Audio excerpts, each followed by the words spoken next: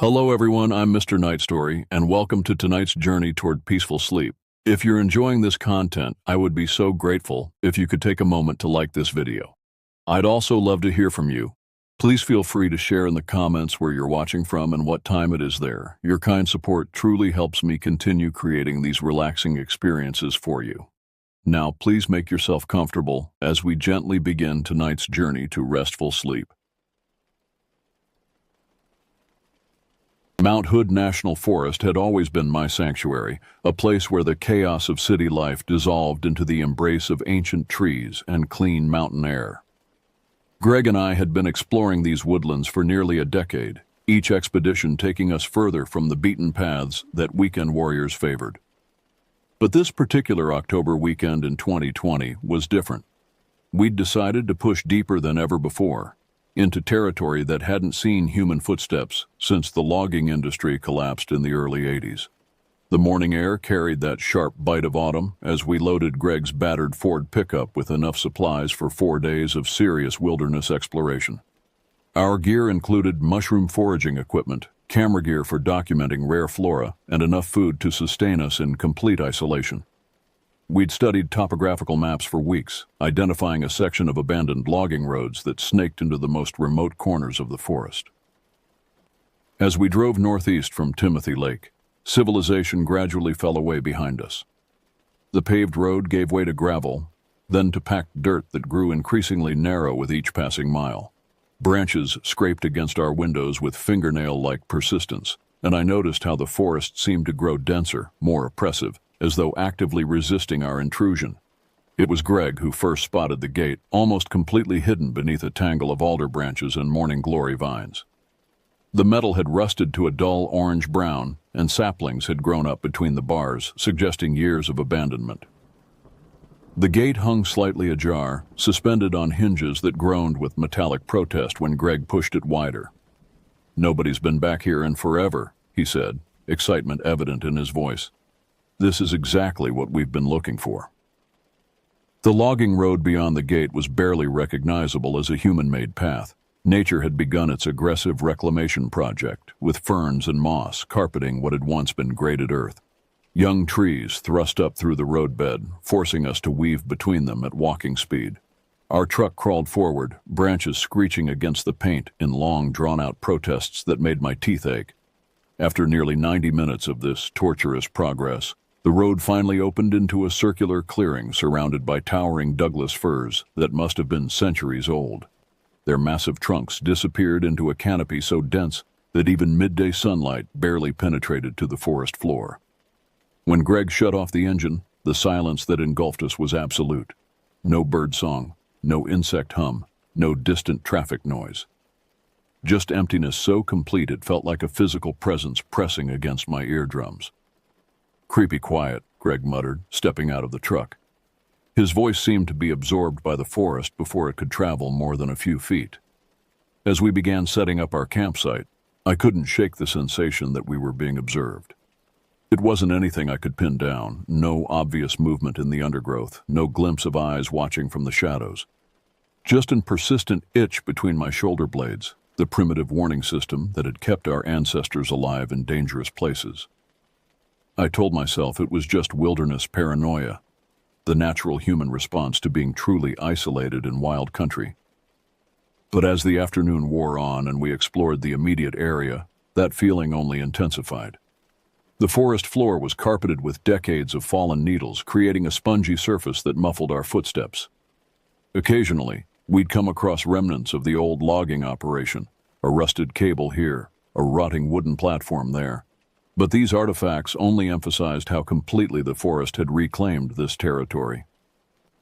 The next morning dawned gray and overcast, with fog hanging in ghostly tendrils between the trees.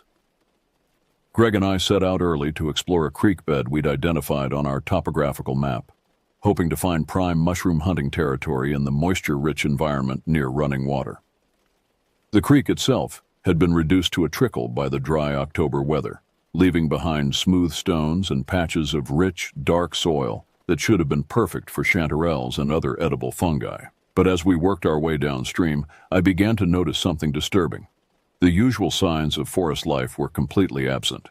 No deer tracks in the soft earth, no scat from any mammals large or small, no bird droppings on rocks or fallen logs. "Where are all the animals?" I asked Greg, voicing the concern that had been growing in my mind. He paused in his examination of a rotting stump, looking around with new awareness. "Now that you mention it, this place feels pretty dead. Even the insects are scarce." It was true. In a healthy forest, we should have been constantly swatting at gnats and mosquitoes, especially near water. But the air around us was still, almost sterile in its emptiness. That's when Greg made the discovery that would haunt both of us for the rest of the trip. Wedged into the fork of a massive cedar tree, about 12 feet off the ground, were two thick branches arranged in a perfect X pattern. Each branch was easily 6 inches in diameter and had been deliberately placed with precision that ruled out any natural explanation. "Hunter's blind marker," I suggested weakly, though I knew it made no sense. No hunter would place a marker so high, and the branches were far too large to have been carried up there easily. Greg was already taking photos with his digital camera, the electronic beeping of the device sounding unnaturally loud in the oppressive quiet. "This is deliberate," he said, studying the structure through his viewfinder. "Someone, or something, put those there on purpose." As we continued our exploration, we found more of these arrangements. Some were simple X patterns like the first, others more complex. Triangular formations, parallel lines, even what appeared to be crude pictographs made from arranged stones and sticks. All were placed well above ground level. All showed signs of recent construction, despite the remote location. The most disturbing discovery came as we prepared to return to camp. In a small clearing about half a mile from the creek, we found what could only be described as a nest. It was roughly circular, about 8 feet across, constructed from broken branches, torn bark, and forest debris. The vegetation within the circle had been systematically destroyed, every plant torn up by the roots and piled in the center in a decomposing heap. The smell that rose from this construction was indescribable. Not the clean scent of ordinary decay, but something fouler, more organic and threatening. It reminded me of the musty odor of a predator's den, mixed with the sweet, sick smell of rotting meat. "We should go," I said, backing away from the structure. Every instinct I possessed was screaming warnings, flooding my system with adrenaline that made my hands shake. Greg nodded, his face pale despite his usual bravado. "Yeah, let's get back to camp." But as we turned to leave, I couldn't resist one final look over my shoulder. That's when I saw them. Scratch marks on the bark of surrounding trees, parallel gouges that ran vertically down the trunks in sets of 4 or 5. The marks were deep, carved into the wood with tremendous force, and they extended from ground level up to at least 10 feet high. No bear could reach that high while standing on its hind legs. No known animal in Oregon had claws capable of gouging wood so deeply, and the pattern suggested intelligence, purpose, a deliberate marking of territory. That evening, as dusk settled over our isolated clearing, Greg built our campfire larger than usual. The flames crackled and sparked, casting dancing shadows that seemed to writhe and twist with malevolent life. We huddled close to the fire, neither of us willing to admit how unnerved we'd become by the day's discoveries. The temperature dropped rapidly once the sun disappeared behind the canopy, and with it came a fog so dense it seemed to muffle even the sound of our own breathing. The boundary between firelight and darkness became razor-sharp, creating the unsettling sensation that we existed in a small bubble of safety, surrounded by an infinite void. Around 10 o'clock, as we sat nursing cups of coffee laced with whiskey, the silence was shattered by a sound that made my blood freeze in my veins. It started as a low moan, barely audible above the crackling of our fire, but gradually grew in volume and intensity. The sound was coming from multiple directions simultaneously, as though we were surrounded by whatever was making it. "What in God's name is that?" Greg whispered, his coffee cup trembling in his hands. The moaning continued for perhaps 30 seconds before transforming into something even more terrifying. A series of deep, guttural calls that resonated through the forest like the voices of giants. These weren't animal sounds, at least not from any creature I could identify. They carried an intelligence, a purposefulness that suggested communication rather than mere animal vocalization. I grabbed my flashlight and swept its beam around the perimeter of our clearing, but the light seemed to die just beyond the fire's reach, absorbed by the fog and darkness. The calling continued, sometimes closer, sometimes more distant, but always from multiple locations. We were surrounded. Should we make noise? Scare them off? Greg asked, though his voice lacked conviction. I shook my head, some primitive instinct telling me that drawing attention to ourselves would be the worst possible decision. Whatever was out there knew exactly where we were. Our fire was a beacon that could be seen for miles in this empty forest. Making more noise would only serve to provoke whatever was watching us.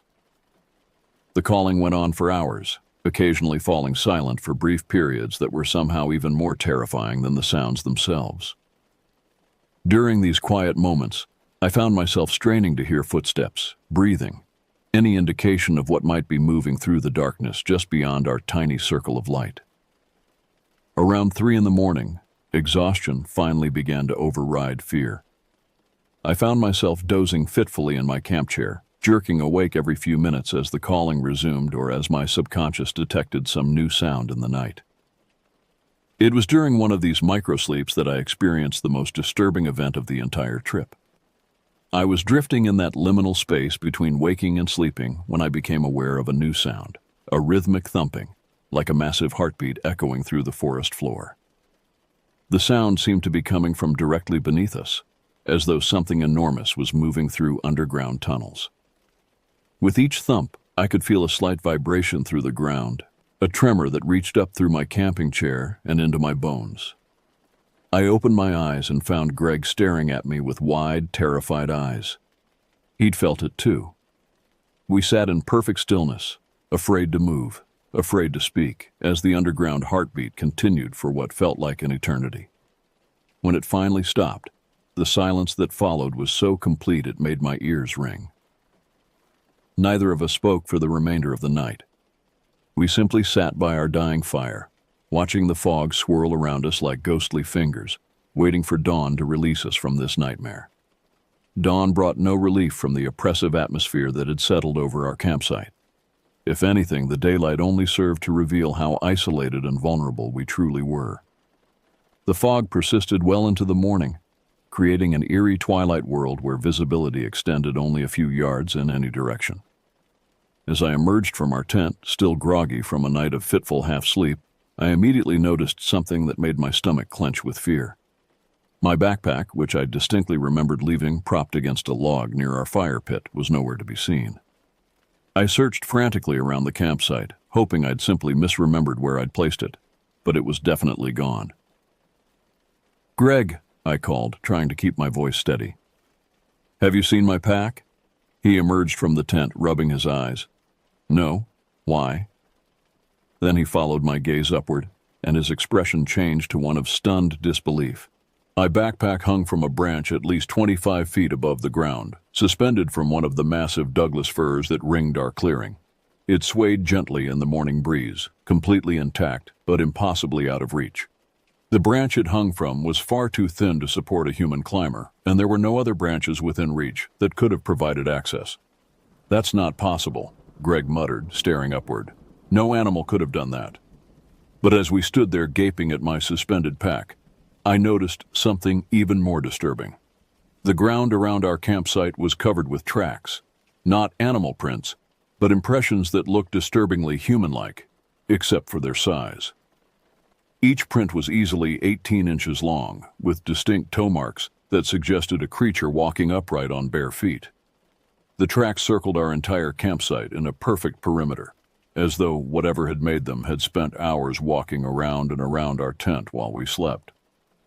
Some of the prints were so close to our tent that the creature could have reached out and touched the fabric walls. "We need to get out of here," I said, my voice barely above a whisper. "Right now." But Greg, perhaps trying to maintain some semblance of rational thought in the face of the impossible, insisted we stick to our planned itinerary. "Look, I know this is weird, but we drove 3 hours to get here. Let's at least give it one more day. Maybe we can figure out what's going on." Against my better judgment, I agreed. We spent the morning retrieving my backpack using climbing gear, then set out to explore more of the abandoned logging roads that spider-webbed through the forest. But as we hiked, the sensation of being watched intensified dramatically.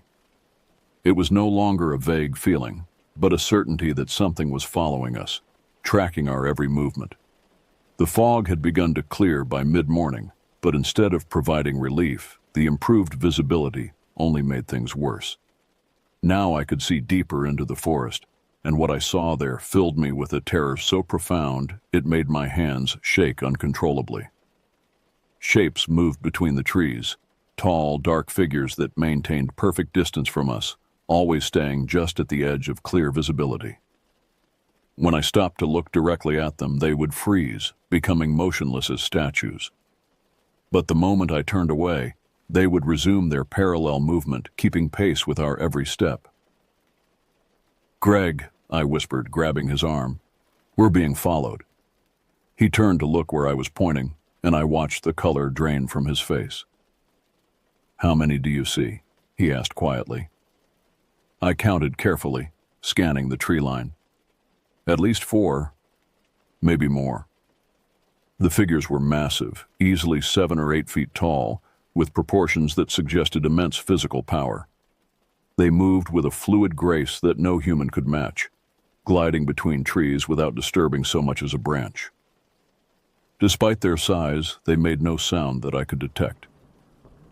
We abandoned our planned route and headed directly back toward camp, but our stalkers followed relentlessly. They maintained their distance, but never disappeared entirely, always visible as dark shapes in our peripheral vision. The psychological pressure was unbearable, knowing that we were being hunted by something that could probably overtake us in seconds if it chose to do so. By the time we reached our campsite, both of us were on the verge of panic. The stress of constant surveillance had worn away our ability to think rationally, reducing us to pure animal fight or flight responses. We huddled by our fire pit, backs to each other, scanning the tree line for any sign of our watchers. That's when we made the most disturbing discovery yet. Around the perimeter of our clearing, just inside the tree line, we found more of the stick structures we'd encountered the day before. But these were different, larger, more complex, and clearly recent. They formed a rough circle around our entire campsite, like some kind of primitive boundary markers. Each structure was unique, but they all shared certain characteristics.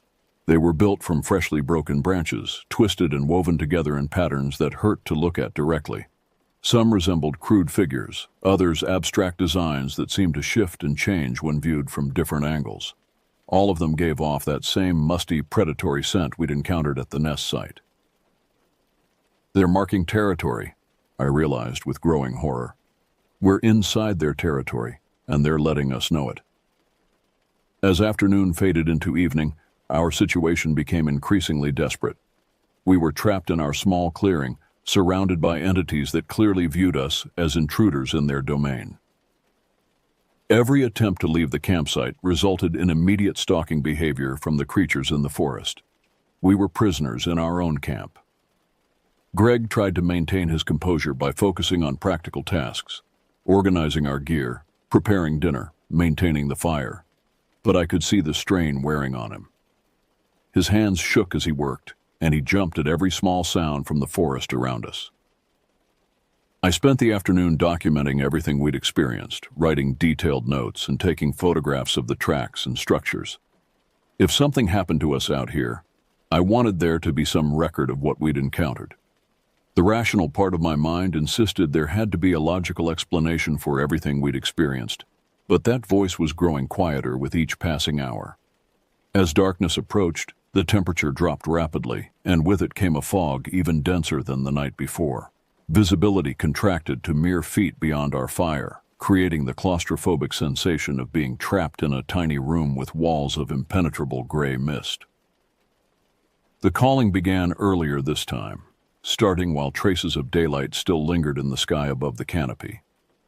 The sounds were closer than before, coming from just beyond the edge of our firelight. But tonight there was a new element to the vocalizations, an aggressive quality that hadn't been present the previous evening. The creatures were no longer simply communicating with each other. They were addressing us directly, their calls taking on the rhythm and cadence of speech, though in no language I could recognize. It was as though they were trying to tell us something and growing frustrated by our inability to understand. Around midnight, the psychological warfare escalated dramatically. Objects began flying out of the darkness, rocks, chunks of rotting wood, pine cones, all thrown with precision that suggested intelligence and intent rather than random animal behavior.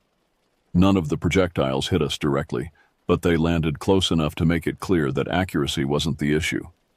"They're playing with us," I said through gritted teeth, flinching as another rock landed just inches from my feet. The bombardment continued for over an hour, always just threatening enough to keep us in a state of constant terror without actually causing harm. It was a masterful display of psychological intimidation designed to break down our will to resist. Then, just as suddenly as it had begun, the throwing stopped. The forest fell silent except for the crackling of our fire and the sound of our own ragged breathing. We waited, muscles tense, expecting the next phase of whatever game our tormentors were playing. What came next was worse than anything I could have imagined. A single figure emerged from the fog at the very edge of our firelight. Tall, powerfully built, covered in dark hair or fur that seemed to absorb light rather than reflect it. The creature stood perfectly upright, its proportions disturbingly human-like despite its massive size. For a long moment, it simply stood there, watching us with eyes that reflected our firelight like mirrors. Then it began to move, not toward us, but around us, circling our campsite with deliberate, measured steps. As it moved, other figures became visible, half a dozen or more massive forms that joined the slow, ritualistic procession around our fire. They moved in perfect silence despite their size, their feet making no sound on the forest floor. The only indication of their passage was the way the fog swirled around their bodies and the occasional glimpse of reflected light from their eyes. "Don't move," I whispered to Greg, though he was already frozen in place, his face white with terror. "Don't make any sudden movements." The circling continued for what felt like hours, but was probably only minutes. The creatures maintained perfect distance from our fire, never coming close enough for us to see them clearly, but never disappearing entirely. It was a display of power, a demonstration that they could approach or withdraw at will, that we existed in their domain only at their sufferance. Finally, one by one, they melted back into the fog and disappeared. We were left alone with our dying fire and the knowledge that we had just been evaluated by something that existed beyond the boundaries of known science. Neither of us slept that night. We sat by our fire until dawn, feeding logs into the flames with mechanical precision, neither speaking nor making eye contact.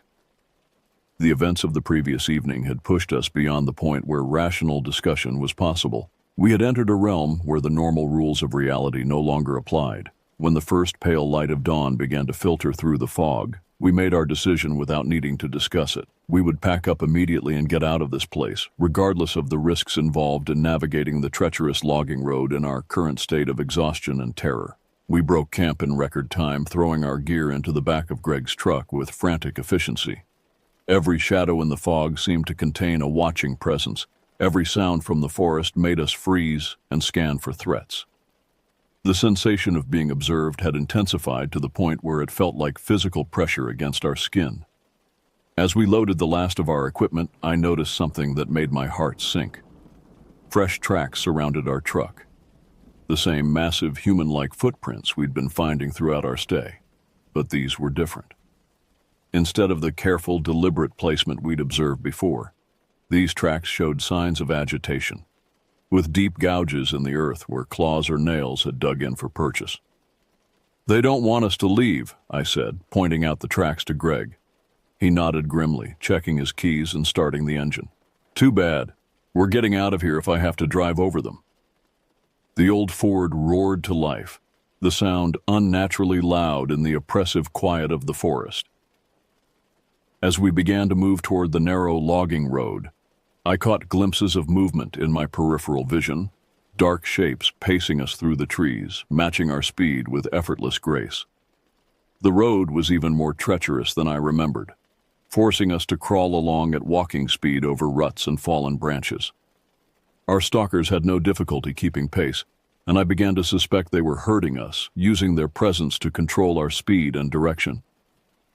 After about 20 minutes of this tense progress, we encountered our first real obstacle, a massive fallen tree blocking the entire width of the road. The trunk was easily 4 feet in diameter, far too large for us to move, and positioned in such a way that driving around it was impossible. "That wasn't there when we came in," Greg said, staring at the obstacle. He was right. This tree had fallen recently, probably during the night while we were trapped at our campsite. But as we got out to examine it more closely, I noticed something that made my stomach churn with fear. The tree hadn't fallen naturally. It had been pushed over, the root ball torn from the earth with tremendous force. Claw marks scored the bark along its entire length. "They're trying to trap us here," I realized. "Keep us from leaving." Greg pulled a folding saw from his toolkit and began attacking the massive trunk, but it was clearly hopeless. The tree was too large, too solid, and we were too exhausted to make meaningful progress. As he worked, I kept watch on the forest around us, acutely aware of the shapes moving between the trees. That's when I heard it, a sound that filled me with more terror than anything we'd experienced so far. It was the sound of more trees falling, coming from the direction of the main road.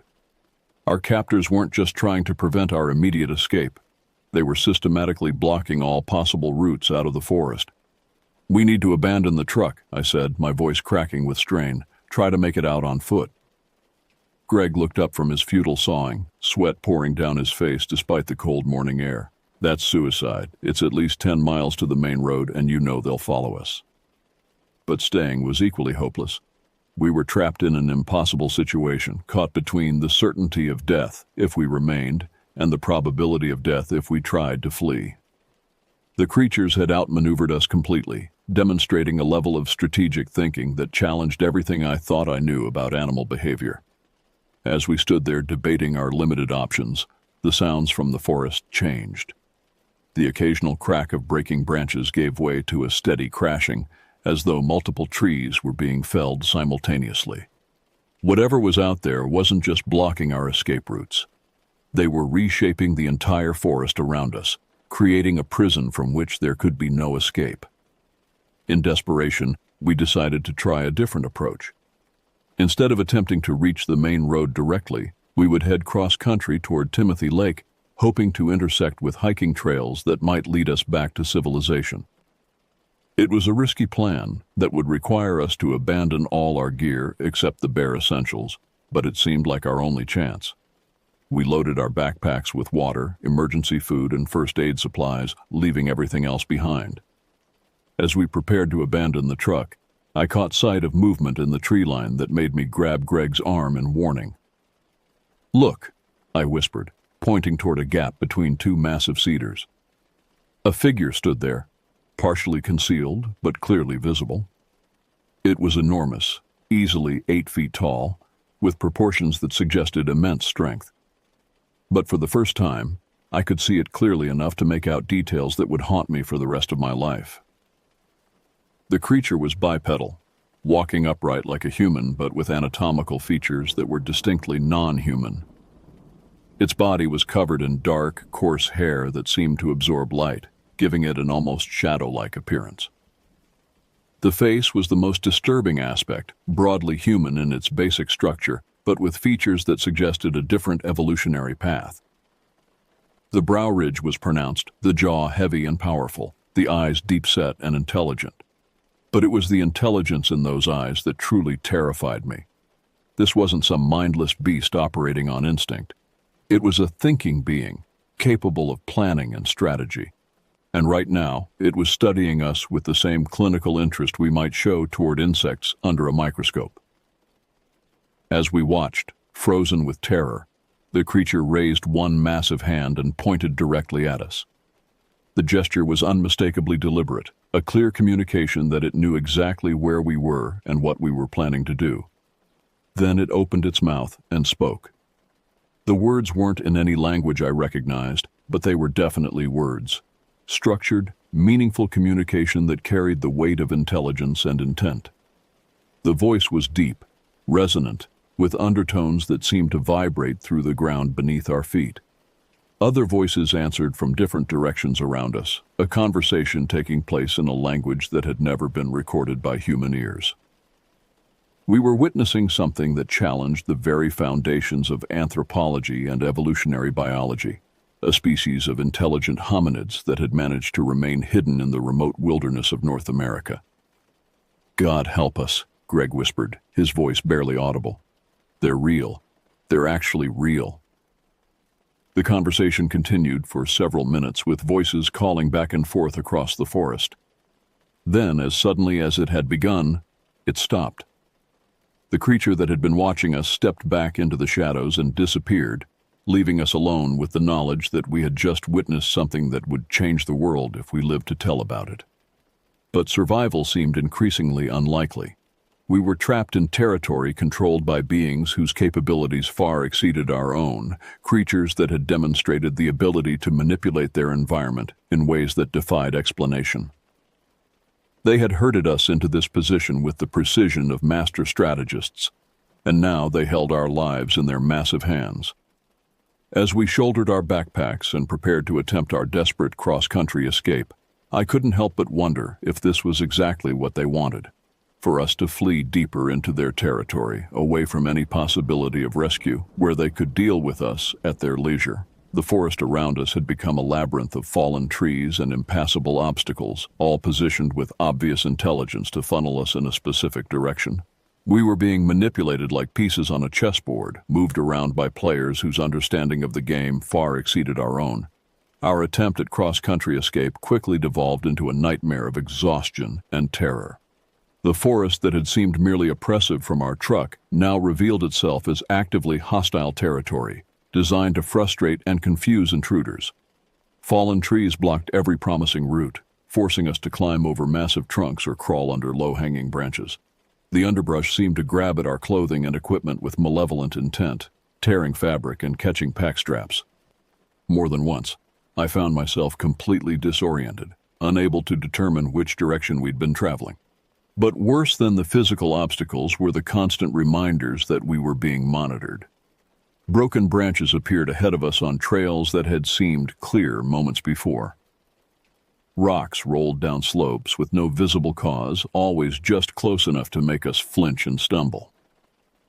The psychological warfare was relentless and effective. After 6 hours of this torment, we were both near complete exhaustion. Our water supplies were running low, and we'd made pitifully little progress toward our goal. Worse yet, I was beginning to suspect that we were being deliberately led in circles, guided away from any route that might lead to safety.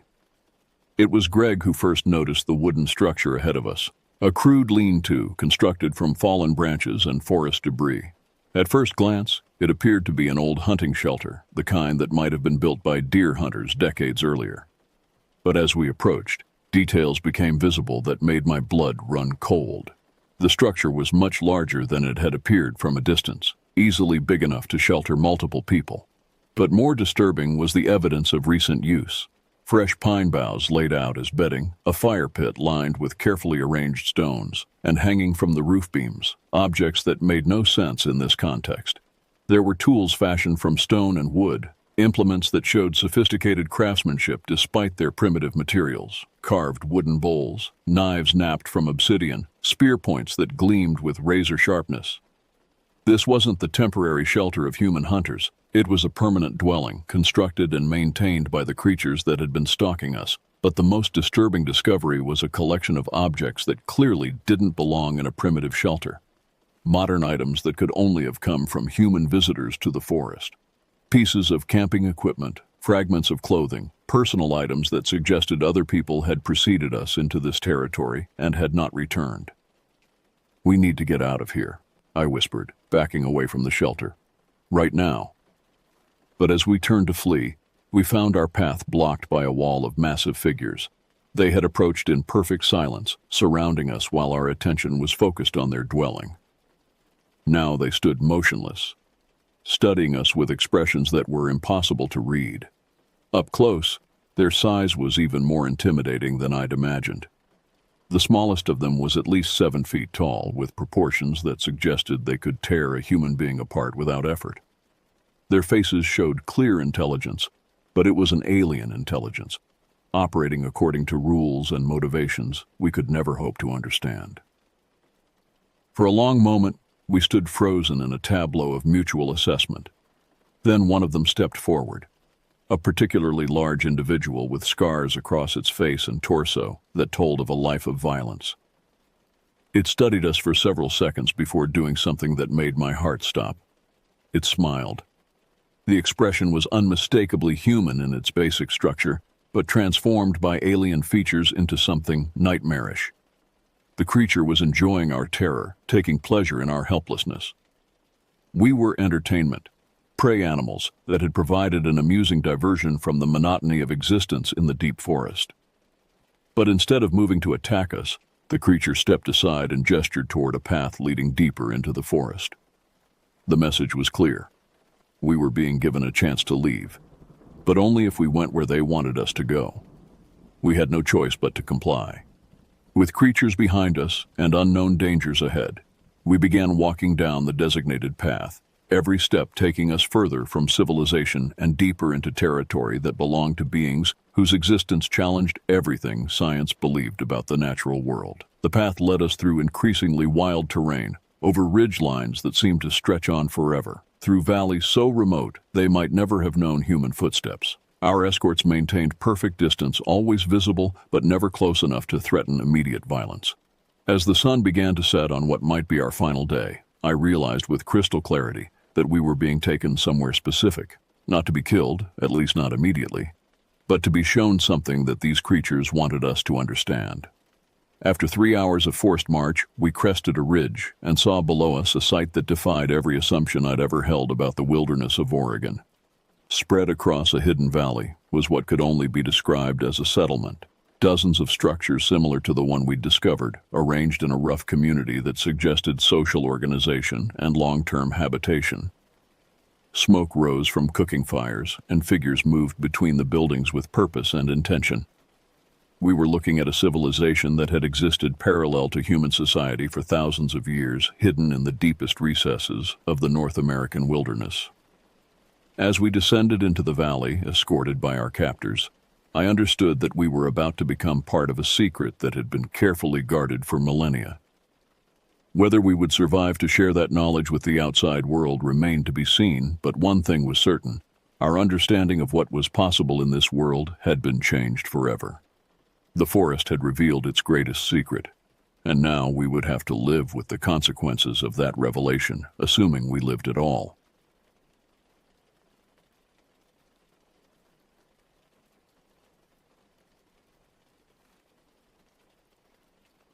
Jordan and I had been planning this escape for months.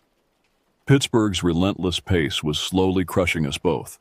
The constant noise, the crowds, the suffocating routine of our daily lives. We desperately needed to disappear into somewhere untouched and pure. That's why we chose the most remote section of Monongahela National Forest in West Virginia, a sprawling wilderness that stretched for miles without a single road or building. We rented an old firewatch cabin near Spruce Knob, so isolated it required a grueling 3-mile hike from the nearest dirt road. The rental agent, a weathered man with suspicious eyes, had warned us multiple times about the location. "Folks don't usually last more than a night or two up there," he'd said, studying our faces carefully. "Gets real quiet, too quiet for most people." We'd laughed it off, eager for exactly that kind of silence. The hike proved more brutal than either of us anticipated. The trail markers were faded and scarce, forcing us to navigate by compass through dense undergrowth that seemed to deliberately obstruct our path. Thorny vines snagged our clothing, roots caught our boots, and low-hanging branches whipped across our faces with stinging precision. By the time we finally reached the clearing, our legs trembled with exhaustion and sweat poured down our faces despite the cool mountain air. The cabin itself squatted like a weathered beast against a backdrop of towering hemlocks. Built from thick, darkened timbers, it looked as though it had grown from the forest floor itself. Moss covered portions of the roof, and the windows stared out like hollow eyes. A small woodshed stood nearby, its door hanging slightly ajar, revealing neat stacks of split logs within. "Perfect," I said, forcing enthusiasm into my voice while my gut churned with an inexplicable unease. Jordan grinned through his exhaustion, shouldering his pack. If we wanted isolation, I'd say we definitely found it. But as he fumbled with the old brass key to unlock the cabin door, I noticed something that made my skin crawl. The metal latch bore fresh scratches, deep, deliberate gouges that looked like someone had pried at it with a knife or screwdriver, leaving bright metal scars against the weathered bronze. Inside, the cabin was sparse but functional. A wood-burning stove dominated one corner, its black iron surface covered in a fine layer of dust. Two narrow beds flanked the far wall, and a small table sat beneath the front window. The air smelled of old wood smoke and something else, something organic and slightly sour that I couldn't identify. Jordan immediately set about building a fire while I unpacked our supplies. The silence outside was absolute in a way that city dwellers rarely experience. No distant traffic, no humming electronics, no voices drifting from neighboring buildings. Just the occasional whisper of wind through pine needles and the soft settling of ancient wood around us. As darkness fell, we sat close to the crackling fire, sharing a bottle of whiskey and trying to shake off the day's tension. The alcohol warmed my blood, and gradually the oppressive quiet began to feel peaceful rather than ominous. Jordan told stories about his childhood camping trips, his voice low and comforting in the firelight. For the first time in months, I felt my shoulders relax. We fell asleep easily that first night, the exhaustion from our hike overwhelming any lingering anxiety. But somewhere in the depths of sleep, I dreamed of scratching sounds, methodical, persistent scratching that seemed to come from inside the cabin walls themselves. In the dream, I pressed my ear against the rough timber and heard something moving between the logs, something with small, sharp claws that scraped steadily through the darkness. I woke with a start just before dawn, heart racing, the sound still echoing in my ears. Jordan slept peacefully beside me, and the cabin was perfectly still. I told myself it was just nerves, just the stress of leaving our familiar world behind. But as pale morning light filtered through the windows, I noticed something that made my blood turn cold. Fresh wood shavings scattered across the floor near the door, as if something had been gnawing at the frame from the outside during the night. The morning sun should have dispelled my fears, but instead it revealed something far worse. Jordan stepped outside first to gather firewood, and within moments I heard him call my name with urgent alarm. "Get out here," he said, his voice tight with confusion. "You need to see this." I pulled on my jacket and stepped into the crisp morning air. Jordan stood at the edge of the clearing, staring at one of the massive maple trees that formed a natural boundary around our cabin. Carved deep into the bark was a perfect triangle, about 8 inches tall, the cut so fresh that curls of bark still clung to the edges and clear sap oozed from the wounds like tears. My breath caught in my throat as I slowly turned, scanning the perimeter of our small refuge. One by one I spotted them. Identical triangles carved into tree after tree, forming a complete circle around the cabin. Each symbol faced inward, pointing directly at us like accusing fingers. The precision was unsettling, each carving exactly the same size and depth, made with surgical accuracy. "Were these here yesterday?" Jordan asked, running his fingers over the fresh cuts. The sap stuck to his skin, leaving amber streaks across his fingertips. I shook my head, wrapping my arms around myself as a chill that had nothing to do with the mountain air ran through me. No, they definitely weren't here. These are new. Maybe hours old. Jordan tried to maintain his composure, but I could see the worry creeping into his expression. Trail markers maybe, some kind of forestry service thing? But even as he spoke, we both knew better. Trail markers would lead somewhere, would follow a path. These symbols formed a boundary, a warning, a claim of ownership that trapped us in the center. The forest around us seemed different now, heavier somehow, as if invisible eyes watched from every shadow between the trees. The natural sounds of morning, birdsong, rustling leaves, distant animal calls, had faded to an unnatural stillness that pressed against my eardrums like a physical weight. Even the wind seemed muted, as if the trees themselves were holding their breath. We spent that day hiking the nearby trails, both of us desperately needing to escape the oppressive atmosphere that had settled over the cabin. But every path we followed seemed to curve back toward our clearing, and no matter how far we walked, we could still see the tops of our marked trees rising above the canopy like monuments to our growing dread. As evening approached, we hurried back, neither wanting to admit how anxious we felt about spending another night in that place. The carved triangles seemed even more prominent in the fading light, their edges catching the last rays of sun and glowing like fresh wounds against the dark bark. Inside the cabin, Jordan rebuilt the fire while I prepared a simple dinner from our canned supplies. The familiar domestic routine should have been comforting, but my hands shook as I worked, and every small sound, the pop of settling logs, the creak of old timber, the whisper of wind around the eaves, made me jump. Jordan noticed my nervousness and tried to lighten the mood with jokes, but his laughter sounded forced and hollow in the confined space. Full darkness came early in the mountains, and with it came the sounds. At first, just soft tapping against the cabin walls, irregular, hesitant, like someone testing the strength of the structure with gentle probes. I froze mid-sentence, my fork halfway to my mouth, as the tapping moved from one wall to another in a slow, deliberate circuit of our refuge. "Jordan," I whispered, barely breathing the words.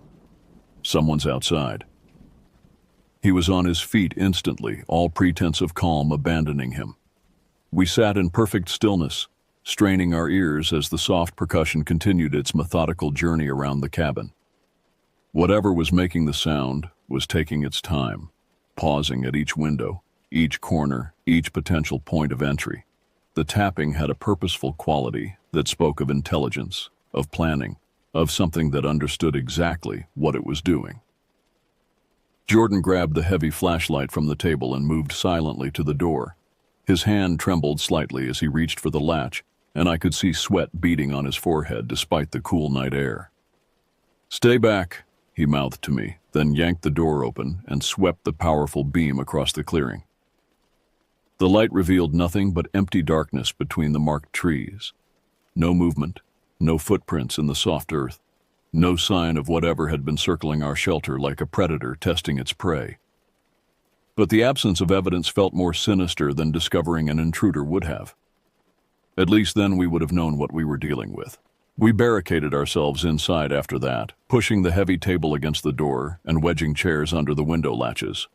Neither of us spoke about what we were really thinking, that something was hunting us, something that knew these woods far better than we ever could. The fire burned low as we huddled together on one of the narrow beds, listening to every creak and whisper in the darkness outside. Dawn came as a mercy, though I'm not sure either of us actually slept. We moved around each other in the small space like ghosts, making coffee and eating breakfast in tense silence. The morning light revealed no new carvings on the trees, no disturbances in the clearing, nothing to validate our terror from the night before. But the absence of evidence only made things worse, suggesting that whatever was stalking us was far more cunning than we'd feared. "I'm going to check the woodshed," Jordan said, his voice hoarse from exhaustion and stress. "Maybe there's something in there that explains what's going on." I wanted to tell him not to go alone, but the words stuck in my throat. The shed was only 20 feet away, visible from the cabin windows. What harm could there be? I watched through the dusty glass as he crossed the clearing and pulled open the wooden door. For a moment he stood perfectly still in the doorway, his body rigid with shock. Then he turned back toward me, his face drained of all color, and gestured frantically for me to join him. My legs felt unsteady as I walked across the clearing, dread building with each step. The shed smelled of aged wood and something else, something organic and unpleasant that caught in the back of my throat. Behind the neat stacks of firewood, wedged into the far corner where shadows gathered thickest, was an old canvas backpack, its fabric stained and moldy from months of abandonment. Jordan's hand shook as he opened it, revealing the pathetic remnants of someone else's wilderness adventure. Water-damaged clothing, empty food containers, a sleeping bag so mildewed it fell apart at his touch. But at the bottom, wrapped in cracked plastic, was a leather-bound journal. The pages were warped with moisture, the ink faded and blurred, but still readable. "Listen to this," Jordan whispered, his voice barely audible as he read from the final entry. "Day 12. They're getting bolder.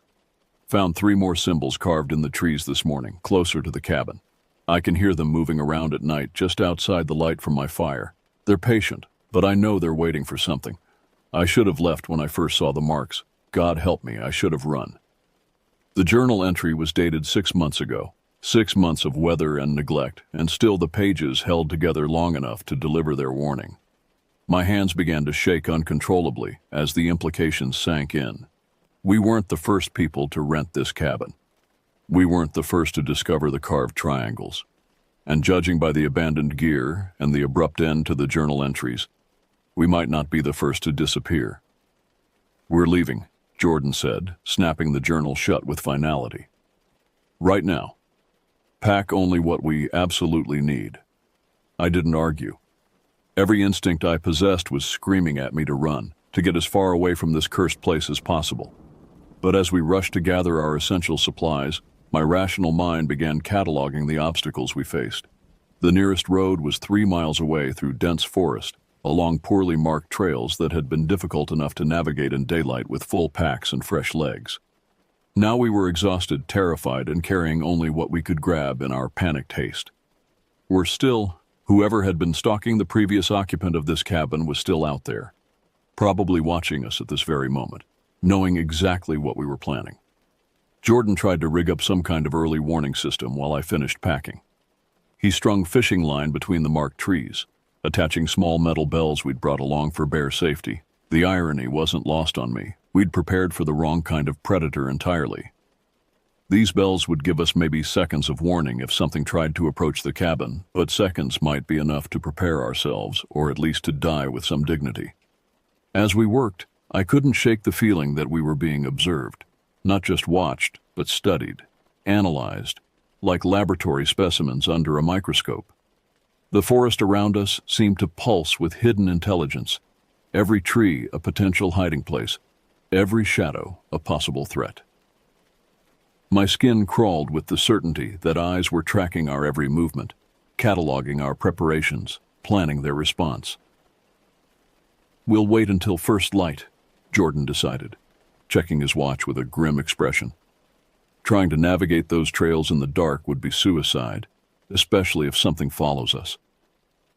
The logic was sound, but the thought of spending another night in this place made my stomach turn. 8 more hours of darkness, 8 more hours of vulnerability, 8 more hours for whatever was out there to make its move. We retreated inside the cabin and reinforced our barricades, stacking every piece of furniture we could move against the door and windows. The space felt like a tomb, airless and suffocating, our own shallow breathing unnaturally loud in the oppressive silence. Jordan fed more wood to the fire, building it higher than necessary, as if the flames could hold back whatever darkness was gathering outside. The journal lay open on the table between us, its water-stained pages flickering in the firelight like ancient prophecies. Neither of us spoke about what we'd read, but the implications hung in the air like smoke. Someone else had sat in this same room, felt this same crushing dread, made these same desperate preparations. And tomorrow, searchers would find our abandoned belongings mixed with theirs, adding our story to whatever growing collection of mysteries these woods held. The bells rang at exactly 2:17 in the morning, a single clear note that cut through the darkness like a blade. Jordan was on his feet instantly, flashlight in hand, while I pressed myself against the back wall, heart hammering so hard I was sure it could be heard outside. He crept to the window and peered through a gap in our barricade, his face illuminated by the pale beam of light. "The lines are cut," he whispered, his voice tight with controlled panic. Clean cuts, like they knew exactly where to slice. The professional precision of it was somehow more terrifying than if the lines had been torn or broken by accident.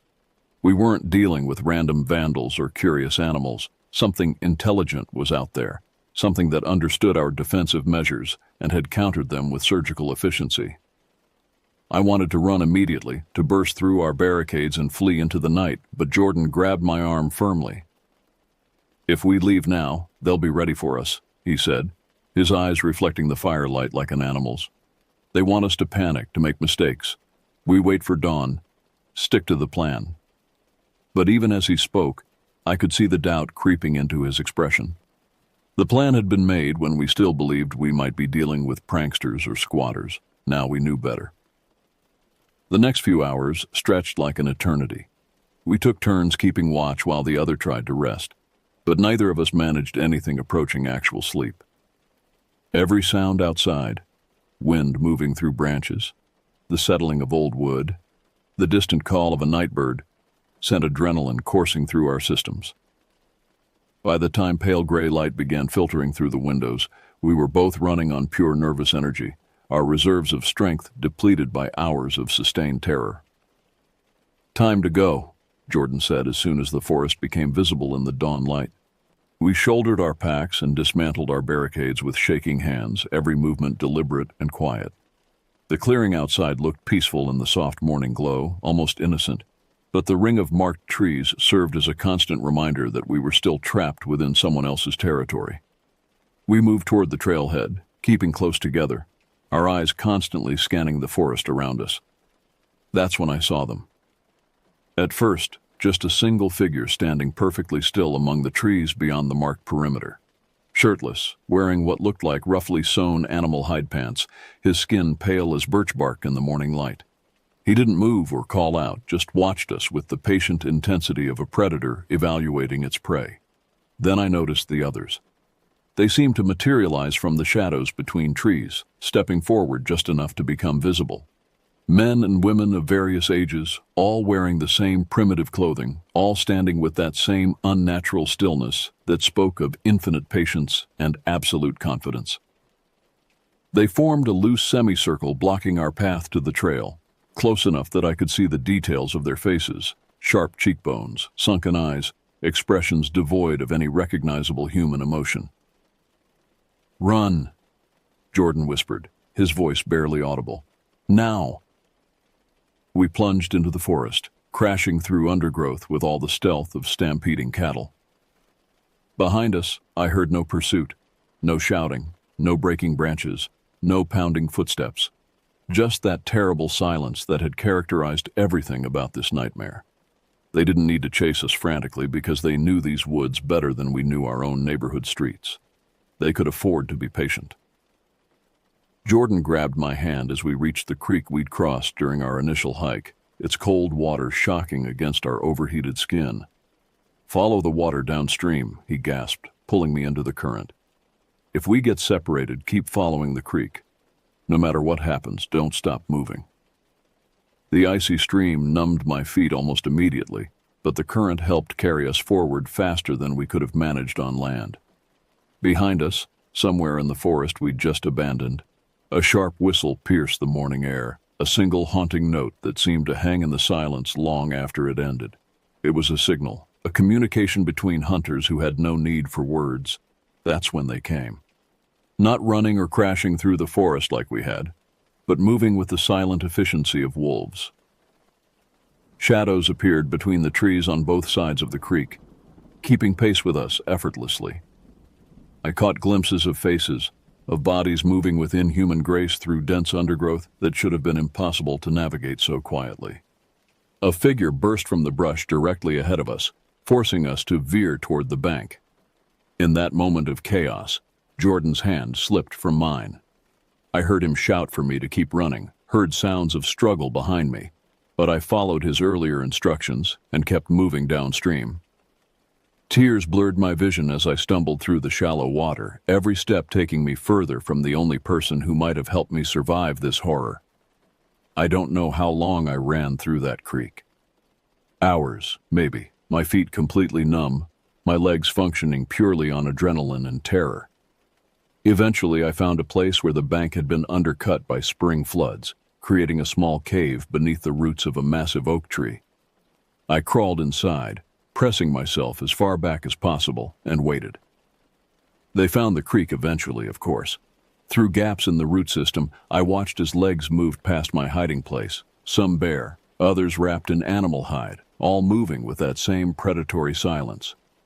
One figure stopped directly above me, and I was certain I'd been discovered. But after what felt like an eternity, the footsteps moved on. I stayed hidden until full daylight, then followed the creek for several more miles until I heard the most beautiful sound in the world, the growl of a truck engine somewhere beyond the tree line. The Forest Service road was barely visible through the undergrowth, but that old pickup truck might as well have been a chariot sent from heaven. The ranger who found me was professional, but clearly shaken by my story. Within hours, search teams combed the area where I'd last seen Jordan. They found the cabin burned to the ground, just smoking ash and twisted metal where our refuge had stood. The ring of marked trees had been cut down, leaving only jagged stumps to mark the boundary of whatever territory we'd violated. They never found Jordan. They never found any trace of the people who'd been hunting us. The official report mentioned structural damage from an electrical fire, despite the fact that the cabin had no electricity. The trail was quietly closed for what they called environmental restoration, and within a month, all traces of what had happened were erased from public record. But I know they're still out there, somewhere deep in those endless woods, patient, silent, waiting for the next group of city dwellers looking for a peaceful retreat from civilization. And sometimes, late at night when sleep refuses to come, I wonder if Jordan is still alive somewhere in that darkness, kept as a trophy or a warning, adding his voice to whatever twisted community claims those mountains as their hunting ground. God help anyone else who finds those triangles carved into the trees.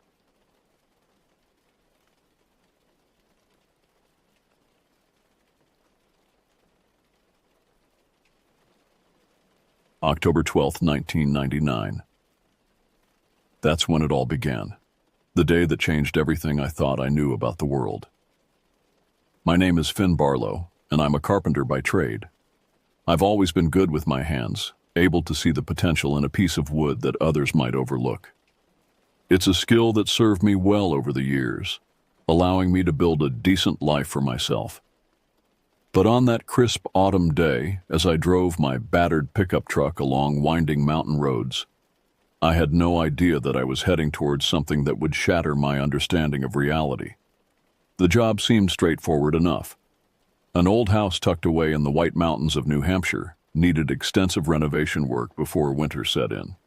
The pay was good, better than usual for this kind of gig, which should have been my first warning sign. But I was too focused on the opportunity to question it. The chance to work in solitude, surrounded by nature, was appealing.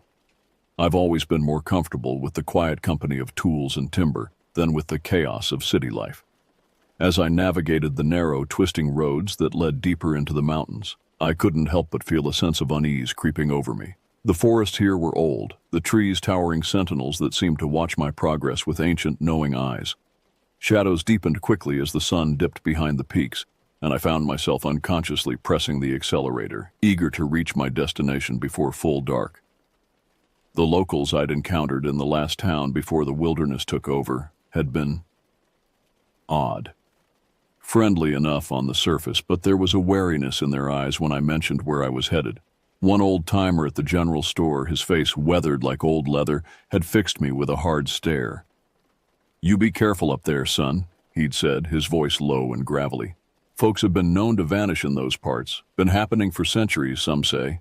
I'd laughed it off at the time, chalking it up to small-town superstition. But now, as the shadows lengthened and the forest pressed in around me, those words took on a more ominous tone.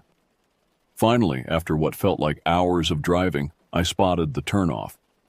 A barely visible dirt road, more of a trail really, snaking off into the gloom. My headlights caught the reflective surface of a battered mailbox, the numbers matching those I'd been given. This was it. The house, when I finally laid eyes on it, was a sorry sight. 2 stories of weathered clapboard siding, windows dark and lifeless, a sagging porch that looked ready to collapse at any moment. It hunched there in a small clearing, as if trying to shrink away from the encroaching forest. But to my carpenter's eye, I could see the bones of something beautiful beneath the neglect. With some hard work and skill, this place could be transformed. I parked my truck and climbed out, stretching muscles stiff from the long drive. The air was crisp, carrying the scent of pine and decaying leaves. As I breathed deeply, savoring the clean mountain air, a twig snapped somewhere in the surrounding woods.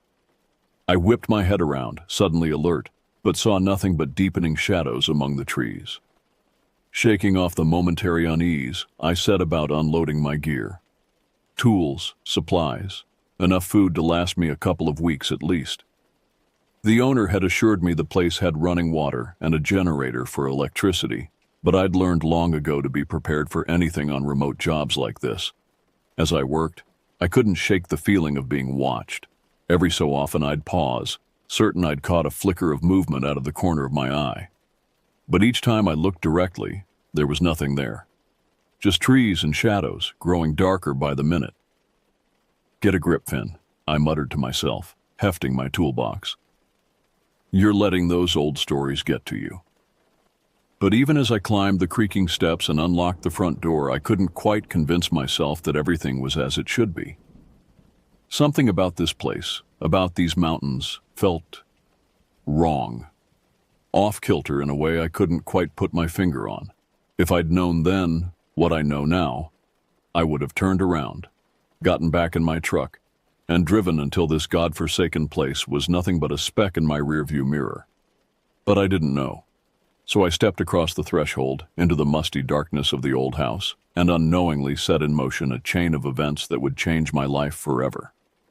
The interior of the house was a time capsule, layers of history visible in the peeling wallpaper and worn floorboards. Dust motes danced in the beam of my flashlight as I made my way through the rooms, taking stock of the work ahead. It was extensive, but nothing I couldn't handle, or so I thought. I spent that first night on a camping cot in what would eventually become the living room, surrounded by my tools and the creaking sounds of the old house settling. Sleep came fitfully, punctuated by strange dreams of moving shadows and glowing eyes watching me from the darkness. Morning brought a semblance of normalcy. Sunlight streamed through the grimy windows, transforming the house from a den of shadows into a more benign, if dilapidated, structure. I set to work with enthusiasm, tearing out rotted boards and shoring up weak spots in the foundation. The days began to blur together, each one a rhythm of physical labor that left me exhausted but satisfied.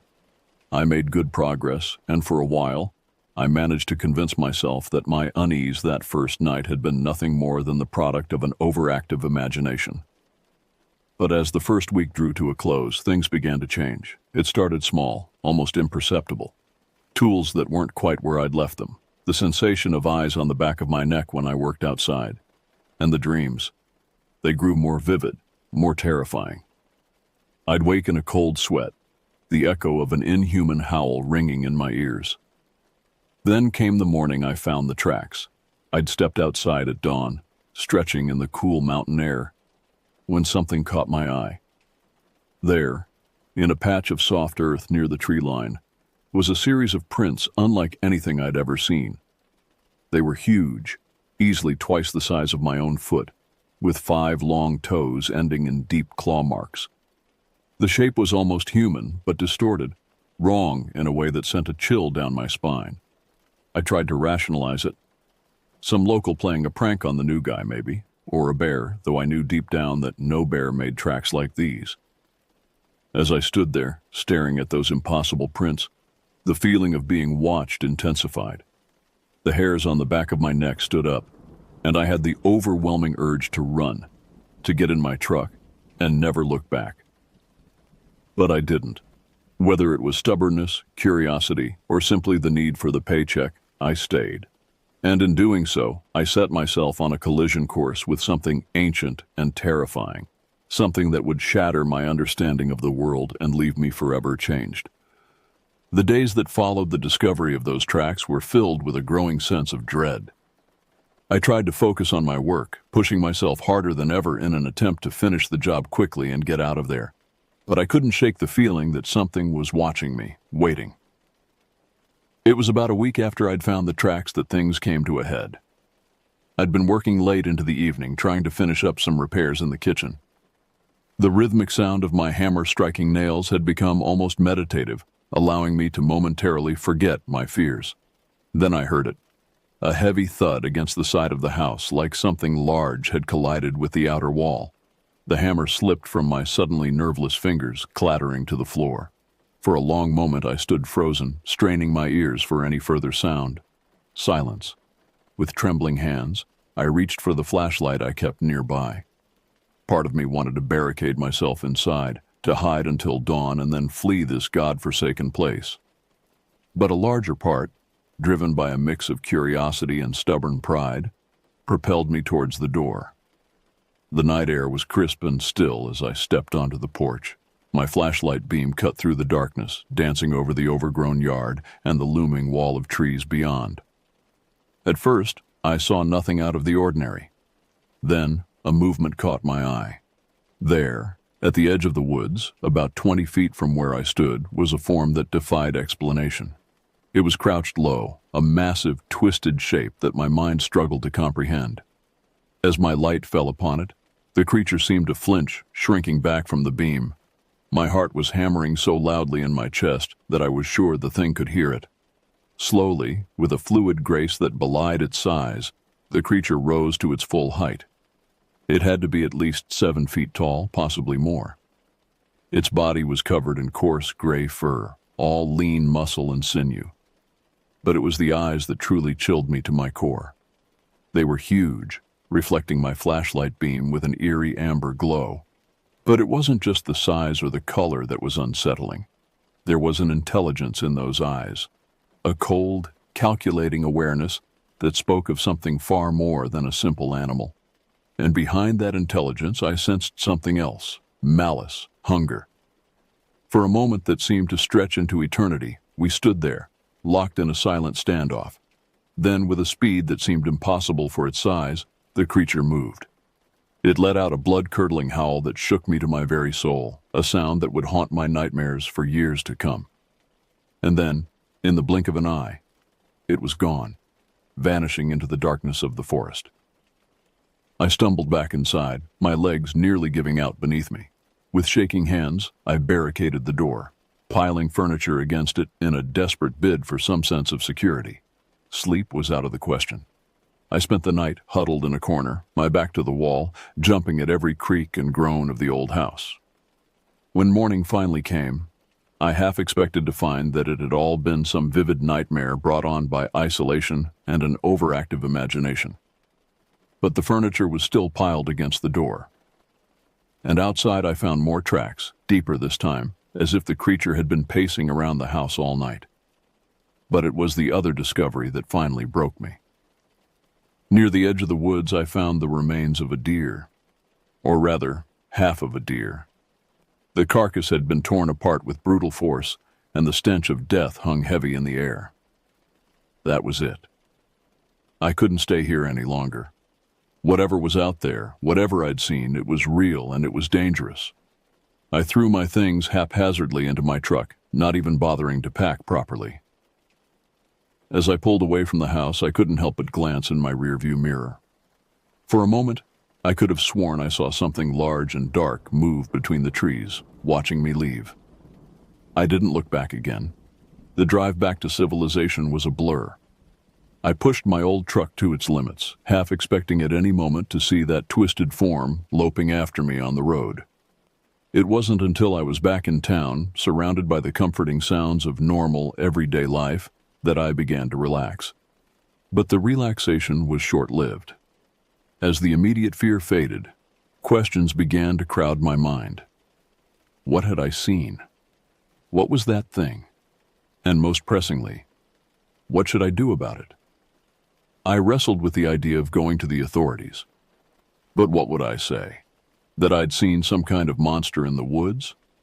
They'd think I was crazy, or worse, that I was trying to cover up some kind of crime. No, going to the police wasn't an option. For weeks, I tried to put it behind me. I took on small jobs around town, threw myself into mundane tasks, anything to keep my mind occupied. But I couldn't shake the memory of those glowing eyes, that inhuman howl. It was about a month after my experience in the mountains that I found myself in a bar on the outskirts of town.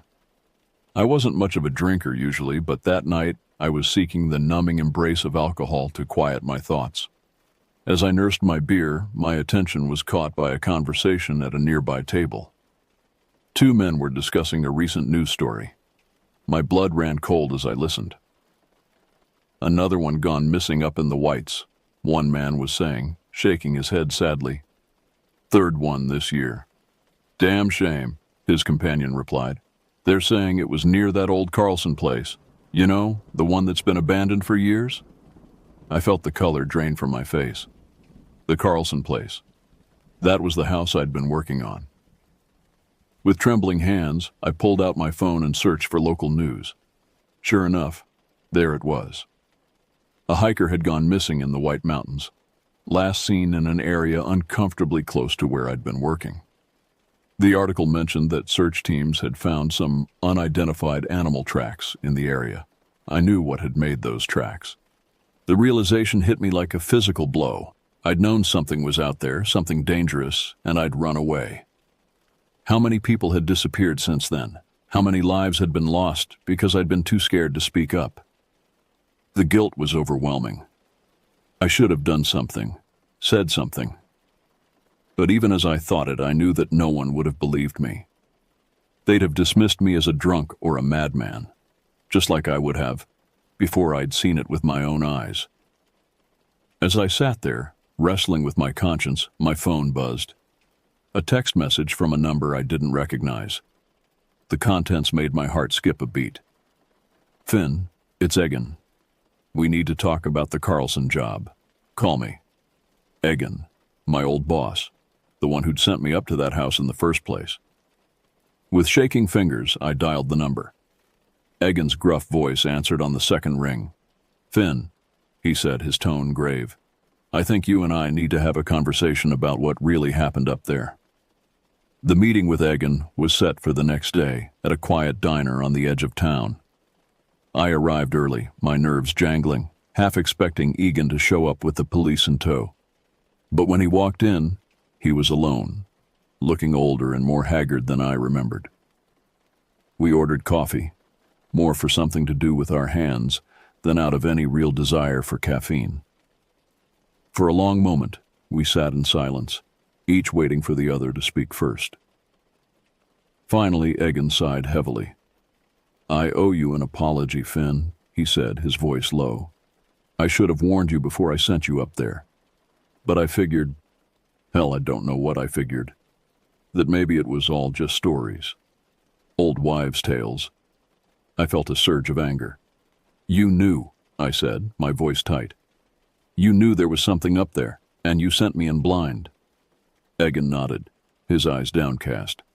I knew the stories, been hearing them all my life. But stories are just stories, right? At least that's what I told myself. Needed that job done, and you're the best I've got. Damn near got you killed. I wanted to be furious with him, but the guilt in his eyes was genuine, and if I was honest with myself, I probably wouldn't have believed him if he'd told me the truth beforehand. What is it? I asked, leaning in close. That thing I saw. What the hell was it? Egan glanced around as if checking for eavesdroppers before answering. The old-timers have a name for them. Skinwalkers, they call them. Not quite human, not quite animal. Something in between. Been here longer than us, they say. And they're hungry. Always hungry. I felt a chill run down my spine at his words. Why doesn't anyone do anything? People are dying up there. Egan shook his head sadly. You think no one's tried? Over the years, there have been hunting parties, expeditions. They all end the same way. Either the hunters come back empty-handed, or they don't come back at all. We lapsed into silence, each lost in our own thoughts. The gravity of the situation weighed heavily on me. There was something out there, something dangerous, and it seemed like there was nothing we could do about it. But as I sat there, staring into my cooling coffee, a resolve began to form in my mind. I couldn't just walk away from this, not again. I'd run once and people had died. I couldn't live with myself if I didn't at least try to do something. I'm going back, I said, the words surprising me even as they left my mouth. Egan's head snapped up, his eyes wide with alarm. Are you out of your mind? Didn't you hear a word I said? It's suicide. Maybe, I admitted. But I can't just sit here and do nothing. Not when I know what's out there, not when people are dying. For a long moment, Egan stared at me, his expression unreadable. Then, slowly, he nodded. You're either the bravest man I've ever met or the craziest, he said. But if you're set on this, well, I reckon I owe you. I'm coming with you. I started to protest, but he held up a hand to silence me. I sent you up there once without knowing the full story. I'm not making that mistake again. Besides, he added with a grim smile, 2 pairs of eyes are better than 1 when you're hunting monsters. And so, with a mixture of determination and fear, we began to plan our return to the White Mountains. Little did we know we were about to embark on a journey that would test us to our very limits and force us to confront horrors beyond our wildest nightmares. The drive back up to the mountains was tense, to say the least. Egan and I had spent the past week preparing, gathering supplies and weapons. We had hunting rifles, silver bullets. At Egan's insistence, apparently, silver was supposed to be effective against skinwalkers, and enough provisions to last us a couple of weeks. As we wound our way up the familiar mountain roads, I couldn't help but feel a sense of dread settling over me. The forest seemed darker, more menacing than I remembered. Every shadow held the potential for danger. Every rustle in the undergrowth sent my heart racing. We arrived at the old Carlson place, just as the sun was beginning to set. The house looked even more dilapidated than when I'd left it, as if the very land was trying to reclaim it. We set up camp in what had once been the living room, boarding up the windows and setting up a series of alarms around the perimeter. That first night was the hardest. Every creak of the old house, every whisper of wind through the trees, had us on edge. We took turns keeping watch, our rifles close at hand. But nothing came. Days passed, blending into one another. We patrolled the area during the day, looking for signs of the creatures. At night, we huddled in the house, waiting, watching. The tension was unbearable. It was on the 5th night that everything changed. I was on watch, Egan sleeping fitfully nearby, when I heard it. A low, guttural growl that seemed to vibrate through the very floorboards. I nudged Egan awake, pressing a finger to my lips for silence. We moved to the windows, peering out into the darkness. At first, I saw nothing. Then, a movement caught my eye. Something large was moving at the edge of the clearing, its form indistinct in the gloom. Egan must have seen it too, because I felt him tense beside me. Slowly, carefully, we raised our rifles. The creature moved again, and this time I caught a glimpse of glowing amber eyes. My heart leaped into my throat. It was the same creature I'd seen before. What happened next was a blur of chaos and terror. The creature charged, moving with impossible speed. We opened fire, the sound of gunshots shattering the night. I saw the creature stumble, heard it roar in pain and fury, but it kept coming. It crashed through the boarded-up window in a shower of glass and splintered wood. I caught a glimpse of matted fur, of razor-sharp claws, of those terrifying eyes blazing with hunger and rage. Egan and I fell back, still firing. The creature's movements became erratic, jerky. Our bullets were having an effect, but it wasn't going down. In desperation, I grabbed for the silver knife we'd brought as a last resort. The creature lunged at Egan, its massive form bowling him over. I saw claws flash, heard Egan scream of pain. Without thinking, I threw myself at the beast, driving the silver knife deep into its side.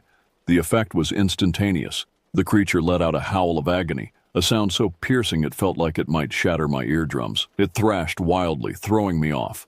I hit the wall hard, my vision blurring. Through the haze, I saw the creature stagger, black ichor oozing from its wounds. It fixed me with one last hate-filled glare, then turned and crashed back out through the broken window, disappearing into the night. For a long moment, all I could hear was my own ragged breathing and Egan's pained groans. We were alive, but barely. Egan's arm was badly mauled, and I was pretty sure I had a concussion. As the adrenaline began to fade, the full weight of what had just happened hit me. We'd faced the creature, wounded it, but we hadn't killed it. And now it knew we were here, knew we were a threat. This wasn't over. Not by a long shot. The aftermath of our encounter was a haze of pain and fear. I patched up Egan as best I could, using our limited first aid supplies. His arm was a mess of deep gashes, but the bleeding had slowed. We were both in bad shape, but alive. For now. As dawn broke, casting long shadows across the ruined living room, we took stock of our situation. Our supplies were scattered, many of our defenses destroyed. We were injured, exhausted, and now we knew for certain. The creature was out there, and it was far more dangerous than we'd imagined. "We need help," Egan grunted, wincing as he tried to move his injured arm. "We can't do this alone." I nodded grimly. He was right, of course. But who could we possibly turn to?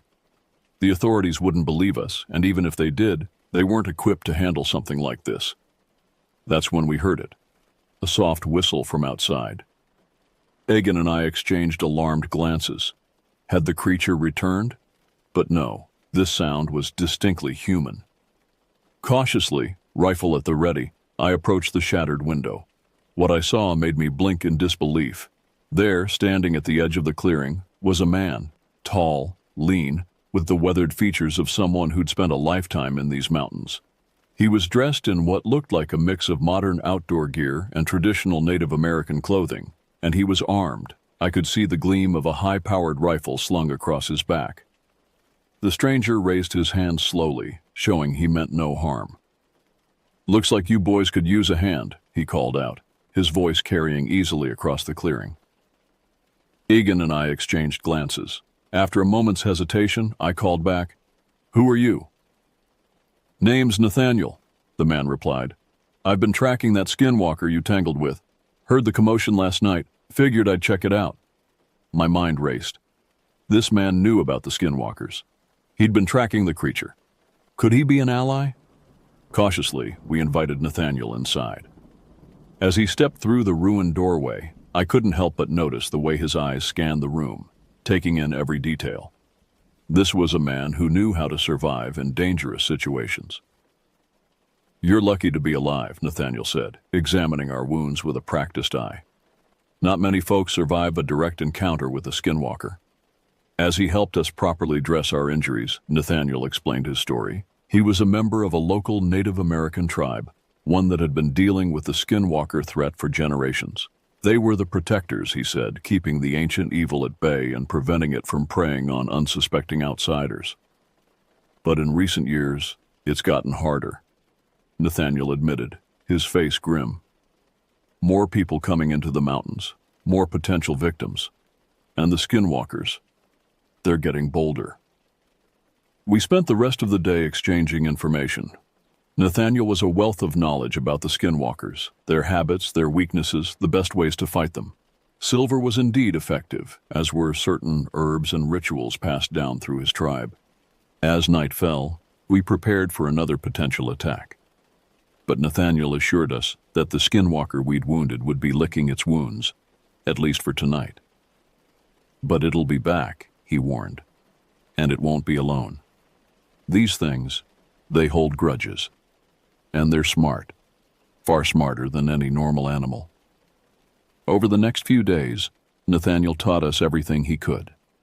We learned to move silently through the forest, to spot the subtle signs of skinwalker activity. We practiced with the weapons Nathaniel had brought, not just guns and knives, but also more esoteric tools. Pouches of sacred herbs that burned the creature's flesh, amulets that could disrupt their shape-shifting abilities. All the while we could feel the tension building. The forest around us seemed to grow quieter, as if holding its breath. The skinwalkers were out there, watching, waiting for their moment to strike. It came on the 5th night after Nathaniel's arrival. We were gathered around a small fire, going over our plans one last time, when we heard it.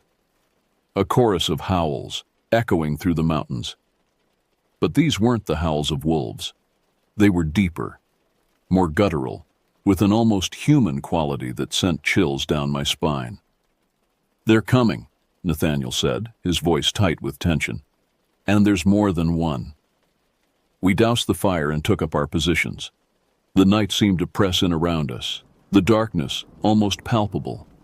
For a long moment, there was nothing but silence. Then they came.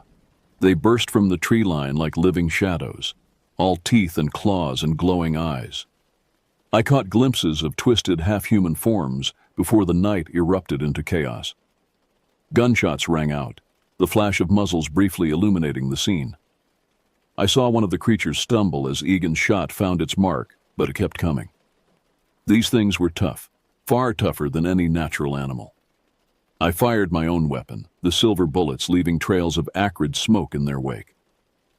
One of the skinwalkers let out a shriek of pain as the blessed metal tore into its flesh. But for every one we wounded, it seemed like two more took its place. Nathaniel was a whirlwind of motion, his movements fluid and precise. He wielded an ancient-looking blade that seemed to glow faintly in the darkness, and wherever it struck, the skinwalkers recoiled in agony. But we were outnumbered, and the skinwalkers were driven by a primal hunger and rage that seemed to give them superhuman strength. Slowly but surely, they began to push us back towards the house. Just when it seemed like we might be overwhelmed, Nathaniel shouted something in a language I didn't understand. He threw a handful of powder into the air, and suddenly the clearing was filled with a blinding light. The skinwalkers howled in pain and confusion, their sensitive eyes unable to cope with the sudden illumination. It was the opening we needed. We pressed our advantage, driving the creatures back. Silver bullets found their marks. Blessed blades bit deep. One by one, the skinwalkers began to fall. The battle seemed to last for hours, though it was probably only minutes. By the time it was over, the ground was littered with the twisted bodies of the fallen skinwalkers. Those that could still move had retreated into the forest, leaving behind only the stench of blood and the echoes of their inhuman cries. We were battered, bleeding, but alive. As the adrenaline began to fade, I looked around at my companions. Egan was leaning heavily against a tree, his breath coming in ragged gasps. Nathaniel stood tall, his blade dripping with dark ichor, his eyes scanning the tree line for any sign of renewed threat. And me? I felt different, changed. The world I'd known, the reality I'd understood, had been shattered. But in its place, a new understanding was forming. These creatures, these skinwalkers, they were real. They were a threat, and we had fought them. As dawn began to break, casting long shadows across the blood-soaked clearing, Nathaniel turned to us. "It's not over," he said, his voice grave. "We've won a battle, but the war? It's just beginning." I nodded, feeling the weight of his words. I knew then that I couldn't go back to my old life. Not now, not after what I'd seen and done. This was my fight now, our fight. The skinwalkers were still out there in the deep, dark places of the world.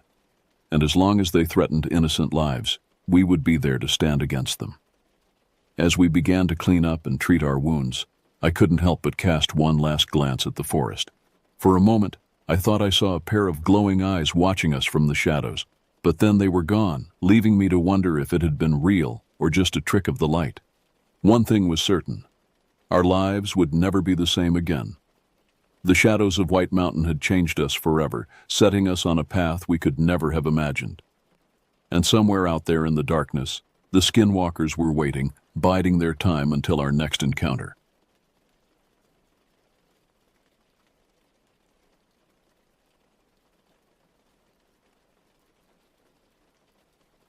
My name is George Harris, and at 76 years old, I've been a park ranger in the Bitterroot National Forest in Montana for what feels like a lifetime. The vast expanse of wilderness, with its towering pines and jagged peaks, has been my sanctuary for decades. I can hardly remember a time when I wasn't surrounded by the raw beauty of nature, breathing in the crisp mountain air and feeling truly alive. I grew up in a small town just outside the forest's boundaries. It was a place where everyone knew everyone else's business, and the highlight of the week was Friday night football games at the local high school. As a young man, I felt suffocated by the mundane routines and lack of opportunities. The wilderness called to me, promising adventure and a chance to escape the predictable trajectory my life seemed destined to follow. When I first took the job as a park ranger, it was more out of desperation than passion. I needed to get away, to find myself in a place where the horizon stretched farther than I could see. Little did I know that this decision would shape the rest of my life.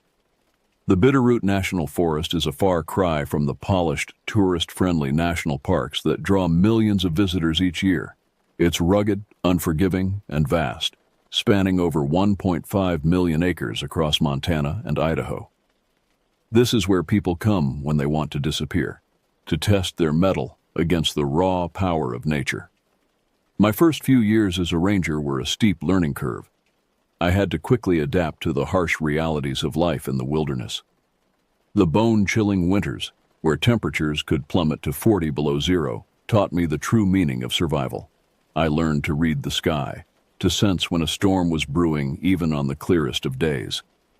The forest became my teacher, and I its eager student. As the years passed, I settled into a rhythm. My days were filled with clearing trails, maintaining campsites, and ensuring that the delicate balance between wildlife and human visitors remained intact.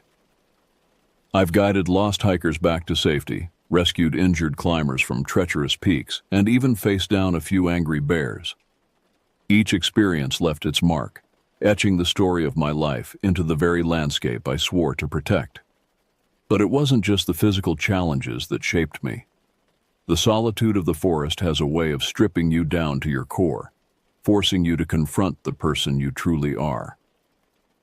In the quiet moments, watching the sun set behind snow-capped mountains, or listening to the haunting call of a lone wolf, I found a peace I never knew existed in the bustling world I left behind. I've seen the forest change over the years. Climate shifts have altered the tree line, bringing new species while others struggle to adapt. I've watched as wildfires, both natural and man-made, have scarred the landscape, only to witness the incredible resilience of nature as new life emerges from the ashes. The job has its share of darker moments, too. I've had to recover the bodies of hikers who underestimated the wilderness, their dreams of adventure cut tragically short. These experiences weigh heavily on my soul, reminders of the unforgiving nature of the world I've chosen to call home. Despite the challenges, or perhaps because of them, I've never regretted my decision to become a ranger. The Bitterroot has become more than just my workplace. It's my home, my purpose, my very identity. I know every trail, every peak, every hidden waterfall within my jurisdiction, or at least I thought I did. There's one area of the forest that has always felt different. A place where the air seems heavier, where the shadows linger a little longer, and where even the hardiest of wildlife seems to tread lightly. The locals have a name for it: Devil's Ridge. I've always dismissed the stories about Devil's Ridge as nothing more than campfire tales, the kind of local legends that every small town seems to cultivate. Strange noises in the night, unexplained disappearances, eerie lights dancing through the trees. I'd heard it all before and chalked it up to overactive imaginations and too much moonshine. But now, as I sit here in the twilight of my career, my body aching from years of hard work, and my mind haunted by recent events, I'm no longer so certain. The incident at Devil's Ridge has shaken me to my core, forcing me to question everything I thought I knew about the forest I've called home for so long. What I'm about to recount may seem impossible, the ramblings of an old man who spent too much time alone in the wilderness, but I swear on everything I hold dear that every word is true. It's a tale of terror, of nature twisted into something unnatural, of a creature that shouldn't exist in this world or any other. This is the story of my encounter on Devil's Ridge and why I'll never set foot in that godforsaken place again. It was a crisp autumn morning when I received the call that would change everything. The leaves were just beginning to turn, painting the forest in a breathtaking array of reds, golds, and oranges. I was at my small cabin, sipping coffee on the porch and watching the mist rise from the valley below, when my radio crackled to life. "George, you there? We've got a situation." It was Linda, the dispatcher at park headquarters. Her voice carried a note of concern that immediately put me on edge. "I'm here, Linda." "What's going on?" I replied, already reaching for my boots. "We've got a group of campers up on Devil's Ridge who haven't checked in. They were due back 3 days ago and we haven't heard a peep. Family's getting worried." I felt a knot form in my stomach. Devil's Ridge was notorious for its difficult terrain and unpredictable weather. Even experienced hikers could find themselves in trouble up there. "How many in the group?" I asked, mentally preparing a list of supplies I'd need. 4, 2 couples, mid-30s. They signed in for a 5-day trip, supposed to be back last Friday. I nodded, even though Linda couldn't see me. "All right, I'll head up there and check it out. Any other rangers available for backup?" There was a pause before Linda responded. "Afraid not, George. Everyone else is tied up with the wildfire containment on the western border. You're the closest and, well, you know that area better than anyone." I sighed, running a hand through my thinning gray hair. She was right, of course. I'd been up to Devil's Ridge more times than I cared to count, though I'd never enjoyed it. There was something about that place that set my teeth on edge. "Okay, I'm on it. I'll radio in when I reach the trailhead, and again when I find the campsite. If you don't hear from me by nightfall, send someone up after me." "Will do, George. Be careful up there." I spent the next hour gathering supplies. Extra food, water purification tablets, first aid kit, emergency blankets, all the essentials for a potential rescue operation. I also packed my trusty rifle, a .30-06 that had seen me through more than a few tight spots with aggressive wildlife. As I loaded up my truck, I couldn't shake the feeling of unease that had settled over me. It wasn't just the potential danger the missing campers might be in. There was something else, a nagging sense of dread that I couldn't quite place. The drive to the Devil's Ridge trailhead took about an hour, the road becoming progressively rougher as I left the main highways behind.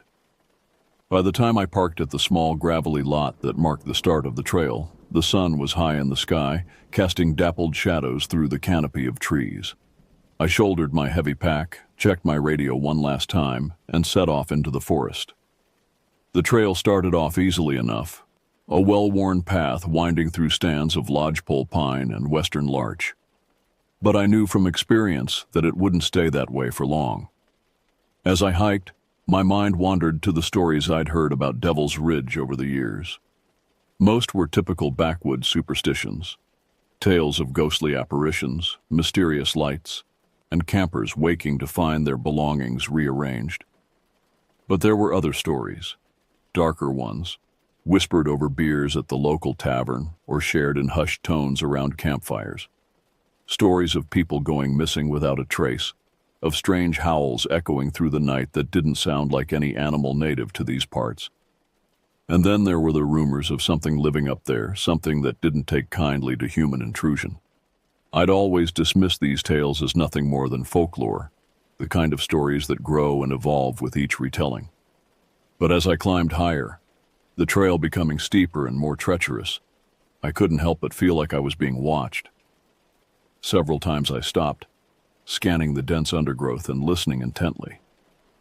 But there was nothing out of the ordinary, just the usual sounds of the forest, the rustle of leaves in the breeze, the occasional call of a bird. By mid-afternoon, the easy part of the hike was long behind me.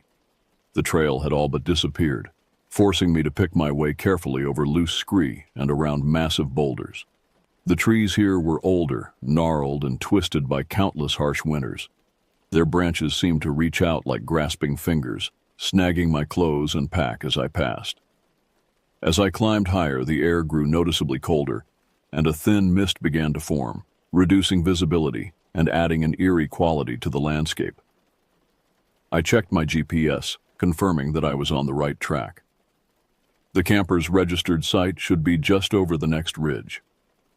It was then that I noticed the silence. It fell suddenly, as if someone had flipped a switch. No bird calls, no rustling leaves, not even the sound of my own footsteps seemed to penetrate the oppressive quiet. I felt the hairs on the back of my neck stand up, a primal reaction to a threat I couldn't see or hear. I unslung my rifle, holding it at the ready as I continued forward. Every instinct I'd honed over decades in the wilderness was screaming at me to turn back, to get off this God-forsaken ridge as fast as I could. But I couldn't. There were people up here who might need my help, and I'd be damned if I'd abandon them because of some inexplicable case of the willies. As I crested the final rise, the campsite came into view. What I saw made my blood run cold.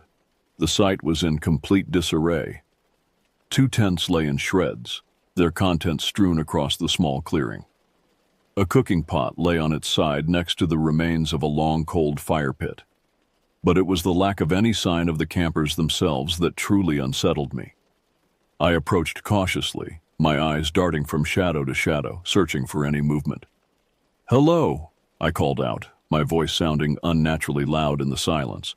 "Park Ranger, is anyone here?" There was no response, not even an echo.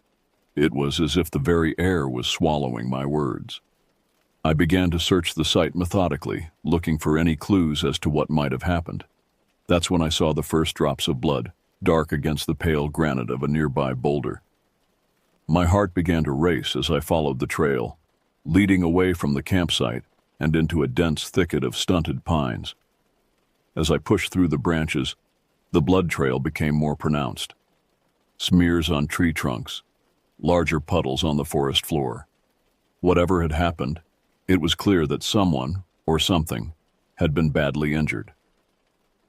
The trail led me to a small clearing, and that's where I found the first body, or what was left of it. The sight was so gruesome, so utterly inhuman, that for a moment my mind refused to process what I was seeing. Limbs twisted at impossible angles, flesh torn and shredded, the face. There was no face left to identify. I staggered back, bile rising in my throat. In all my years as a ranger, I'd never seen anything like this. No animal I knew of could have done this kind of damage. This was something else entirely. As the horror of what I was seeing began to sink in, I heard it. A low, rumbling sound, unlike anything I'd ever encountered before. It was almost mechanical in nature, but with an organic quality that sent chills down my spine. And it was close. I raised my rifle, spinning slowly, trying to pinpoint the source of the sound. The mist had grown thicker, limiting my visibility to just a few yards in any direction. The noise seemed to be coming from everywhere and nowhere at once, as if the very forest was growling at me. And then I saw it. A shape in the mist, massive and grotesque. As it emerged into the clearing, I felt my sanity begin to fray at the edges. This creature, this thing, should not exist. Could not exist. Yet here it was, defying everything I thought I knew about the natural world. It stood easily 8 feet tall, its body a nightmarish fusion of animal characteristics. Thick, matted fur covered most of its frame, but in places I could see what looked like scales or even metal glinting beneath. Its limbs were long and powerfully muscled, ending in claws that looked capable of shredding steel. But it was the head that truly cemented the creature's otherworldly nature. A twisted amalgamation of wolf and boar, with an elongated snout filled with razor-sharp teeth and small, wickedly intelligent eyes that fixed on me with unmistakable hunger. For a moment we stood frozen, predator and prey locked in a tableau of terror. Then, operating on pure instinct, I raised my rifle and fired. The sound was deafening in the unnatural silence of the forest, and I saw the bullet strike the creature squarely in the shoulder. But it didn't even flinch. The bullet might as well have been a mosquito bite for all the effect it had. Slowly, deliberately, the creature turned its massive head to look at the wound, then back at me. And then it smiled. I'll never forget that smile. A horrific parody of human expression on a face that was anything but human. In that moment, I knew true fear. Not the adrenaline rush of a dangerous situation, not the momentary panic of a near miss, but bone-deep, primordial terror that stripped away all pretense of civilization and left only the animal instinct to survive. I fired again and again, emptying my rifle into the advancing monster. But it was useless. The creature barely slowed its advance, shrugging off bullets that would have dropped a grizzly bear in its tracks. As it closed the distance between us, I did the only thing I could. I ran. I turned and fled, crashing through the underbrush with no thought for direction or safety. All that mattered was putting distance between myself and that abomination. I could hear it behind me, the sound of trees splintering and rock crumbling under its relentless pursuit. Its roar echoed through the forest, a sound of primal hunger that spurred me to even greater speed. I don't know how long I ran. Time lost all meaning in that desperate flight. My lungs burned, my legs screamed in protest, but I dared not slow down. I could feel the creature's hot breath on the back of my neck, could almost sense its claws reaching for me. And then suddenly there was no more ground beneath my feet. In my blind panic, I had run straight off the edge of a cliff. For a heart-stopping moment, I was airborne, the world spinning around me. Then I hit the slope, tumbling and bouncing down the steep incline in a shower of loose rock and dirt. I came to rest at the bottom, battered and bleeding, but miraculously alive. As I lay there gasping for breath and fighting to remain conscious, I waited for the final attack, for those terrible claws to finish what the fall had started. But it never came. Slowly, painfully, I raised my head and looked back up the slope. The creature was gone. Whether it had given up the chase or been unable to follow me down the cliff, I didn't know. And in that moment, I didn't care. I was alive. And that was all that mattered. With every muscle screaming in protest, I dragged myself to my feet and began the long, agonizing journey back to civilization. My radio was smashed, my supplies lost in the frantic flight through the forest. I was alone, injured, and lost in one of the most unforgiving environments imaginable. But I was driven by a new purpose, a burning need to warn others about what I had seen. The creature was real, and it was out there, waiting. And I knew that if I didn't make it back, no one would ever know the true horrors that lurked in the depths of Devil's Ridge. The journey back to civilization was a nightmare in itself. With no supplies and no way to call for help, I was forced to rely on skills honed over decades in the wilderness. But even those skills were pushed to their limits in the face of my injuries and the oppressive atmosphere of Devil's Ridge. Every shadow seemed to hide a threat, every rustling branch a harbinger of the creature's return. I found myself jumping at the slightest sound, my heart racing with each unexpected noise. The forest that had been my home for so long now felt alien and hostile. I followed a small stream downhill, knowing it would eventually lead me to more familiar territory. The water was ice cold, numbing my battered body as I stopped periodically to drink and clean my wounds as best I could. Night was falling fast, and I knew I couldn't risk stopping to rest. The creature might still be out there, hunting me, and I had no intention of becoming its next meal. As darkness enveloped the forest, an eerie mist began to rise from the ground. It swirled around my feet, thick and unnatural, seeming to glow faintly in the dim light. I pressed on, ignoring the whispers of fear in the back of my mind, focusing only on putting one foot in front of the other. It was well past midnight when I finally stumbled onto a familiar trail. The relief I felt was overwhelming, bringing tears to my eyes. I was still miles from safety, but at least now I knew where I was, knew that help wasn't impossibly far away. As I continued my trek, my mind raced with questions. What was that creature? How long had it been up there on Devil's Ridge? Were the stories I'd dismissed for so long actually true? And most importantly, how many others had fallen victim to its savage hunger? The first light of dawn was breaking over the eastern peaks when I finally reached the ranger station. I must have been a frightening sight. Clothes torn and bloody, face scratched and bruised, eyes wild with exhaustion and lingering terror. The young ranger on duty, a kid named Mike who'd only been with us for a few months, actually reached for his sidearm when I burst through the door. "George?" he gasped, recognition dawning on his face. "My God, what happened to you?" I collapsed into a chair, my body finally giving in to the exhaustion and pain I'd been fighting for hours. "Call it in," I managed to croak out. "Search and rescue. Devil's Ridge. They're all dead." The next few hours passed in a blur. I was taken to the hospital in the nearby town of Hamilton, where doctors treated my injuries and peppered me with questions I was too tired to answer. Search and rescue teams were dispatched to Devil's Ridge, while local law enforcement began an investigation into the missing campers. It was 3 days before I was coherent enough to give a full statement. By then, the search teams had returned, bringing with them grim news and even grimmer faces. They'd found the campsite just as I'd described it. They'd found the body too, or what was left of it. But of the other campers, or the creature I'd encountered, there was no sign. The official report cited an animal attack, probably a grizzly bear. But I could see the doubt in their eyes, could hear the whispers when they thought I wasn't listening. They'd seen something up there, something that didn't fit with the neat, explainable world they wanted to believe in. In the weeks that followed, as I slowly recovered from my ordeal, I was visited by all manner of officials and experts, wildlife biologists, anthropologists, even a team from a popular cryptozoology TV show. They all wanted to hear my story, to pick apart every detail of my encounter. I told them everything, holding nothing back. I described the creature in painstaking detail, recounted every moment of that terrifying chase through the forest. Some nodded sympathetically, clearly humoring what they saw as the delusions of a traumatized old man. Others leaned forward eagerly, their eyes shining with the prospect of discovering something new and unknown. But as the days turned to weeks, and the weeks to months, the interest began to fade. The story of the Devil's Ridge incident became just another local legend, a tale to be shared around campfires, but not taken seriously in the light of day. The Forest Service offered me early retirement, a generous package that would have allowed me to live out my days in comfort. But I couldn't accept it.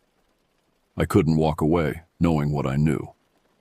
The creature was still out there, somewhere in the vast expanse of the Bitterroot National Forest. And as long as it roamed free, people were in danger. So I stayed on. But things were different now. I no longer ventured into the deep backcountry alone. I made sure every hiker, every camper who passed through my station was thoroughly warned about the dangers of Devil's Ridge. Most laughed it off, but if my warnings made even one person more cautious, more aware of their surroundings, then it was worth it. As for me, I never set foot on Devil's Ridge again. Call it cowardice if you want, but I've seen what lurks in those remote peaks, and I have no desire for a second encounter. Some nights, when the wind howls through the trees and the shadows seem to move of their own accord, I can still hear that unearthly roar, can still feel the hot breath of the creature on the back of my neck. I don't know if anyone will ever truly believe my story. Hell, there are times when I can hardly believe it myself. But I know what I saw, what I experienced, and I know that out there, in the wildest, most remote corners of the forest, something waits. Something hungry, something that should not be. To those who would dismiss my tale as the ramblings of a frightened old man, I say this: the wilderness is vast, and we have only scratched the surface of its secrets. There are things out there beyond our understanding, creatures that defy explanation. And if you venture into the deep woods, especially those shadowed peaks of Devil's Ridge, be prepared. Be vigilant. For not all predators walk on four legs, and not all monsters are mere legend. Sometimes the stuff of nightmares is all too real, and it's waiting, just beyond the light of your campfire, in the darkness that lies at the heart of the forest. It's been 5 years since that fateful day on Devil's Ridge, and not a day goes by that I don't think about what happened. The nightmares have faded somewhat, but they never truly go away. Sometimes I wake in a cold sweat, the creature's roar echoing in my ears. I'm retiring soon, for real this time. My body can't keep up with the demands of the job anymore, and if I'm honest, my mind isn't what it used to be either. But before I go, I wanted to put this story down on paper to create a record of what I experienced. I don't expect anyone to believe me. Hell, half the time I'm not sure I believe it myself. But it happened. That creature, whatever it was, is real. And it's still out there. To whoever reads this, whether you're a fellow ranger, a hiker, or just someone curious about the secrets of the Bitterroot, I leave you with this warning. Respect the wilderness. It's beautiful, yes, but it's also dangerous in ways we can't always understand. And if you ever find yourself on Devil's Ridge, if you hear a sound that doesn't belong, or feel eyes watching you from the shadows, don't hesitate. Don't try to be a hero. Just run, and don't look back. Because some things in this world are better left undiscovered. Some predators are best left unhunted. And some ridges, no matter how tempting, are best left unclimbed. This is George Harris, signing off for the last time. May the forest keep you safe, and may you never have to face the horrors that lurk in its darkest corners.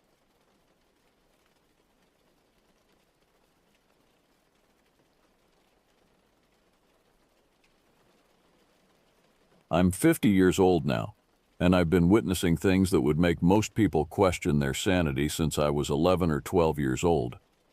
What I'm about to tell you happened during 2000 and 2001, when I made what I thought would be the best decision of my life, moving to the Manzano Rocky Mountains near Albuquerque. The house was a log cap and tongue and groove kit construction, positioned at the very back corner of Cibola National Forest. When I say back corner, I mean, I was essentially living at the edge of civilization. The nearest neighbor was 3 miles away through winding mountain roads that became impassable during heavy snowfall. The house itself was an architectural oddity. One side of the roof featured standard asphalt shingles, while the other was constructed with heavy cement tiles that created a distinctive hollow sound when anything walked across them. My only companion was my black lab, a loyal animal whose instincts I had learned to trust over the years. The isolation appealed to me initially. After years of city living, the silence felt like a blessing.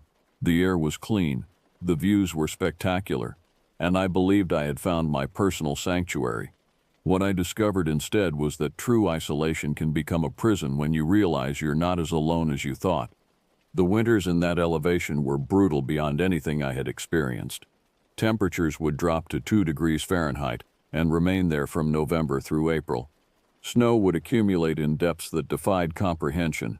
I purchased a standard yardstick specifically to measure the snow depth, thinking it would be adequate. The first time I attempted to use it, I watched it disappear completely into what appeared to be level ground, not even a drift against the house. I had to turn my head sideways and plunge my entire arm into the snow just to retrieve the measuring stick. That was when I understood I was living in a place where nature followed different rules. The sounds began approximately 3 weeks after I had settled into what I thought would be my peaceful mountain routine. It started as subtle creaking and settling noises that I attributed to the house adjusting to temperature fluctuations. Log construction expands and contracts significantly, and I convinced myself that was the explanation for the occasional groaning sounds that seemed to come from the roof structure. But these sounds had characteristics that house settling simply couldn't explain.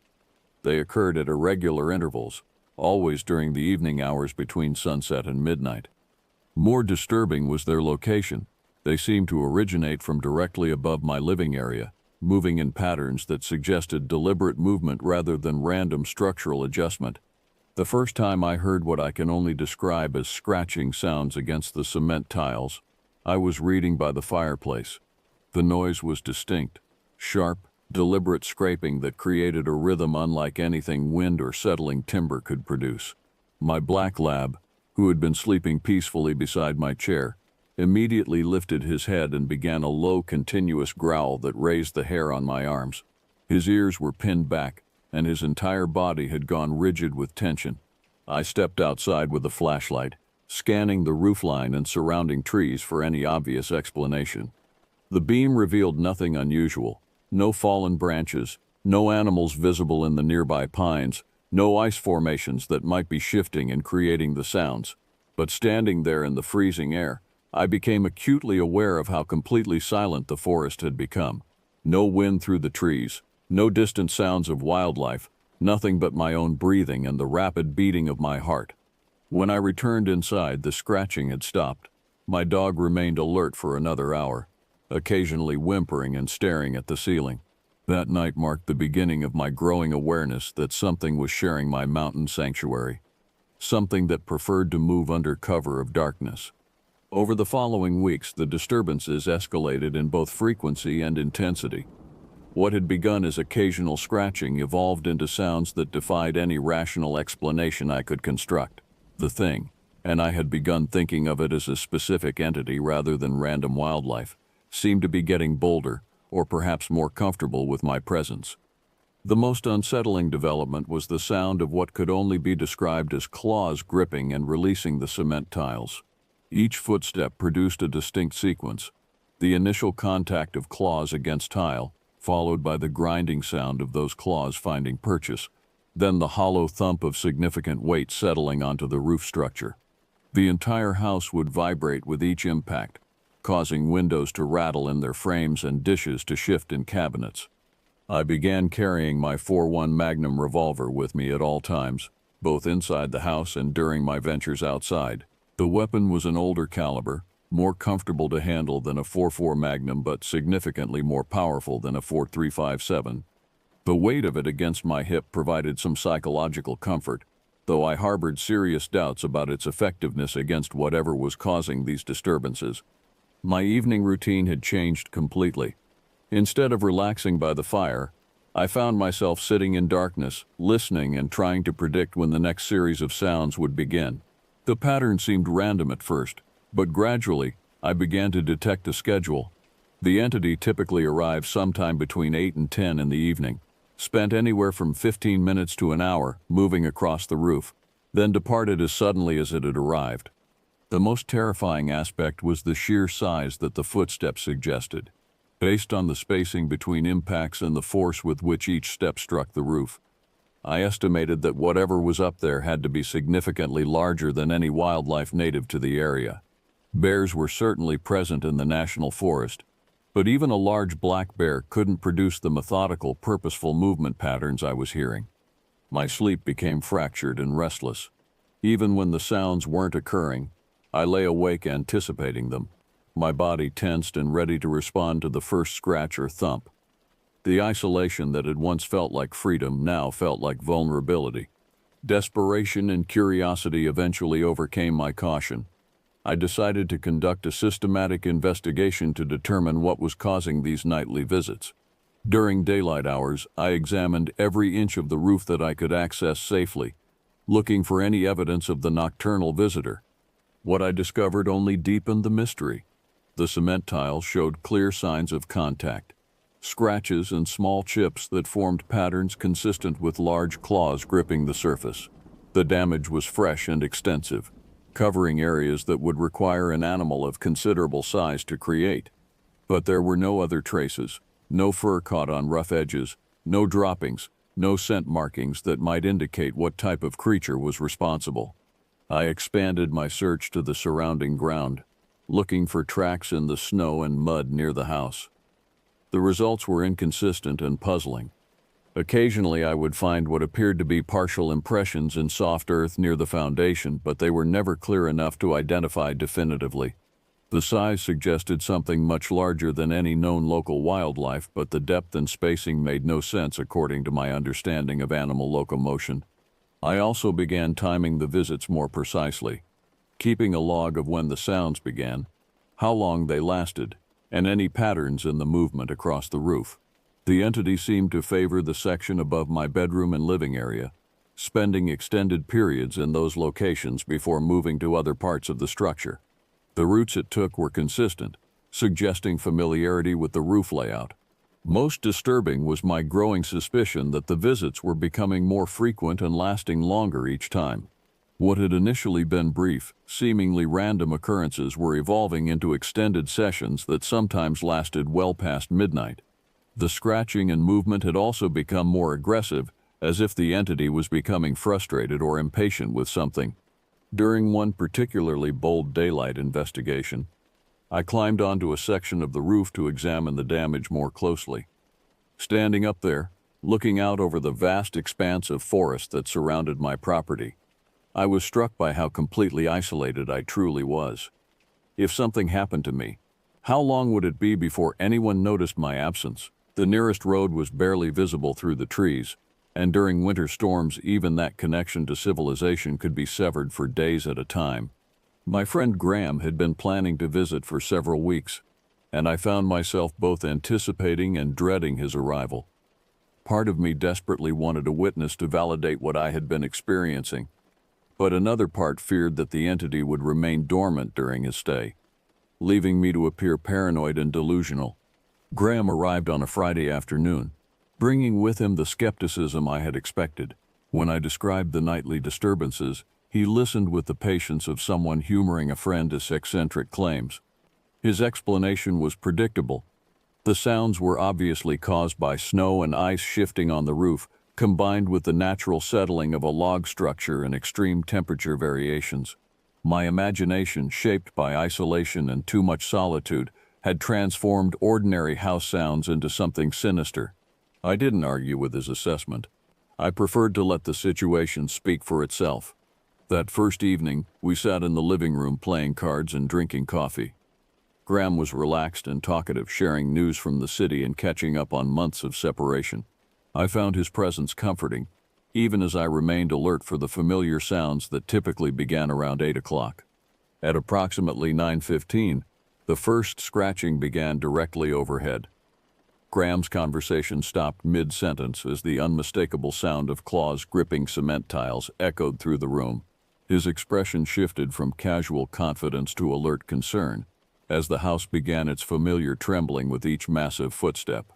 The entity seemed particularly active that night, moving back and forth across the roof with an energy and persistence I hadn't witnessed before. Each impact was sharp and deliberate, accompanied by the grinding sound of claws finding purchase on the cement surface. Graham sat frozen in his chair, his eyes fixed on the ceiling as the sounds tracked directly overhead from one end of the house to the other. When I reached for my .41 Magnum, Graham immediately drew his own weapon, a small .25 caliber pistol that suddenly seemed inadequate for whatever was causing the disturbance above us. We sat there armed and tense, listening to the methodical pacing that continued for nearly 45 minutes before ending as abruptly as it had begun. The silence that followed felt heavy and ominous.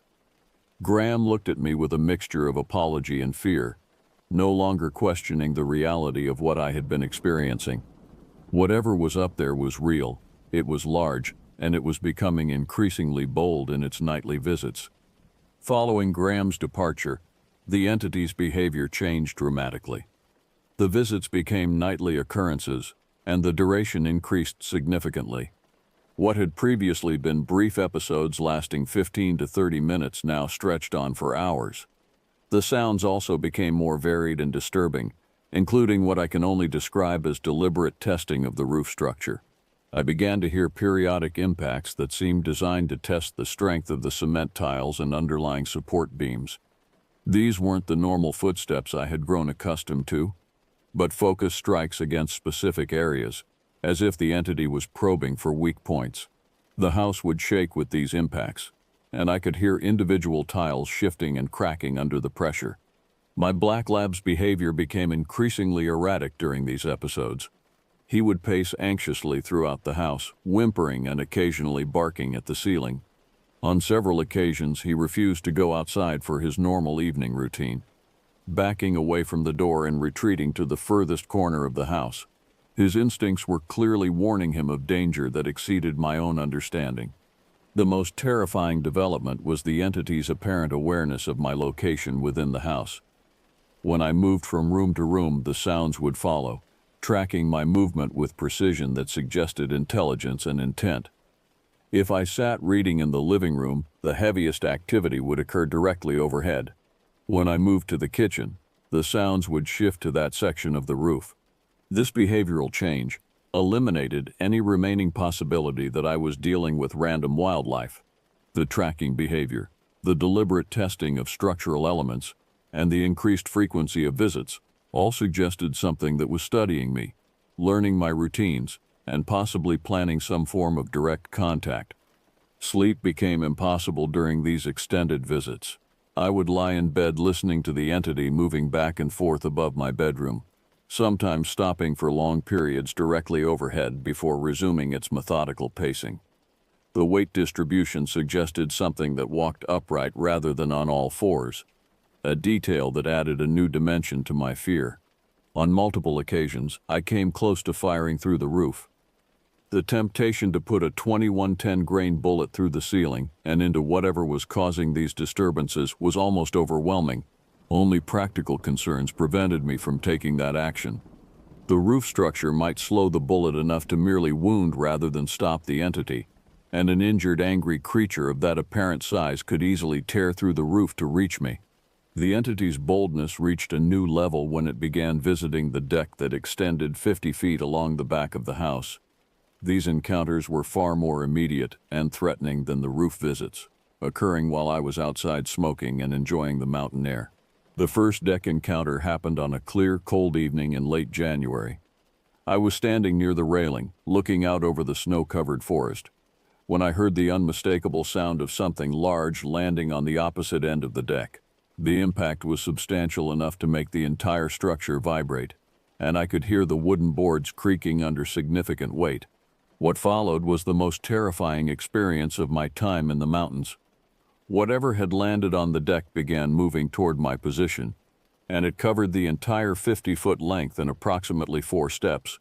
Even allowing for exaggeration due to fear and adrenaline, I knew that no human being could cover that distance in so few strides. I am 6 feet tall and weigh 220 pounds, and even my longest possible steps wouldn't come close to matching that coverage. The sound of each footstep was distinct and heavy, accompanied by the slight flexing of deck boards under enormous weight. Between steps, I could hear what sounded like claws tapping against the wooden surface, creating a rhythm that suggested patience rather than aggression. The entity was taking its time, moving deliberately rather than rushing toward confrontation. I drew my .41 Magnum and backed toward the house, keeping the weapon trained on the area where I estimated the entity to be. The darkness beyond my porch light was complete, revealing nothing that might explain the sounds and movement I was experiencing. But something was definitely there, something large enough to make the deck shake with each step and intelligent enough to approach with calculated patience. The encounter lasted only a few minutes, but it felt like hours. The entity seemed to stop approximately 10 feet from my position, remaining stationary for what felt like an eternity before retreating in the same deliberate manner it had approached. I listened to it move back across the deck and apparently depart, though I couldn't determine the direction of its exit. These deck encounters became a regular feature of my evening routine, occurring 3 or 4 times per week. Each time the pattern was similar. The entity would arrive via some method I couldn't observe, cross the deck in those impossibly long strides, pause near my position, then retreat. The consistency suggested this was not random predatory behavior, but something more purposeful, observation perhaps, or evaluation. By March of 2001, the situation had become untenable. The nightly visits had evolved from a disturbing mystery into a source of constant stress that was affecting my health and sanity. Sleep deprivation, combined with the persistent anxiety of never knowing when the next encounter would occur, had left me physically and emotionally exhausted. The final incident that convinced me to leave occurred on a particularly cold night in early spring. I was awakened around midnight by sounds unlike anything I had previously experienced. Instead of the familiar scratching and pacing, I heard what could only be described as systematic destruction. The entity was apparently removing cement tiles from the roof, dropping them to the ground with crashes that shook the entire house. I armed myself and moved through the house, trying to determine exactly what was happening overhead. The sound suggested that whatever was up there was creating an opening in the roof structure, possibly attempting to gain entry to the house itself. The methodical nature of the work, tile removal followed by what sounded like structural damage, indicated a level of intelligence and purpose that exceeded anything I had previously witnessed. The activity continued for nearly 2 hours, during which time I remained armed and alert, prepared for the possibility that my nocturnal visitor might succeed in breaching the roof.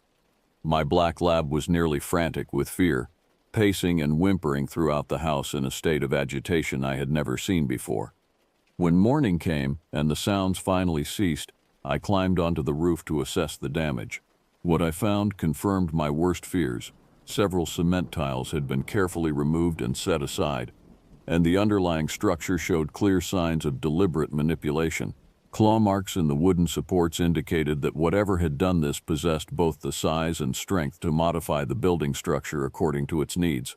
That discovery made my decision inevitable. Within 2 weeks, I had arranged to terminate my lease and relocate back to a more populated area. The mountains had offered solitude and natural beauty, but they had also provided something I had never expected and couldn't continue to endure. I never did see the entity that had made my year in the mountains such a trial of fear and endurance. In retrospect, I'm grateful for that small mercy.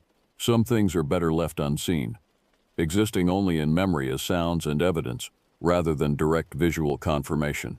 The human imagination, disturbing as it can be, might actually be preferable to the reality of what was sharing that isolated corner of the Cibola National Forest.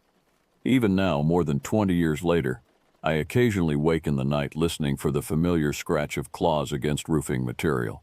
The experience taught me that isolation, while appealing in theory, can expose us to aspects of the natural world that we're not prepared to understand or confront.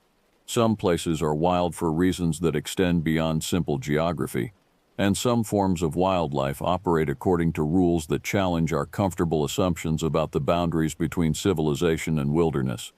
I still carry that .41 Magnum, and I still remember the weight of it in my hand during those long nights of listening and waiting.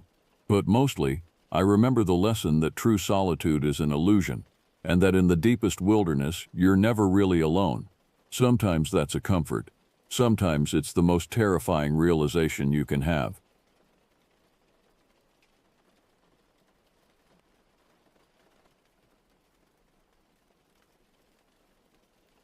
The autumn of 2015 had been particularly cruel to our family. I was 26 then, a young mother trying to hold everything together as our world seemed to crumble around us. My husband Thomas had fallen from a construction scaffold just 6 weeks earlier, his left leg shattered in 3 places. The doctor said he was lucky to keep it, but luck felt like a foreign concept as I watched him struggle with crutches and pain medication that barely touched the agony. Our half-finished log cabin sat like a wounded animal in the clearing we'd carved from the Pennsylvania wilderness. The walls were up, the roof mostly complete, but the interior remained a maze of exposed beams and subflooring. We'd been living there for 8 months, stubborn in our determination to make it work, despite having no running water upstairs and only basic electrical hookups. The nearest neighbor was 2 miles away through dense forest, and the main road felt like another world entirely. Thomas's disability checks weren't enough. They barely covered the mortgage on the land, let alone food for our 4-year-old son Christopher, or the medical bills that kept arriving in our rusted mailbox. I'd spent 3 weeks calling every business within 20 miles, desperate for work that would accommodate my complete lack of experience and my need to be home during the day while Thomas couldn't properly watch our son. The answer came from Hartwell Manufacturing, a furniture factory on the outskirts of town that ran 3 shifts to keep up with orders. The night shift paid an extra $1 per hour, money we desperately needed, but it meant leaving Thomas and Christopher alone in our isolated home from 11 at night until 7 in the morning. The thought terrified me, but the alternative was losing everything we'd worked for. Our property sat at the base of Copper Ridge, accessible only by a winding gravel driveway that snaked through a 1/4 mile of thick woods before opening into our clearing. To reach civilization, you had to navigate back through those trees, turn left onto Pine Creek Road, a narrow country lane that connected several remote properties, then merge onto Route 47, the 2-lane highway that eventually led to town. It was a lonely drive even in daylight. At night, with only my headlights cutting through the darkness, it felt like traveling through a void. The trees pressed in from both sides, their branches creating a canopy so thick that even on clear nights, you couldn't see stars. I'd made the drive dozens of times since starting the job 3 weeks ago, but I never got used to the isolation, the way the darkness seemed to swallow my car whole once I left the faint glow of our porch light behind. That Friday night felt different from the moment I started my car. October had brought an unseasonable cold snap, and frost was already forming on my windshield despite it being only mid-month. I scraped it clear with a credit card, my breath forming clouds in the frigid air. The temperature had dropped 15 degrees since afternoon, and the weather forecast predicted it might hit freezing before morning. Thomas had been in particularly bad pain that day, the cold seeming to settle deep into his broken bones. He'd spent most of the afternoon on the couch with his leg elevated, popping pain pills and trying to keep Christopher entertained with coloring books and children's shows on our ancient television. I'd prepared dinner, helped Christopher with his bath, and gotten him settled for the night before gathering my things for work. "Drive careful," Thomas had said as I kissed him goodbye, his voice thick with medication. "Call when you get there." I promised I would. Though cell service was spotty until you reached the main highway, our phone was a landline in the kitchen, and Thomas would often fall asleep on the couch, so I'd taken to calling my supervisor instead to confirm I'd arrived safely. The gravel driveway crunched under my tires as I navigated the familiar route through the woods. My car, a 15-year-old sedan with over 200,000 miles, wheezed and rattled as it climbed the slight incline toward Pine Creek Road. The headlights illuminated the same landmarks I'd memorized: the lightning-split oak, the rusted gate from some long-abandoned property line, the cluster of white birch trees that marked the halfway point. When I reached the end of our driveway, I paused as always to check for oncoming traffic on Pine Creek Road. It was a blind curve in both directions, and I'd learned to listen carefully for engine sounds before pulling out. Tonight the silence was absolute. No distant hum of traffic, no night birds, not even the rustle of small animals in the underbrush. The quiet was so complete it felt pressed against my eardrums. I turned left onto the narrow asphalt road, my tires finding the familiar rhythm of expansion joints and small potholes.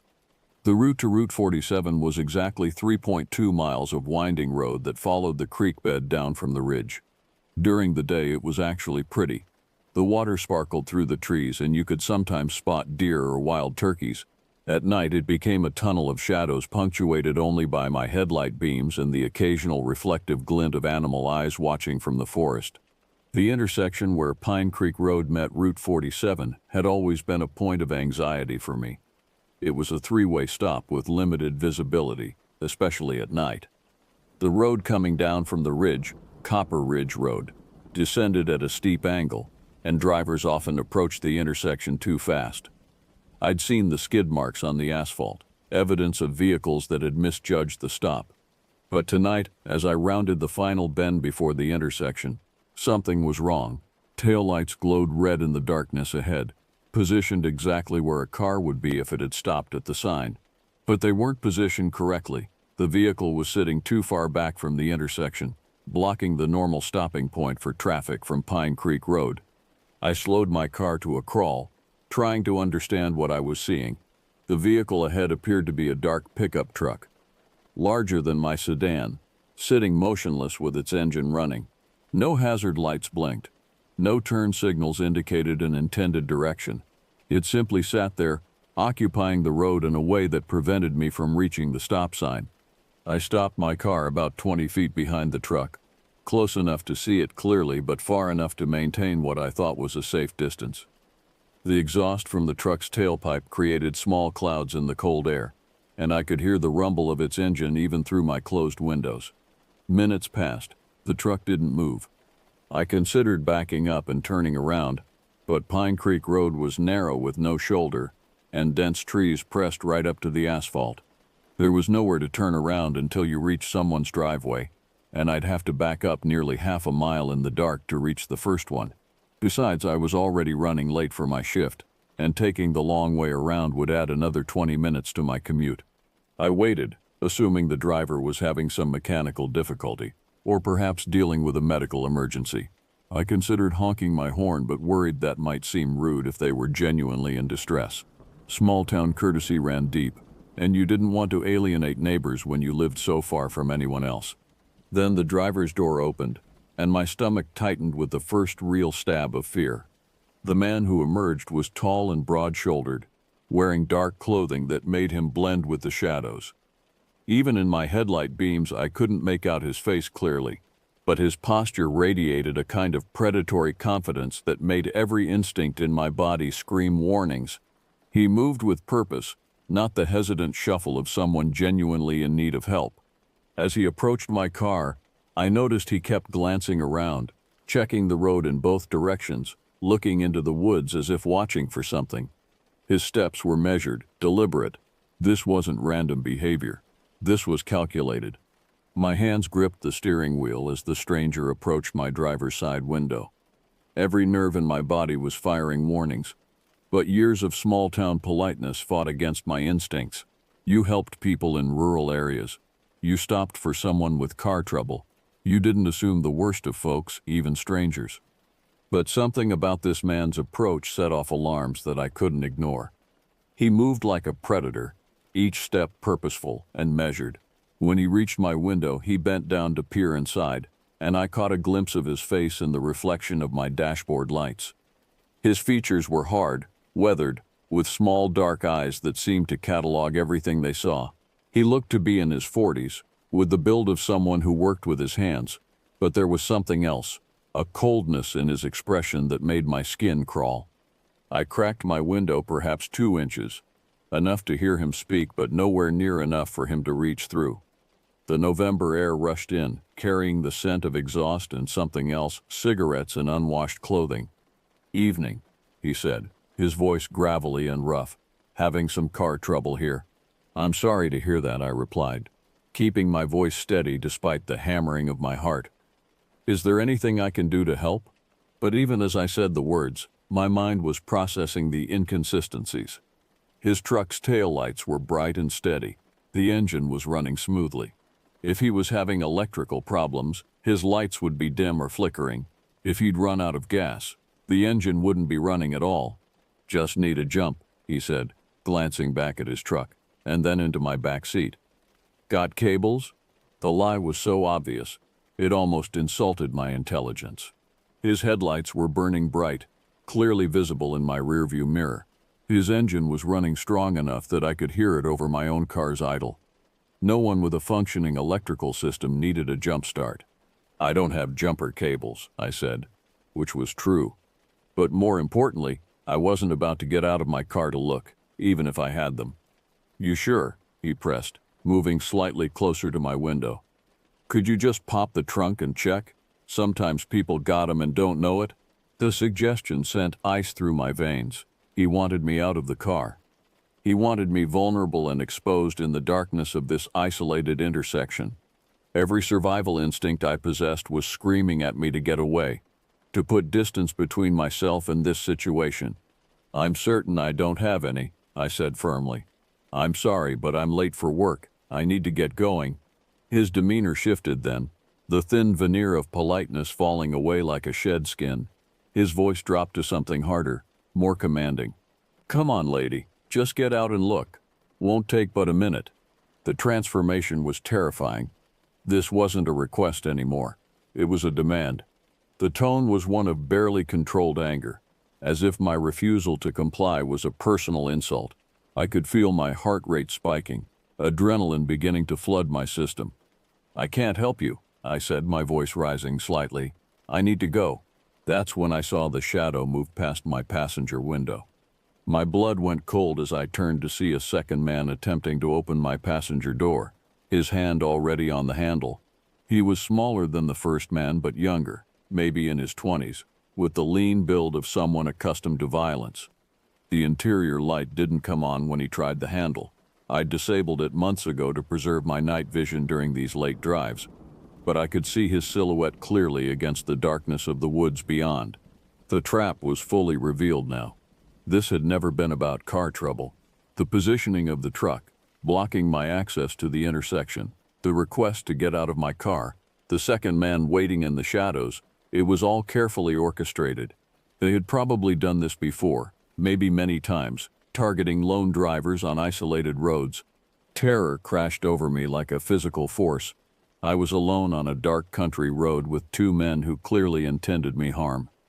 The nearest house was miles away. No one expected me at work for another 40 minutes. Thomas was home with Christopher, probably asleep from his pain medication, and wouldn't know anything was wrong until I failed to call at my usual time. My hands shook as I slammed the car into drive, my foot already moving toward the accelerator. The first man, realizing his plan was falling apart, became more aggressive. "Hey," he shouted, grabbing at my partially open window with both hands. "You can't just leave." His fingers clawed at the glass, trying to force the window down further. I could smell his breath now, stale beer and something rotten, like meat that had gone bad. Up close, his face was even more terrifying, twisted with rage at being denied his prey. The second man abandoned any pretense of stealth and began yanking on my passenger door handle with increasing violence. The car rocked slightly with his efforts, and I could hear him cursing under his breath. The sound of his voice, younger but filled with the same predatory hunger as his companion, made my stomach turn. I gunned the engine and yanked the steering wheel hard to the left, my tires squealing as they fought for traction on the cold asphalt. The first man was forced to release my window or risk being dragged alongside the car. I caught a glimpse of his face in my headlights as I swerved around the truck, eyes wide with fury, mouth open in a shout I couldn't hear over the roar of my engine. The passenger door handle slipped from the second man's grasp as I accelerated, and I saw him stumble backward in my side mirror. For a terrifying moment, I thought he might recover and chase after me, but the gap was widening too quickly. I flew through the intersection without stopping, without looking. My only thought to put distance between myself and those men. If another car had been coming from either direction, We would have collided, but luck was with me. The roads were empty, as they almost always were this late on a weeknight. My car's engine screamed as I pushed it harder than I ever had before, taking curves that I normally navigated carefully at dangerous speeds. The speedometer needle climbed past 60, then 70, on roads designed for 40 at most. Trees flashed by in a blur of shadows, and I gripped the steering wheel so tightly my knuckles ached. In my rearview mirror, I could see headlights following me, the truck's bright beams gaining ground despite my reckless speed. They were pursuing me, and their vehicle was more powerful than my aging sedan. The realization that the danger wasn't over, that they hadn't simply given up and moved on to wait for the next victim, sent fresh waves of terror through my system. My mind raced as fast as my engine. They knew these roads as well as I did, maybe better. If they caught up to me on one of the long straight stretches ahead, they could force me off the road or ram me from behind. My car was already struggling with the speed I was demanding from it. I could hear the engine straining, feel the steering wheel vibrating with the effort. I needed to get off Route 47, but my options were limited. Most of the side roads led to dead ends or looped back to the main highway eventually. But there was one route I knew well, a back road that wound around Hillcrest Golf Course before connecting with the industrial district where I worked. It would add time to my commute, but it would also be completely unexpected. When I saw the turnoff for Meadowbrook Drive, I made my decision. Without signaling or slowing down visibly, I yanked the wheel hard to the right, my tires screaming in protest as they fought to maintain their grip on the asphalt. The sudden turn threw me against my door, and I fought to control the car as it fishtailed slightly before straightening out. The pursuing headlights shot past the turnoff, the truck's driver apparently not anticipating such an abrupt maneuver. I watched in my mirror as their brake lights flashed and they began to slow, probably looking for a place to turn around, but I was already disappearing into the network of residential streets that surrounded the golf course. My breathing came in ragged gasps as I navigated the familiar route at a more reasonable speed. The manicured lawns and sleeping houses felt like a different world from the nightmare I'd just escaped. Porch lights glowed warmly in windows, and I could see the blue flicker of televisions in some living rooms. Normal life, safe life continued obliviously while I trembled behind the wheel of my car. It wasn't until I'd put several miles between myself and the intersection that the full impact of what had just happened began to sink in. Those men had been waiting for someone like me, alone, vulnerable, traveling a predictable route at a predictable time. How many others had they attacked? How many had been less fortunate than I was? The questions multiplied in my mind, each more disturbing than the last. Had they been watching our property, learning my schedule? Did they know where I lived, where my family slept? The isolation that had once seemed like peaceful privacy now felt like dangerous exposure. By the time I reached the Hartwell Manufacturing parking lot, my entire body was shaking. The familiar sight of the factory, a sprawling single-story building surrounded by employee cars and illuminated by harsh sodium lights, felt like the most beautiful thing I'd ever seen. Security lights, other people, the safety of civilization. I sat in my car for several minutes after turning off the engine, trying to compose myself before going inside. My face was streaked with tears I didn't remember shedding, and my hands were still trembling from the adrenaline. When I tried to gather my purse and lunch bag from the passenger seat, I noticed dark smudges on my window where the first man had grabbed at it. Physical evidence of how close I'd come to whatever they had planned for me. The factory's night shift was already in full swing when I finally made it inside. The familiar sounds of machinery and conveyor belts should have been comforting, but instead they seemed muffled and distant, as if I were hearing them through water. Everything felt surreal, disconnected from the normal world I thought I knew. Louise Henderson, the floor supervisor, noticed me immediately. Louise was in her 50s, a grandmother who'd worked at the factory for over 20 years, and had a maternal instinct for troubled employees. "Honey, what's wrong?" she asked, taking one look at my face and guiding me to her small office behind the production floor. "You look like you've seen a ghost." The concern in her voice broke down the fragile composure I'd been trying to maintain. The story poured out of me in a rush. The stopped truck, the two men, the pursuit, my desperate escape. Louise listened with growing alarm, occasionally asking clarifying questions about the location and the men's appearance. "We need to call the police," she said firmly when I finished. "Right now." She dialed 911 from her office phone while I sat in a hard plastic chair, still shaking. The dispatcher took a detailed report, asking for descriptions of the men and their vehicle, the exact location of the incident, and the time it had occurred. They promised to send a patrol car to check the intersection, though I doubted the men would still be there. Next, Louise helped me call Thomas. Our home phone rang 6 times before he answered, his voice thick with sleep and medication. "Thomas, it's me," I said, trying to keep my voice steady. "I'm at work, but something happened on the way here." I gave him a shortened version of events, not wanting to terrify him more than necessary. He was immediately alert, the sleep vanishing from his voice as he processed what I was telling him. "Oh God," he whispered. "Are you hurt? Are you safe?" "I'm fine," I assured him. "I'm at the factory. Louise is here with me. The police are checking it out." "You're not driving home alone," he said firmly. "I'll figure something out. Maybe I can get Jerry to follow you part way. Or, we'll figure it out in the morning," I interrupted. "Right now I just need to work and try to process this." But even as I said it, I knew sleep would be impossible when I got home. The images kept replaying in my mind. The predatory way the first man had moved, the desperation in the second man's attempts to get into my car, the pursuing headlights in my rearview mirror. The 8-hour shift stretched endlessly ahead of me. Louise had offered to let me go home, but the thought of making that drive again so soon was unbearable. At least here I was surrounded by people, by light, by the ordinary noise of productivity. The factory floor became my refuge, the repetitive work a meditation that helped keep the fear at bay. But my mind wouldn't quiet completely. Every time the production line paused or the machinery cycled down, the silence brought back memories of that absolute quiet on Pine Creek Road before I'd encountered the truck. Every time someone approached me from behind or spoke unexpectedly, I jumped like a startled animal. My coworkers were kind.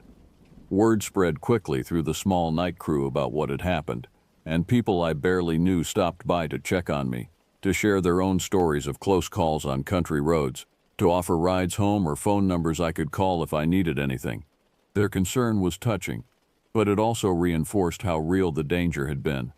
Around 3 in the morning, one of the security guards found me during my break and told me a police officer had stopped by to follow up on my report. They'd found no sign of the truck or the men at the intersection, but they were increasing patrols in the area and had alerted nearby departments to watch for similar incidents. "You did the right thing, getting out of there," the guard said. "These things, they don't usually end well when people don't trust their instincts." His words should have been reassuring, but instead they highlighted how close I'd come to becoming a statistic. Another case file in some detective's cabinet. The factory's fluorescent lights suddenly seemed too bright, too harsh, and I found myself looking toward the windows, wondering if those men were out there somewhere in the darkness waiting for their next opportunity. The rest of the night passed in a haze of exhaustion and hypervigilance. Every sound made me jump. Every time I glanced toward the parking lot through the windows, I half expected to see a dark truck prowling between the cars. When my shift finally ended at 7 in the morning, the sunrise had never looked more beautiful. Thomas was waiting for me in the parking lot, his leg propped awkwardly in our neighbor's pickup truck. He'd convinced Jerry Mueller, who lived about a mile from us, to give him a ride to the factory so he could follow me home. Seeing his familiar face creased with worry and love finally broke through the numbness I'd been carrying all night. The drive home felt different with Jerry's headlights in my rearview mirror instead of hostile pursuers. Pine Creek Road, which had become a tunnel of terror just 8 hours earlier, was transformed by daylight into something almost normal again. Almost. I still found myself checking the intersection carefully, looking for any sign of the truck or its occupants. Our driveway had never felt more welcoming. When I finally parked next to our half-finished cabin and saw 4-year-old Christopher peering out of the kitchen window in his pajamas, the last of my composure crumbled. Thomas hobbled over on his crutches as quickly as he could manage, pulling me into his arms while I sobbed against his shoulder. "You're home," he whispered into my hair. "You're safe. You're home." But even as he held me, even as Christopher wrapped his small arms around both our legs, I knew something had changed forever. The isolation of our property, which had once felt like peaceful privacy, now felt like vulnerability. The dark country roads I'd traveled without fear for years had revealed their capacity for menace. The trust I'd carried in the basic decency of strangers had been shaken to its core. That night, I didn't sleep. Every sound outside, the settling of the house, the whisper of wind through the trees, the distant call of an owl, brought me fully awake, heart pounding. Thomas moved his pillow and blanket to the floor beside our bed, his presence a comfort but also a reminder of how helpless he'd be if those men decided to pay us a visit. We installed motion sensor lights around the property the following week. I changed my route to work, taking a longer path that stayed on main roads as much as possible. I never drove to work alone again without calling someone when I arrived, and I made sure Christopher understood that if a stranger ever approached our house when I wasn't home, he should lock the doors and call 911. 30 years have passed since that night, but I still tell this story. I tell it to my sons, to my daughters-in-law, to my grandchildren when they're old enough to understand. Because somewhere out there, on dark country roads just like mine, predators still wait for the perfect victim, someone alone, someone trusting, someone who hasn't yet learned that evil can wear an ordinary face and speak with a voice that asks for help. The intersection where it happened has been improved now. Better lighting, clearer sightlines, more traffic even at night. But I still slow down every time I pass through it, still scan the shadows for dark trucks and waiting figures. Because I learned something that November night in 2015 that I can never unlearn. Sometimes the most dangerous trap isn't hidden in the wilderness. Sometimes it's right there at the crossroads, wearing the mask of mechanical trouble and human need, waiting for someone kind enough to stop and help. Trust your instincts, lock your doors. And if something feels wrong, even if you can't put your finger on exactly what, don't ignore that feeling. It might be the only thing standing between you and becoming someone else's story, someone else's cautionary tale whispered in the darkness of a long night shift.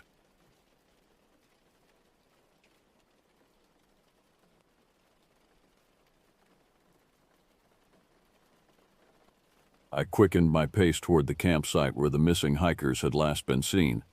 When I emerged into the clearing, an uncanny stillness greeted me.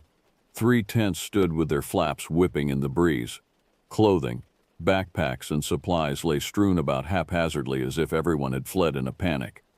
Drawing closer, my blood ran cold.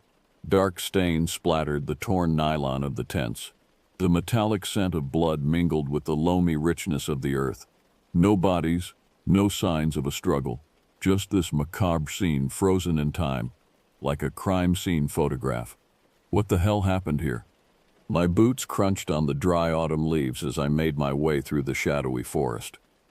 The sun had nearly set, casting an eerie orange glow through the canopy of bare branches overhead.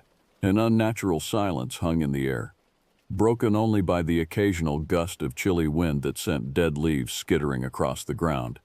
A child's stuffed teddy bear lay abandoned near the cold embers of the fire pit. As I knelt to examine it, a jolt of dread shot through me. Jagged claw marks rent the soft fur, leaking clouds of polyester stuffing. No animal I knew of could have made those cuts. In the gathering darkness, a long, keening howl rose from deep in the woods, sending shivers down my spine. It sounded like no creature I'd ever encountered. Unholstering my pistol, I peered into the murky tree line, my heart hammering. 2 pinpricks of pale light, like eyes, glinted in the underbrush. Then they vanished. Something was out there in the darkness, something that didn't belong in this world, and it was watching me. "Roger that," Hank replied, his gruff voice crackling over the radio. "Hate to say it, but we've had other disappearances in that area over the years. Folks around here don't much like to talk about it." When dawn broke, cold and gray, I radioed back to the ranger station to report my findings. "Hank, you copy? I've got a real bad situation up here. Hikers are missing, campsite's a wreck, looks like an animal attack, but I ain't ever seen anything like this." I tossed and turned in my sleeping bag that night. unable to shake the feeling of being watched. The forest beyond my tent rustled and whispered, as if conspiring against me. My mind churned with grim thoughts of the vacant, blood-soaked campsite. Where had the campers gone? What sort of beast was lurking in these woods? Christ almighty, Hank. You trying to give me a heart attack? I'd never put much stock in ghost stories and native lore. But after what I'd seen last night, I wasn't so sure. Listen, you didn't hear this from me, Hank said slowly, but the local tribes got legends about those hills. Say there's old evil spirits that roam around up there. Spirits that can look like men or beasts. They take folks sometimes, especially when the moon's full. Well, somebody better start talking, because there's a world of hurt out in these woods, and I'm stumbling around in the dark here. I took a long pull from my canteen, trying to steady my nerves. Later, in a small-town diner off the highway, I found myself sitting across from an ancient Native American man. His weathered face looked like a relief map of the hills themselves. When I told him about the missing hikers and the state of their camp, his dark eyes flashed with something like recognition. I left the diner with a heavy sense of dread. As I drove back toward the mountains, the old man's words echoed in my skull. I tried to tell myself it was just superstitious nonsense, but I couldn't shake the uncanny feeling that I was driving toward something truly malevolent, something that defied explanation. Those who walk like men, he said cryptically, his voice barely above a whisper. The Wendigos, hungry for human flesh. Once they catch the scent of blood, they never stop hunting. When dawn broke, the true carnage revealed itself. I found the first ravaged deer carcass beside a burbling creek. Its belly hung open in glistening ropes, picked ribs thrusting to the pale sky.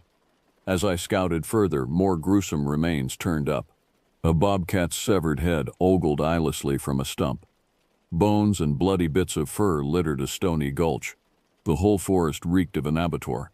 And as I would soon learn, my darkest fears didn't even touch the horror that awaited me in the shadows of the forest.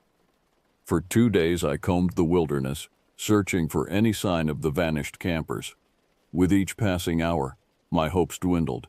The nights brought a primal, gripping terror. In the inky blackness between the trees, I sensed swift, stalking movements defying natural rhythms. My electric lantern sputtered and died, plunging me into blinding dark.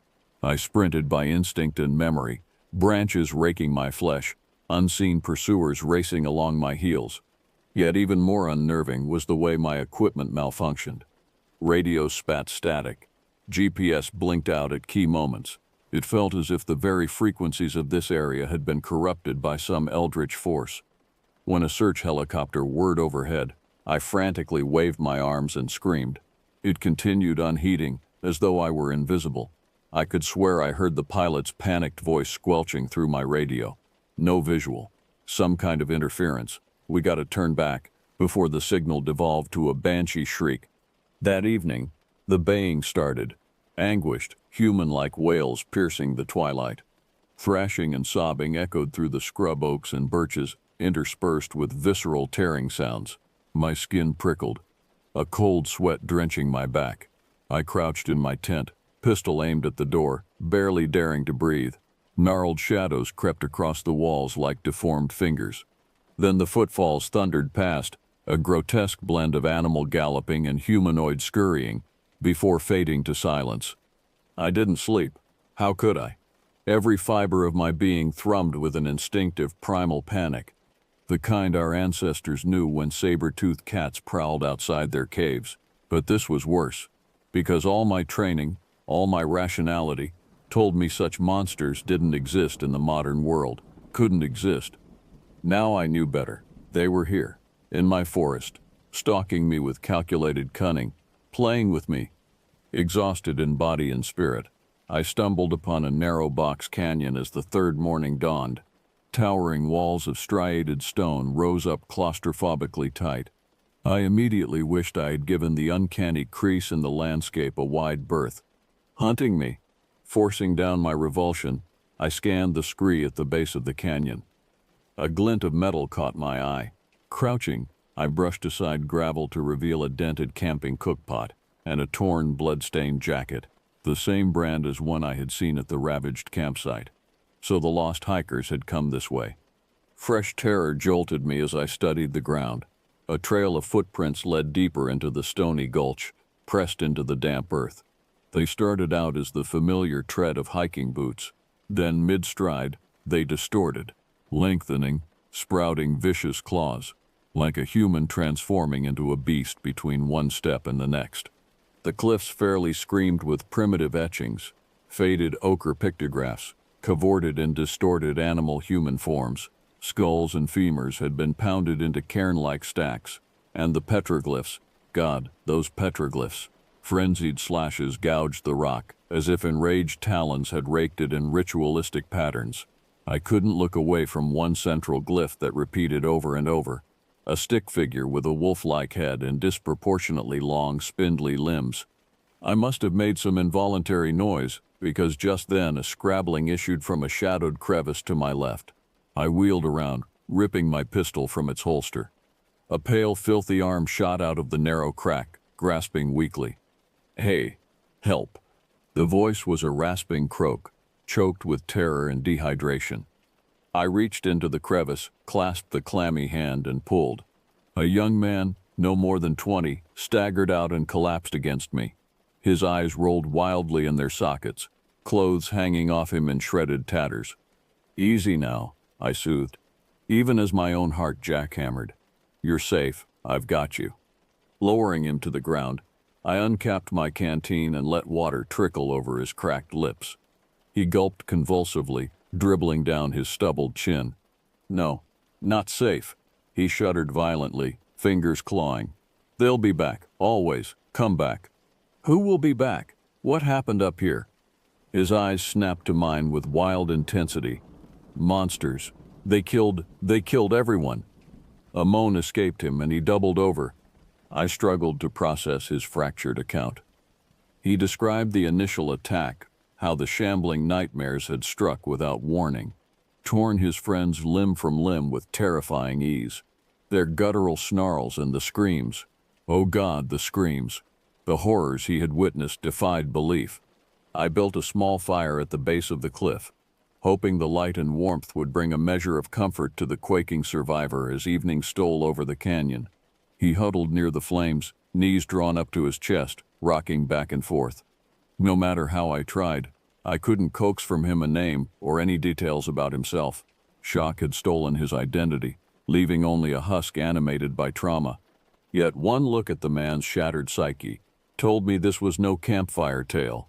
He had stared into the abyss, and it had stared back, with ravenous, glowing eyes and a predator's grin.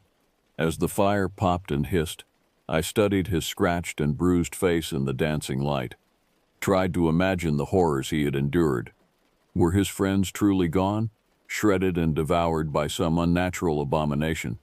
It sounded preposterous, impossible. When it came silently. One moment the canyon lay still and empty. The next, a towering silhouette filled the gap, blotting out the stars. Then I remembered the uncanny sights and sounds I myself had witnessed over the preceding days. The spine-chilling howls, the sense of being watched by malevolent eyes. Whatever lurked in this forest, it was no mere animal, some primal intuition, ancient as encoded self-preservation behavior, screamed at me to flee. But I couldn't abandon this broken man, or the others, if any still lived. So I sat up with my pistol cocked and ready, watching the narrow entrance to the canyon. Moonlight painted the world beyond in slivers of icy blue and impenetrable shadow.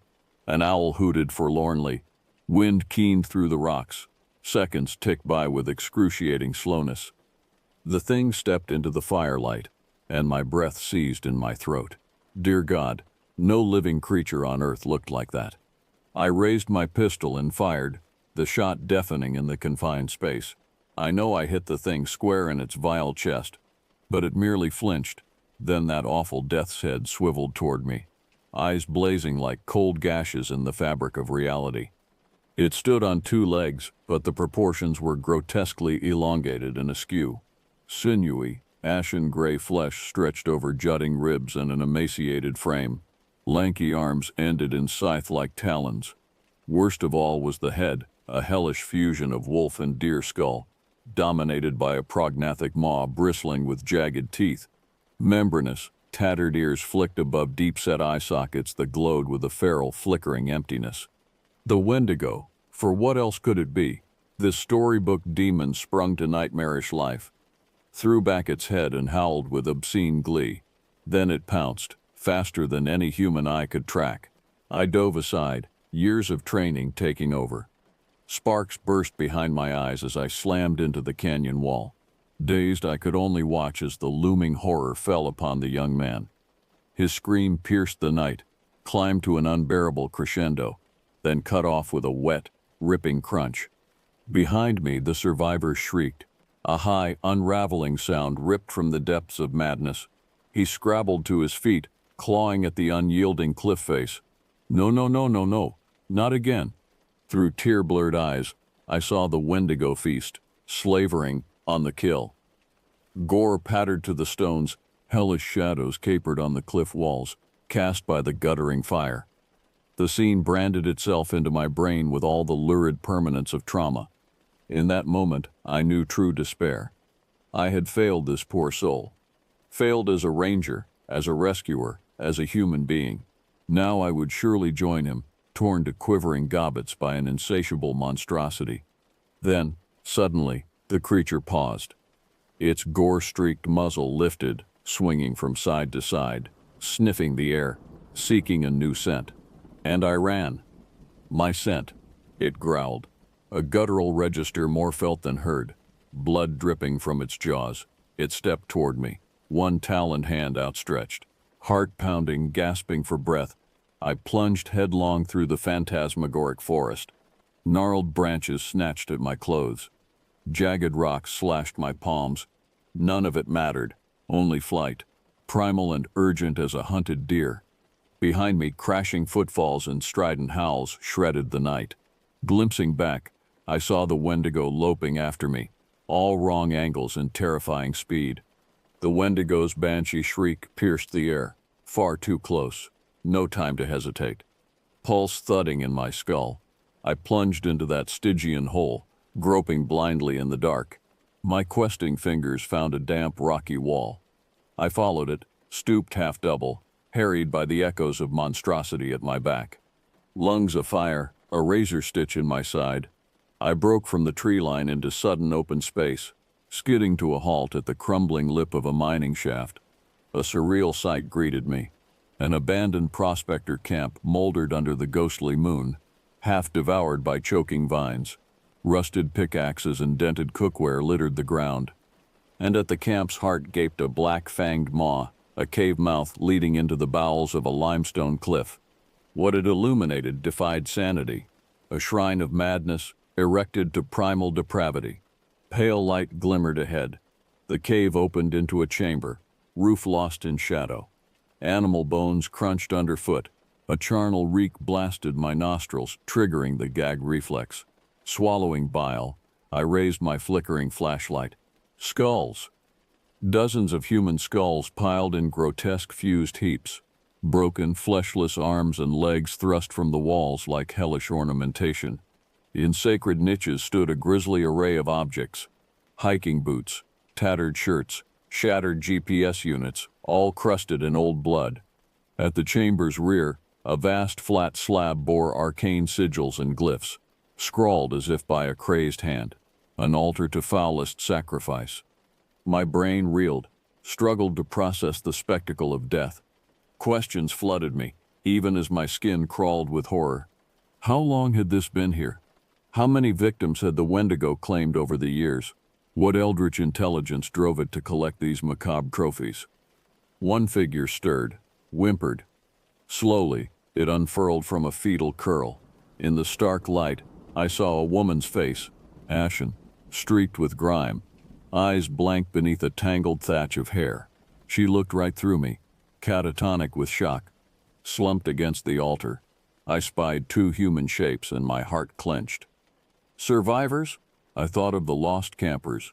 Prayed these might be them. Warily approaching, flashlight beam wavering, I called out. "Hello? I'm a ranger. I'm here to help." The Wendigo's hunting howl bellowed from the cave mouth. Cursing, I slung the semi-conscious man across my shoulders in a fireman's carry. With my free hand, I hauled the unresponsive woman to her feet. "We have to move, now." The passageways twisted before us. A stony labyrinth. I blundered on, taking turns at random, pulse drumming a panic tempo. The monster's squalling cries distorted weirdly, seeming to come from all directions at once. Stalactites clawed at my face. The dank air thickened, harder to suck into straining lungs. Her male companion fared worse. He remained motionless, propped against the blood-smeared stone. Only the shallow rise and fall of his chest indicated life. A quick once-over revealed festering gashes, the flesh around them hot with infection. Just as my knees began to buckle under the double burden, a waft of night wind kissed my cheek. There, a fissure, leading up to faint starlight.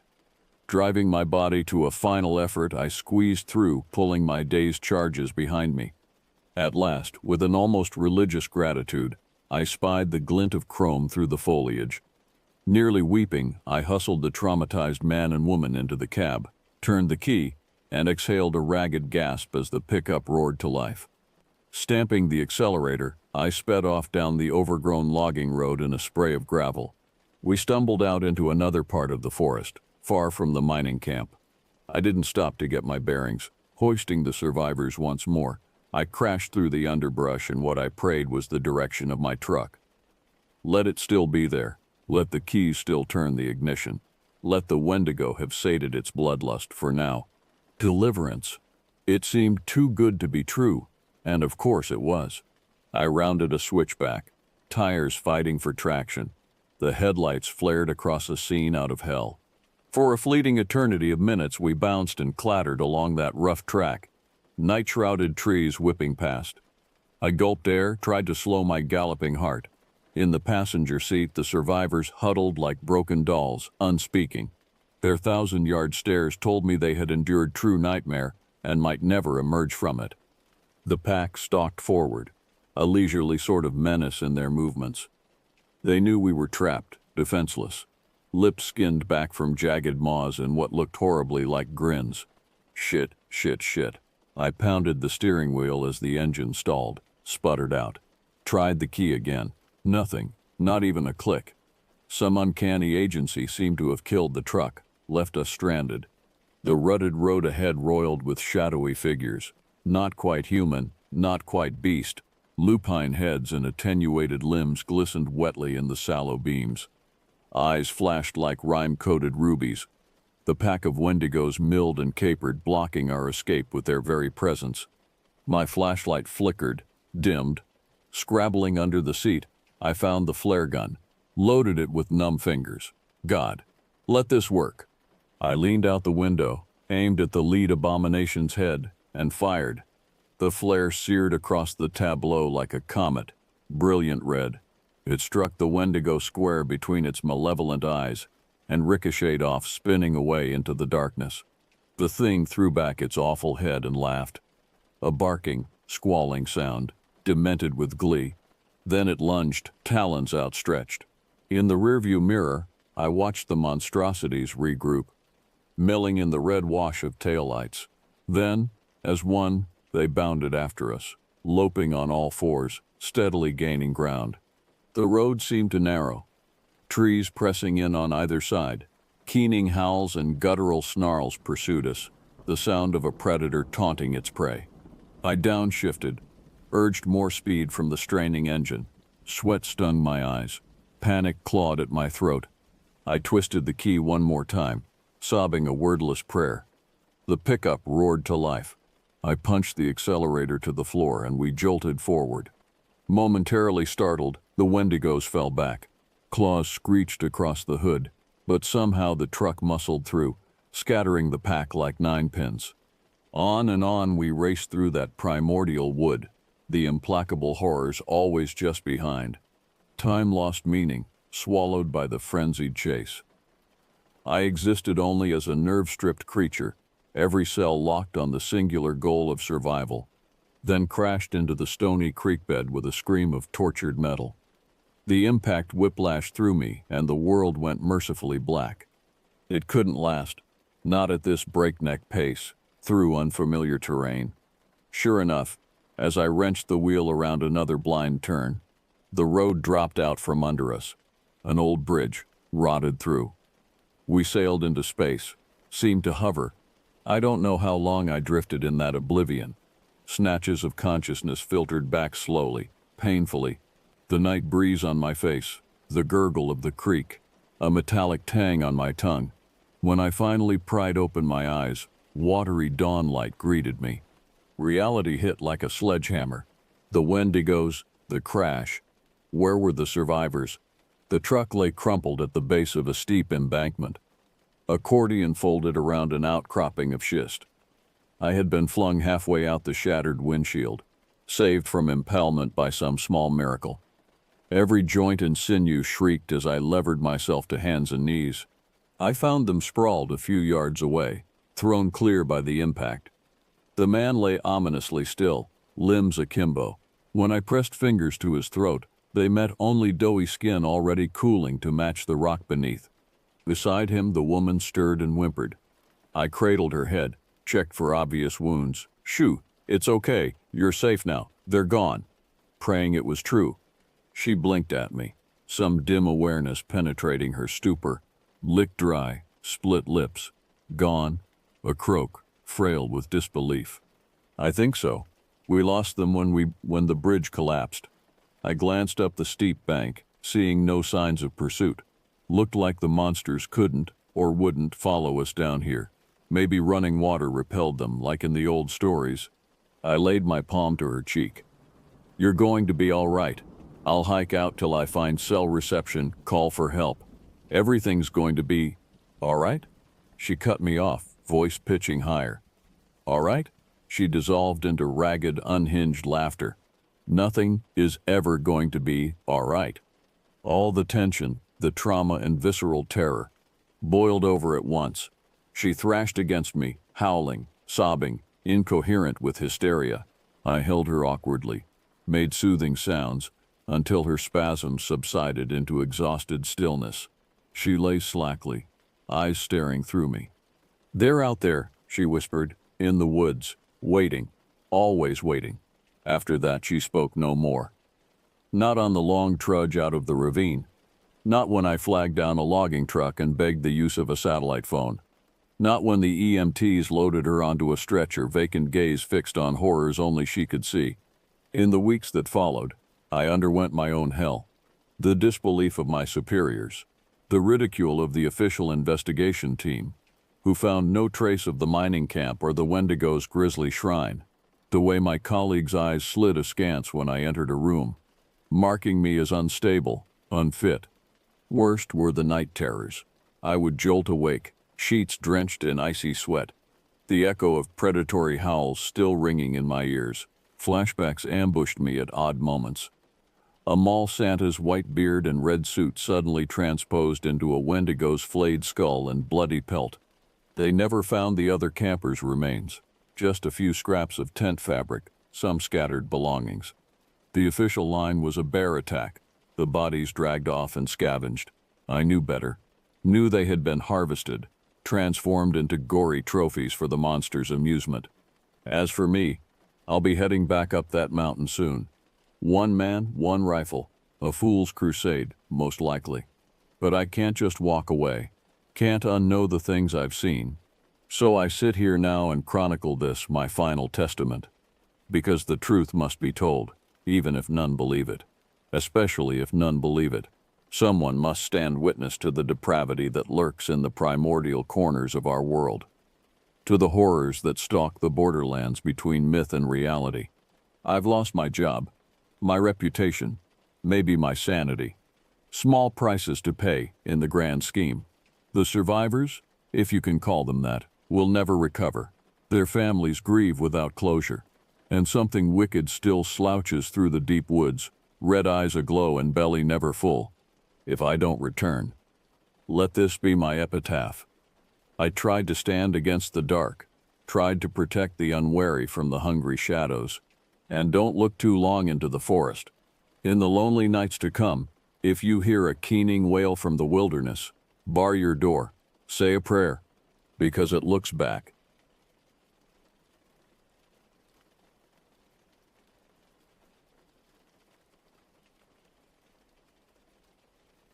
The air hung heavy and still as I stepped out of my truck and hefted my backpack over my shoulders. Another routine backcountry patrol as a ranger in the remote Alaskan wilderness, but something felt off today. An uneasiness I couldn't quite place as I locked the vehicle and set off down the narrow trail.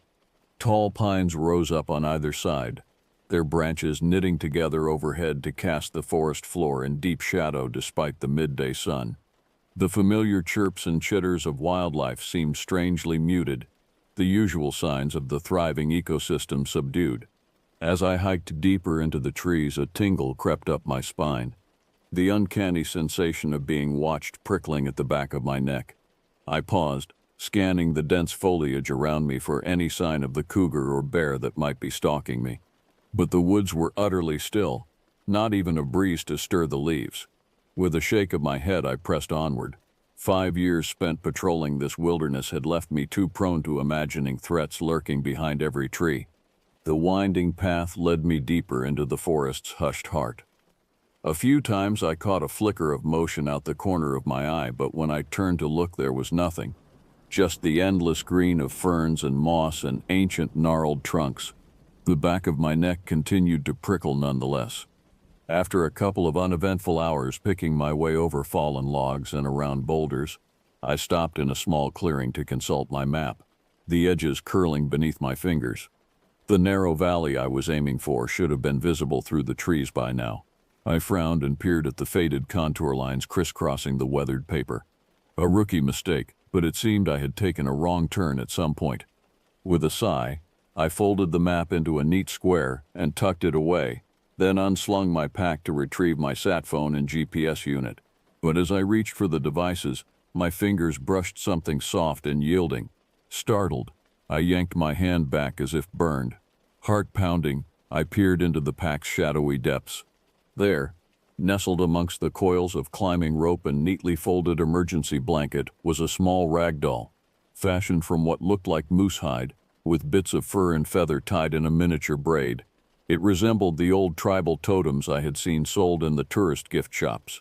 But I knew with absolute certainty it wasn't mine. Ice threaded through my veins as I gingerly lifted the doll out, half expecting it to turn its button eyes to meet mine. It remained motionless, but the sense of unease ratcheted up sharply. Someone or something had placed this in my pack, and that meant I was being followed by more than my imagination. Unnerved, I swept my gaze over the clearing, searching for any sign of my stalker. But the looming trees kept their secrets, and no telltale rustling of undergrowth or snapping of twigs betrayed a watcher in the shadows. Swallowing hard, I shoved the doll into my pocket, out of sight but not out of mind, and returned to the trail with a renewed wariness in my steps and a tightness in my chest. What trouble had I stumbled into?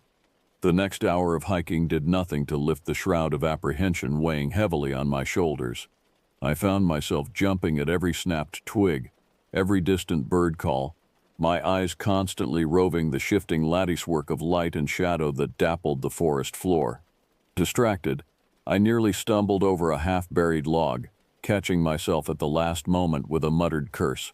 Straightening, I scanned the area again, feeling increasingly hemmed in by the towering trunks and dense foliage on all sides. Then, in a shaft of sunlight breaking through the canopy's green roof, something caught my eye. A line of tracks pressed into a patch of mud just off the narrow trail. Frowning, I knelt to examine them more closely. At first glance, they resembled bear tracks. The long curved toes and heavy pad were distinctive even to my untrained eye. But as I looked closer, a shiver prickled down my spine. The prints were too elongated, too narrow to be from any bear I'd ever encountered in my years patrolling these woods. And at the heel, instead of the expected round impression, 5 gashes scored the mud like the clawed fingers of some monstrous hand. I swallowed, mouth gone suddenly dry as I stared at those unnatural prints. No animal I knew of could have left them. Rising on shaky legs, I swept my gaze over the silent forest, searching for any other sign of the creature's passage. but the tracks seemed to vanish after a few paces, and no broken branches or disturbed undergrowth hinted at which way it had gone. "Hello?" I called hesitantly, my voice disappearing into the hush without even an echo. There was no answer save the distant caw of a crow. Unsettled, I looked down at the bizarre prints again, trying to convince myself I was imagining things. Then from somewhere off to my left came the unmistakable crack of a branch snapping, as deliberate as a gunshot in the stillness. I spun toward the sound, my heart leaping into my throat as I scanned the shadows between the trees, but I saw nothing. No flicker of movement, no looming shape in the undergrowth. Uneasiness hardening into true fear, I took a step back, my hand tightening on the straps of my backpack. The forest suddenly felt too tight, too watchful, the very air charged with unseen menace. A hoarse shout made me nearly jump out of my skin. An old man stood on the trail a short distance away, leaning on a gnarled walking stick and regarding me from beneath a battered felt hat. His weathered face was as craggy and lined as the ponderosa pines rising around us, his eyes glittering like chips of obsidian. "Easy there," he said, his voice low and gravelly. "Didn't mean to startle you." My heart still racing, I managed a stiff nod. "You live around here?" I asked, striving to keep my tone casual. It wasn't unheard of for dedicated outdoorsmen to make their homes in these wilds, but something about this old-timer raised the hairs on my arms. A shadow passed behind his eyes. In a manner of speaking, he looked past me, to the strange tracks marring the mud, and his lips thinned. "You'd best be careful, Ranger. There's things in these woods that don't take kindly to visitors." A chill washed through me at his words. "What kind of things?" The old man shook his head slowly. "Pray you don't find out." He straightened, faded flannel shirt pulling tight over a bony shoulder. "Leave this place. Don't look back." Then, with no more than a parting nod, he turned and limped away, vanishing into the trees as suddenly as he had appeared. For a long moment I stood frozen, staring after him and trying to convince myself he'd been nothing more than a product of my overactive nerves. But I couldn't shake the chill his cryptic warning had sent through me.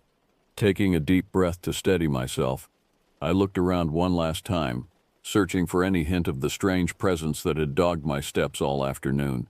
There, a flicker of motion drew my gaze to a screen of dense brush 30 yards away. A face peered back at me from the shadows, as still and watchful as a wolf. But it was no wolf, nor any creature I recognized. Bile rose in the back of my throat as I stared into that terrible visage. It was like someone had taken the features of a man and an animal and stitched them together into an abomination. A lumpy brow, pointed ears, a flash of yellowed fangs in a lipless mouth. Then it was gone, melting away into the foliage between one blink and the next. So swiftly I half convinced myself it had been a trick of the light. But I knew better. The glimpse of that twisted parody of life had shaken me to my core, stoking my growing conviction that something was deeply, hideously wrong in this forest. Every instinct screamed at me to turn back, to flee these shadow-haunted woods before I became the next victim of whatever nightmares lurked here. Instead, I pressed onward with leaden steps, dread coiling ever tighter in my gut. I was a ranger, sworn to protect this wilderness and the people who ventured into it, and that meant confronting this faceless stalker, no matter how badly I wanted to run. But as the trees closed in around me once more, I couldn't shake the cold certainty that I was walking into a horror I couldn't begin to fathom. Dusky fingers of twilight slowly stole the color from the forest as afternoon bled into evening. Overhead, the sky darkened to a brooding cobalt blue behind skeletal branches. Soon only a pale orange glow remained along the western horizon, the sun's dying rays clinging tenuously to a world being swiftly swallowed by shadow. A grim urgency hastened my steps as the encroaching dark sharpened every sound and scent. The rhythmic crunch of my boots against the forest loam sounded far too loud, and the salty tang of my own fear-drenched sweat filled my nostrils. Unbidden, my hand crept to the canister of bear spray at my belt, as if the potent irritant could do anything against the creature stalking me. As full night settled over the woods, strange sounds joined the chorus of crickets and frogs from the lightless depths. Sounds that sent fresh ice trickling down my spine. A throaty chuffing like a great cat prowling just out of sight. The deliberate snap of dead wood circling, herding me onward. And beneath it all, a queasy susurrus that might have been the breeze through the trees or distant, half-heard voices gibbering in a language never meant for human tongues. At some point I fumbled my flashlight out of my pack, the feeble beam illuminating a narrow path between the endless rows of tree trunks. But the darkness thickened around that pitiful circle of light, gaining substance until it felt as if I was wading through ink. I had hiked these forests at night 100 times, but never had the black felt so alive, so malevolent. I could almost feel it prowling at my heels, nipping at my ankles as I stumbled through the bracken. Every instinct screamed to break into a blind run, but the certainty of what would happen if I lost the trail kept me grinding forward at a determined march. Sooner or later I would have to stop and make camp for the night. The thought of lying helpless in this haunted wood with only the flimsy nylon of my tent between me and whatever lurked in the shadows sent a fresh surge of dread pulsing through my veins. At long last I burst from the tree line onto the rocky bank of a small stream. Even the feeble starlight filtering through the canopy seemed blinding after so long in the Stygian forest. I collapsed to my knees at the water's edge, splashing my face with shaking hands. The icy liquid shocked a small measure of clarity back into my faltering senses. I wasn't lost, not yet. If I followed the stream northwest, I would eventually reach the ranger outpost that was my destination. All I had to do was make it through the night without losing my nerve or my life. With a concerted effort, I forced down the panic, trying to claw its way up my throat. As I knelt there, trying to gather the tattered scraps of my courage, a gleam of pale cloth caught my eye a short distance downstream. Even before my flashlight beam fell on it, I knew it was no ordinary piece of litter. The beam threw into sharp relief a torn, stained hiking boot, caught on a sandbar in the middle of the stream. My mouth went bone dry as I played the light along the opposite bank. Just visible in the patchy illumination were the splintered remains of walking poles, tatters of a coated nylon jacket, and an overturned backpack with its contents strewn across the gravel. There was an almost staged quality to the tableau, as if the items had been placed deliberately to lure me closer. And there, half buried in the silt, a human femur, picked clean of flesh and glistening wetly in the faltering beam. I recoiled so sharply, I nearly toppled backward into the water. A choked cry tearing from my throat. Wildly, I swung the flashlight beam in an arc, certain I would see the creature crouched on the bank, grinning at me with that rictus of jagged fangs. But the night showed me nothing save dancing shadows and the pale bone winking at me from the stream bed. Someone else had walked this path before me, I realized in a numb daze, and they had met a grisly end at the hands of my faceless stalker. The old man's warning echoed in my ears. There's things in these woods that don't take kindly to visitors. I had laughed it off as local superstition. Now I was face to face with the horrifying truth of it. I needed to keep moving, to put as much distance as possible between myself and this grim scene. But my legs seemed to have turned to lead, my feet rooted to the rocky ground. Some animal instinct warned that if I tried to run, the chase would begin in earnest, and this time there would be no escape. With an effort that left me trembling, I forced myself to turn my back on that macabre pile of remains. Numb, I slogged away from the stream, back into the anonymous bulk of the forest. I had no destination now, save away from the creature, away from the grinning skull and splintered bones of the hiker who'd come before. But there was no way to be found in this shadow-haunted wilderness. I could only forge onward into the waiting gullet of the night, knowing in my bones that it was a beast that would swallow me whole. Setting up camp with trembling hands and a mind clouded by exhaustion and fear was an exercise in grim determination.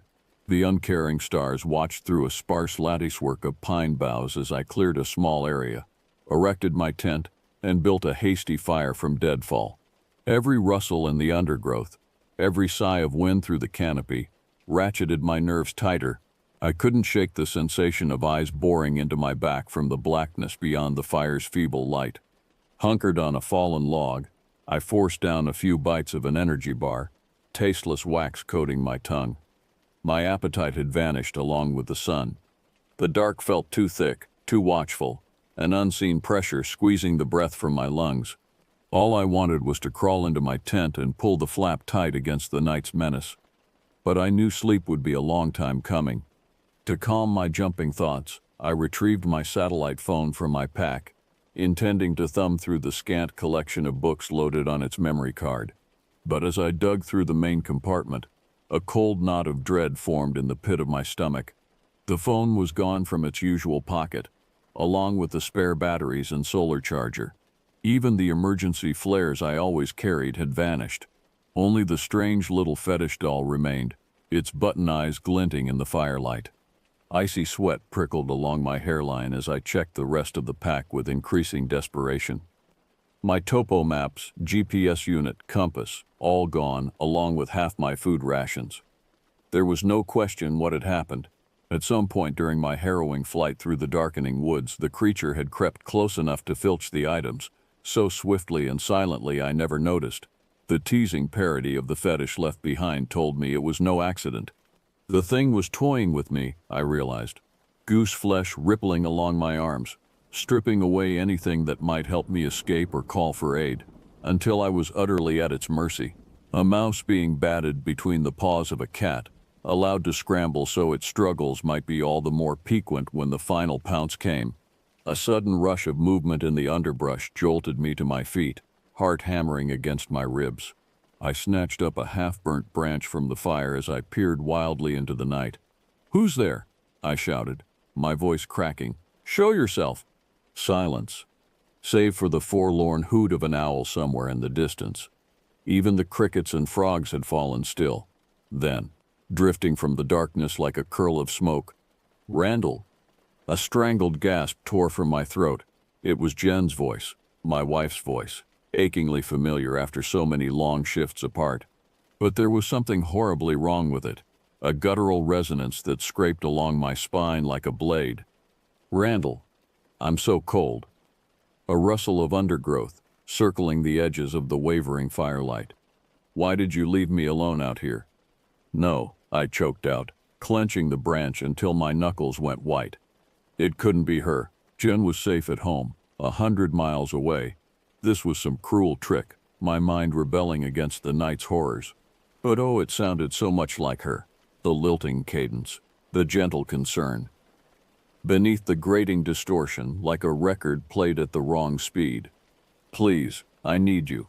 A shadow detached from the tree line, the vague outline of a figure in the dark. "Come to me." I stumbled back, nearly tripping over the stones ringing the fire. "Stay away." My voice emerged as a strangled croak. "You're not her. You're not real." A chilling laugh emanated from the murk. No longer my wife's dulcet tones, but a rasping growl that sent spikes of ice down my spine. "Oh, I'm real enough, little mouse. And we have such games to play, you and I." Leaves rustled on all sides now, the night coming alive with spectral motion. Tall shapes slipped between the endless columns of pine trunks, lithe and predatory, and from the depths of the forest rose a susurration of whispers that might have been the wind in the branches or a chorus of damned souls. "Randall, Randall," my name, repeated over and over in a sibilant parody of Jen's honeyed lilt, layered and echoing until it filled my head, my heart, driving out all other thought. Helpless, I clapped my hands over my ears, but it did nothing to block the rising cacophony.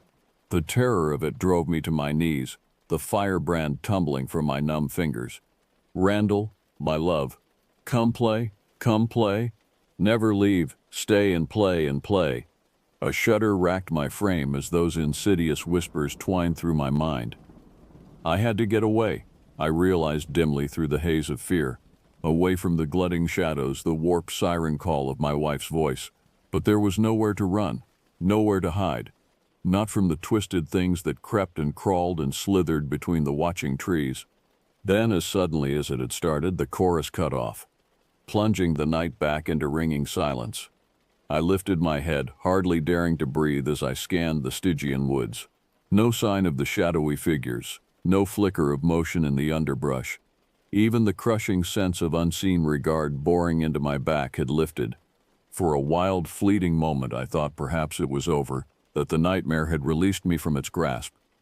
But as I staggered upright on watery legs, I caught a glint of mocking intelligence in the firelight. There, on the fallen log where I had made my meager camp, a pair of eyes stared back at me, not the button eyes of the fetish doll, but real eyes, human eyes, wide and glassy and utterly lifeless. It was the old man from the trail, his seamed face frozen in a rictus of terror, mouth yawning in a silent scream. He was propped on the log like a ventriloquist's dummy, limbs splayed at unnatural angles. But that wasn't the worst of it. His skin was gone, flayed from his body in ragged strips until nothing remained but glistening red muscle and yellow gobbets of fat. A wet, meaty mass like an anatomical sketch made nightmarishly real. As I stared in mute horror, a fly crawled lazily over the ruin of his cheek and vanished into the black socket of an eye. The scream that ripped from my throat seemed to come from a great distance, muffled by the roaring of blood in my ears. I screamed and screamed until my voice gave out, until there was nothing left but a thin animal keening. And through it all, those sightless eyes stared into mine, twin pools of judgment and damnation. "This is your fate," they seemed to say. "This is what waits for you, in the belly of the night." The thought jolted through me like a lightning strike, galvanizing my locked limbs into sudden panic motion. Heedless of direction, I plunged into the woods, leaving my pack, my tent, the gruesome remains of the old man behind. The night swallowed me at once, trees flashing past on either side, undergrowth snatching at my ankles. Headlong I crashed through the brush, hurtled over fallen logs, fled blindly into the labyrinth of the forest. But even as I ran, the cold certainty settled in my gut that there would be no escape. The fetid breath of my pursuer billowed at the nape of my neck, its delighted laughter nipping at my heels. I had gazed upon the face of true darkness, and it would never let me go. Brambles tore at my face and arms as I plunged through a screen of brush, staggering into a small clearing. My legs felt like jelly, my pulse a wild tattoo in my throat. I couldn't keep running, couldn't draw a full breath past the iron band constricting my chest. In a haze of exhaustion and fear, I slumped against a gnarled trunk and cast a bleary eye over the pre-dawn gloom. Endless ranks of pines encircled me, the ground between choked with dense undergrowth, blackberries, elderberries, salal. The light was stronger here, away from the forest's inky depths, but it only sharpened the savage lines of the wilderness hemming me in. No sign of my camp, or even the stream. My mad sprint had been too wild, too chaotic for me to retrace my steps. And I was being hunted. There could be no doubt of it now. Every hair on my arm stood erect, an electric crackle racing down my spine as I listened for sounds of pursuit. Stealthy footfalls in the ferns, a branch swaying against the breeze, that rasping, gloating voice reaching out to ensnare me. But only eerie silence pressed against my eardrums, like I'd been swaddled in cotton batting. The air felt thick enough to cut with a knife, heavy with the musk of rotting vegetation and something fouler, a rank animal reek that turned my stomach and clogged my nostrils. I knew that scent, had smelled it on the wind moments before the creature appeared. It was here, watching. My hand crept to my belt, seeking the reassuring steel of my knife, but my fingers closed on empty air. The sheath was gone, along with the rest of my gear. I had nothing, I realized, my breath hitching in my throat. No food, no water, not even the clothes on my back were suited for a trek through the back country. And something told me this chase would not end until only one of us was left standing. Gritting my teeth against the fear churning in my gut, I pushed off from the tree, aiming for the far side of the clearing. I had to keep moving, had to find a way back to my truck before exhaustion or my pursuer caught up with me. But I'd barely taken a step when something caught my eye, snagging my gaze like a fishhook. There, on the furrowed bark, 4 ragged slashes, oozing sap like blood, and lower, caught on a protruding knot, a few strands of wiry fur, and a shred of mottled green fabric. Bile scorched the back of my throat. It was here, marking its territory, leaving just enough sign to taunt me with its presence while staying maddeningly out of sight. I whirled to scan the tree line, my heart jackhammering against my ribs, but the shadows rippled like water, offering no hint of the nightmare lurking in their depths. Then a howl shattered the stillness. So close it felt like icy claws dragged down my spine. An unearthly wail, not quite wolf, not quite human. The undulating notes crawling under my skin until I wanted to scream. As if in response, a chorus of yips and barks rose all around me, filling the woods until it was impossible to tell from which direction the threat came. I was surrounded, the noose drawing tight around my neck. Breath sobbing in my lungs, I dropped into a sprinter's crouch, swiveling to face the thickest tangle of undergrowth. My only chance was to break through, to outrun them for just a little longer.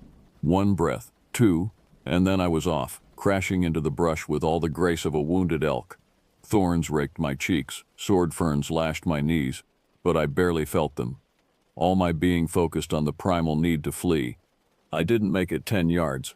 A huge black shape lunged from the tree line to my right, a blur of fur and teeth and glowing eyes. I tried to dodge, but the creature moved too fast, an oily shadow flowing around me in a dizzying spiral. Dimly I registered a massive body perched on legs too long and sinuous to be wolf or bear, a flattened skull like a viper's, a lolling tongue dripping ochre foam between dagger fangs.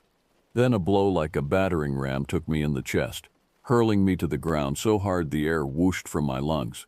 Spots swam before my eyes as I struggled to rise, but an enormous paw pinned me effortlessly.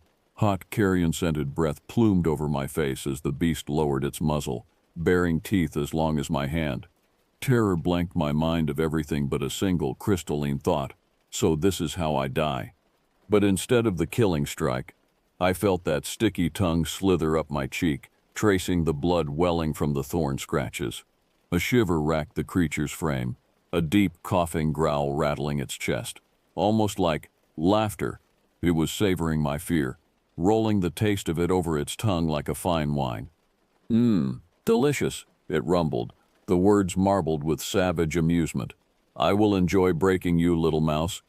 A choked whimper crawled up my throat. In a haze of animal panic, I writhed beneath its bulk, but my struggles only made it tighten its grip, claws piercing my shirt to dimple the skin beneath. None of that now, it chided, cold mirth dancing in its ember eyes. The game is far from over. You still have much to suffer before I feast. Its jaws gaped, as if to sample my flesh. I squeezed my eyes shut, bracing for the white-hot lance of pain.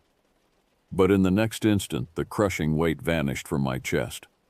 My eyes flew open, flicking wildly around the clearing. It was empty. No hulking beasts, no burning eyes in the shadows, only the motionless sentinels of the trees and the ghostly skeins of mist twining between them. For a moment I lay stunned, gulping air, wondering if the whole thing had been some sort of fever dream. Then my shredded shirt snagged on a bramble as I pushed upright, and the biting sting of punctured flesh told me it had been all too real. Slowly, fighting the rubbery weakness in my legs, I climbed to my feet, scanning the forest's menacing silhouettes. Nothing moved in the gloom. No lurking presence raised the hairs on my nape. But I knew it was out there, watching, waiting for me to drop my guard. The game is far from over, it had said. The words rang in my skull as I staggered in the direction I prayed the truck was parked. Because to this creature, that's all I was, a game piece to be toyed with and tormented, my agonized thrashing the sweetest of nectars. And it would never let me leave the board. Branches clawed at my face and arms as I stumbled through the underbrush, thorns leaving burning kisses on my skin. Sweat and blood mingled beneath my ragged shirt, plastering the fabric to my chest. My breath came in shallow, panicked gasps, and black spots crowded the edges of my vision. I felt like a rabbit in a snare, each desperate jump only drawing the wire tighter. But beneath the gibbering terror, a dull rage pulsed. How dare this creature hunt me through the forest that was my sworn duty to protect? How dare it violate the sanctity of the wilderness, twisting the beauty and grandeur of the land into a theater of horrors? I was a ranger, a guardian of these ancient trees. I would not lay down my life as a sheep to slaughter. As if in answer to my fury, the trees began to thin, the grasping nets of blackberries giving way to a carpet of soft duff. I hardly dared hope. But as I rounded a massive, broken-topped cedar, there it was, a small cabin hunched beneath the towering evergreens, its rough-hewn logs weathered to silver, a sagging porch, an overhanging shake roof, a crooked stovepipe jutting from one moss-softened corner. It was the most beautiful thing I had ever seen. My feet propelled me toward it before I could think better. A sanctuary, supplies, maybe even another human being.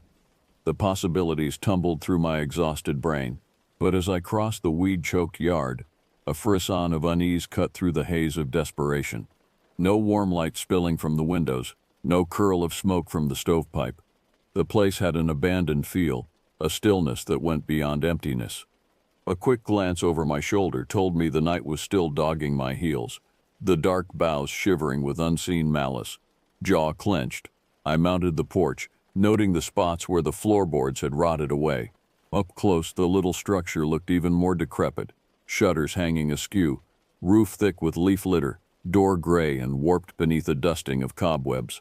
Clearly no one had lived here for a long time, but if I could just get inside, bar the door, catch my breath. I tried the knob and nearly sobbed with relief when it turned beneath my hand, the door swinging open with a rusty creak. Stale air that hadn't stirred in decades washed over me as I stumbled across the threshold, but I gulped it like the freshest mountain breeze. With shaking fingers, I groped for a latch, a bolt, anything to put a barrier between myself and the hulking shadows gathering at the tree line. Nothing. Of course there was nothing. This far from civilization, what was there to keep out but the wildlife? I nearly laughed at the bitter irony, settling for jamming a splintered chair beneath the knob. It wouldn't hold for a second if the creature decided to come crashing through, but it made me feel a little less exposed. That task done, I turned to survey my temporary sanctuary. A small front room thick with the fugue of mildew and rotting wood, a few pieces of rough-hewn furniture, their original colors lost beneath a furry coating of mold, an ancient pot-bellied stove squatting in one corner, its mica windows cracked and sooty, and everywhere the detritus of long abandonment, a moth-eaten wool blanket, a rusted coffee pot, a plate still crusted with the remains of a meal. As my eyes adjusted to the gloom, the objects began to take on a sinister cast, an old leather harness hanging on a hook, studded with dull iron rings, a coil of frayed rope, its fibers stained a telltale brown, and there, half hidden beneath a grimy cabinet, a scattering of small white objects, too regular to be pebbles or fallen plaster. With a sense of deepening dread, I knelt and plucked one from the dust, rolling it between my fingers. It was a tooth, a human molar, its root snapped off close to the gum line, as if it had been ripped from a screaming jaw. Cold sweat pricked my hairline as I raised my head, really seeing the room for the first time. Those dark stains splashed up the walls weren't just mildew. The gouges in the floorboards weren't from the claws of an animal, and the heavy cloying stench that permeated everything, soaked into the very logs. It was the feeder of rot and ruin, old blood and wasted meat. My gorge rose as the truth crashed over me like a wave of icy seawater. This wasn't a mere abandoned shell. This was a charnel house, a monstrous den where the creature brought its prey. How many hapless wanderers had met their end within these walls, pleading for a mercy that would never come?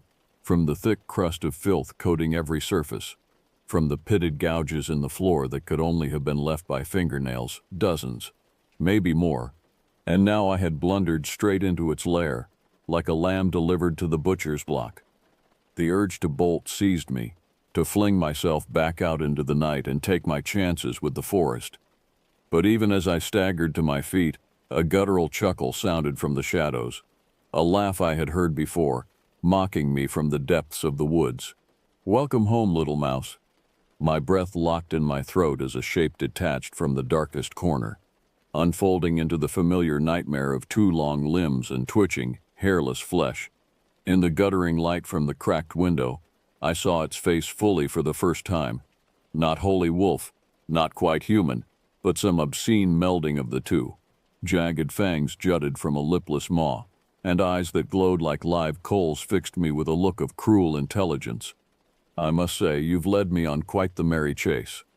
It prowled closer, its voice a rumbling purr that set my teeth on edge. None of the others lasted nearly so long. "You'll be a rare treat to savor." The dull rage that had carried me this far flared again, bright as a magnesium flare. I snatched up the ancient coffee pot and brandished it before me, as if the rusted tin could hold the beast at bay. "Why?" I snarled, my voice cracking. "Why are you doing this?"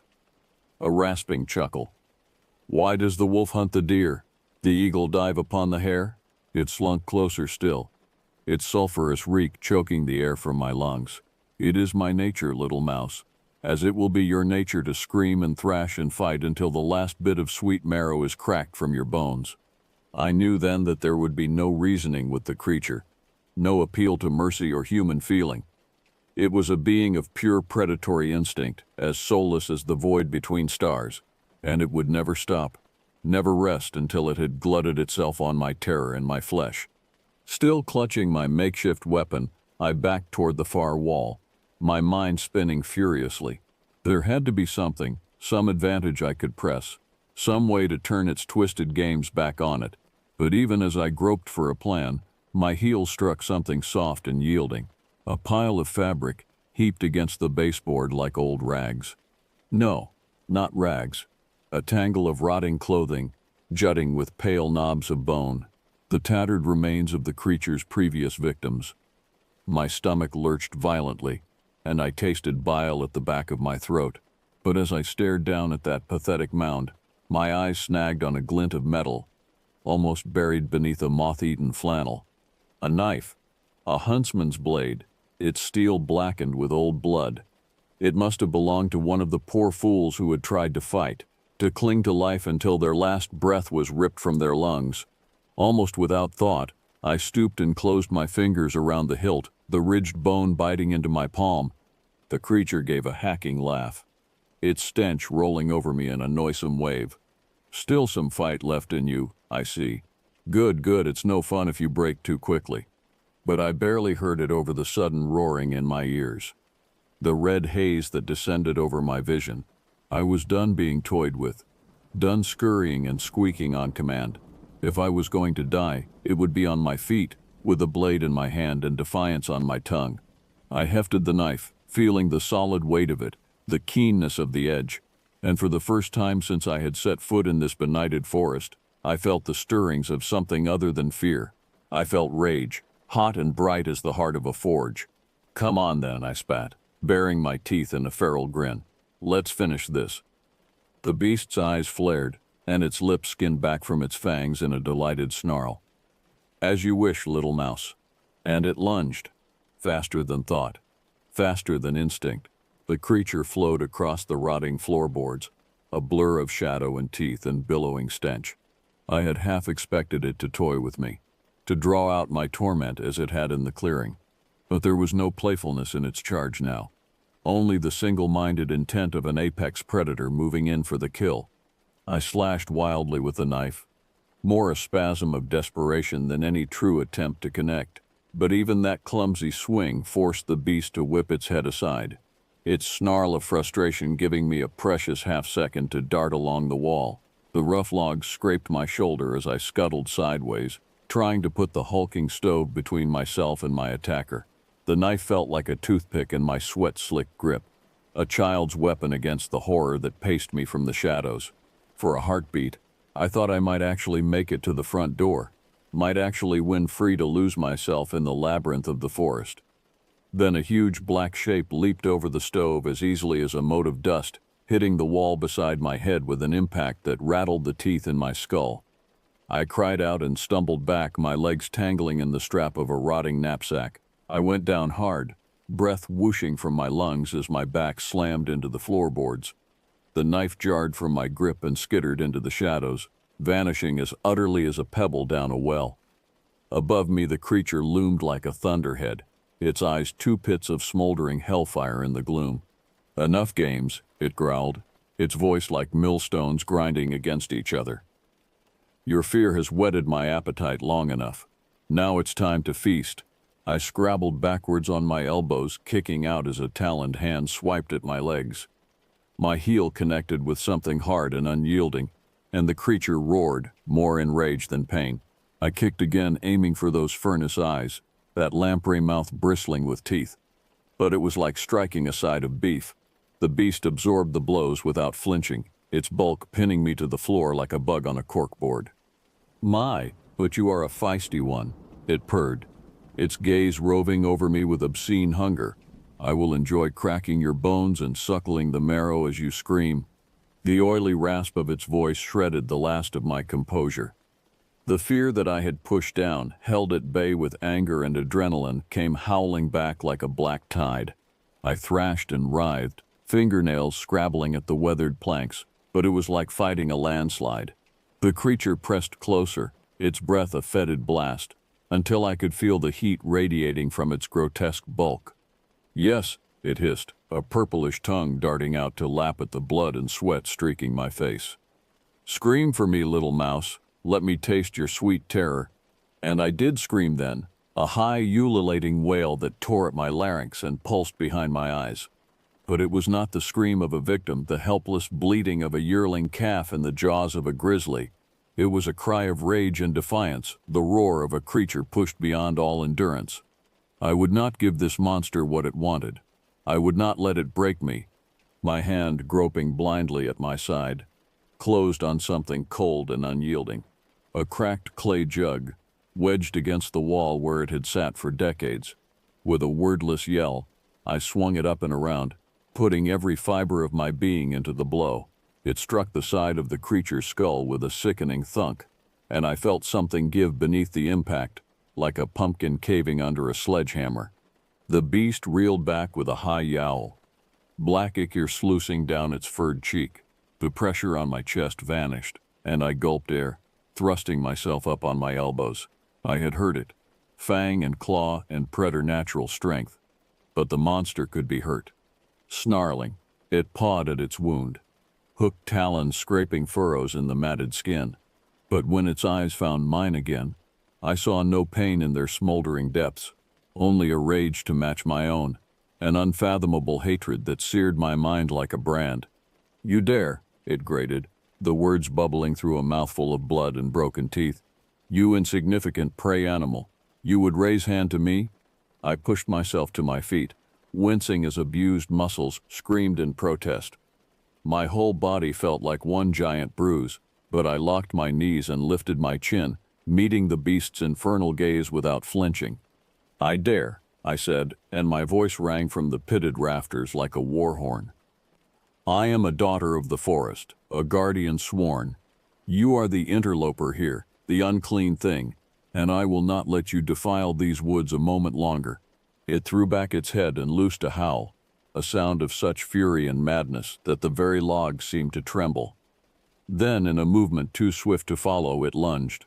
Lunged not for me, but for the rope still dangling from the wall. One moment it was coiled on its rusty hook, a relic of some long-ago trapper's snare. The next it was whipping through the air, a blur of hemp and mold and glinting fibers.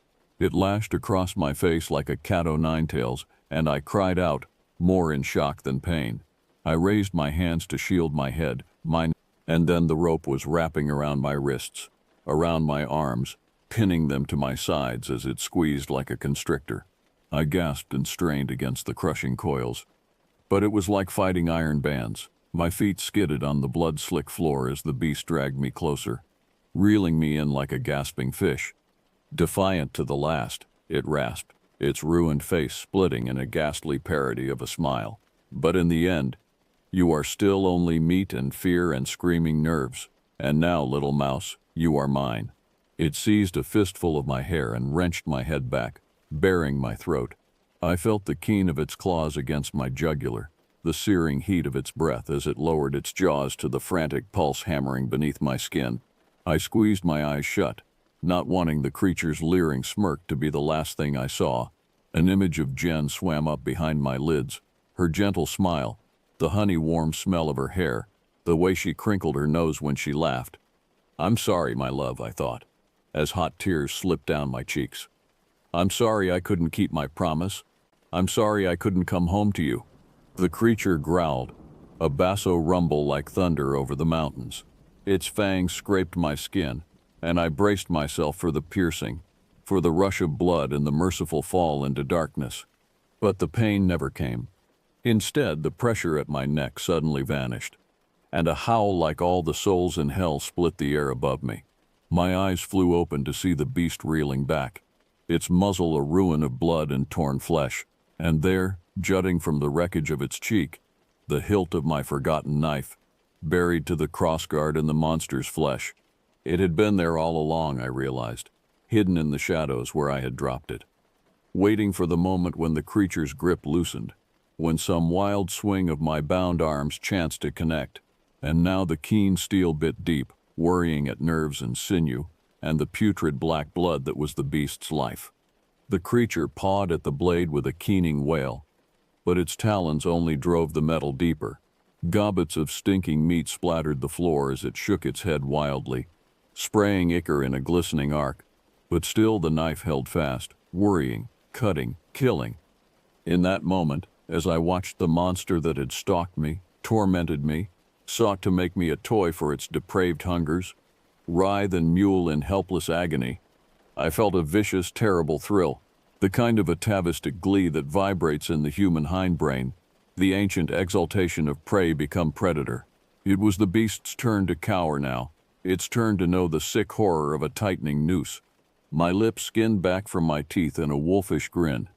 "Not so mighty now, are you?" I hissed, my voice rough with battle fury. "Not so eager to toy with your food." I twisted in my bonds, wriggling one blood-slick arm free of the rope's stranglehold. Reaching down, I fumbled at my belt until my fingers closed on the cool metal of my ranger's badge, heavy and solid in my grip.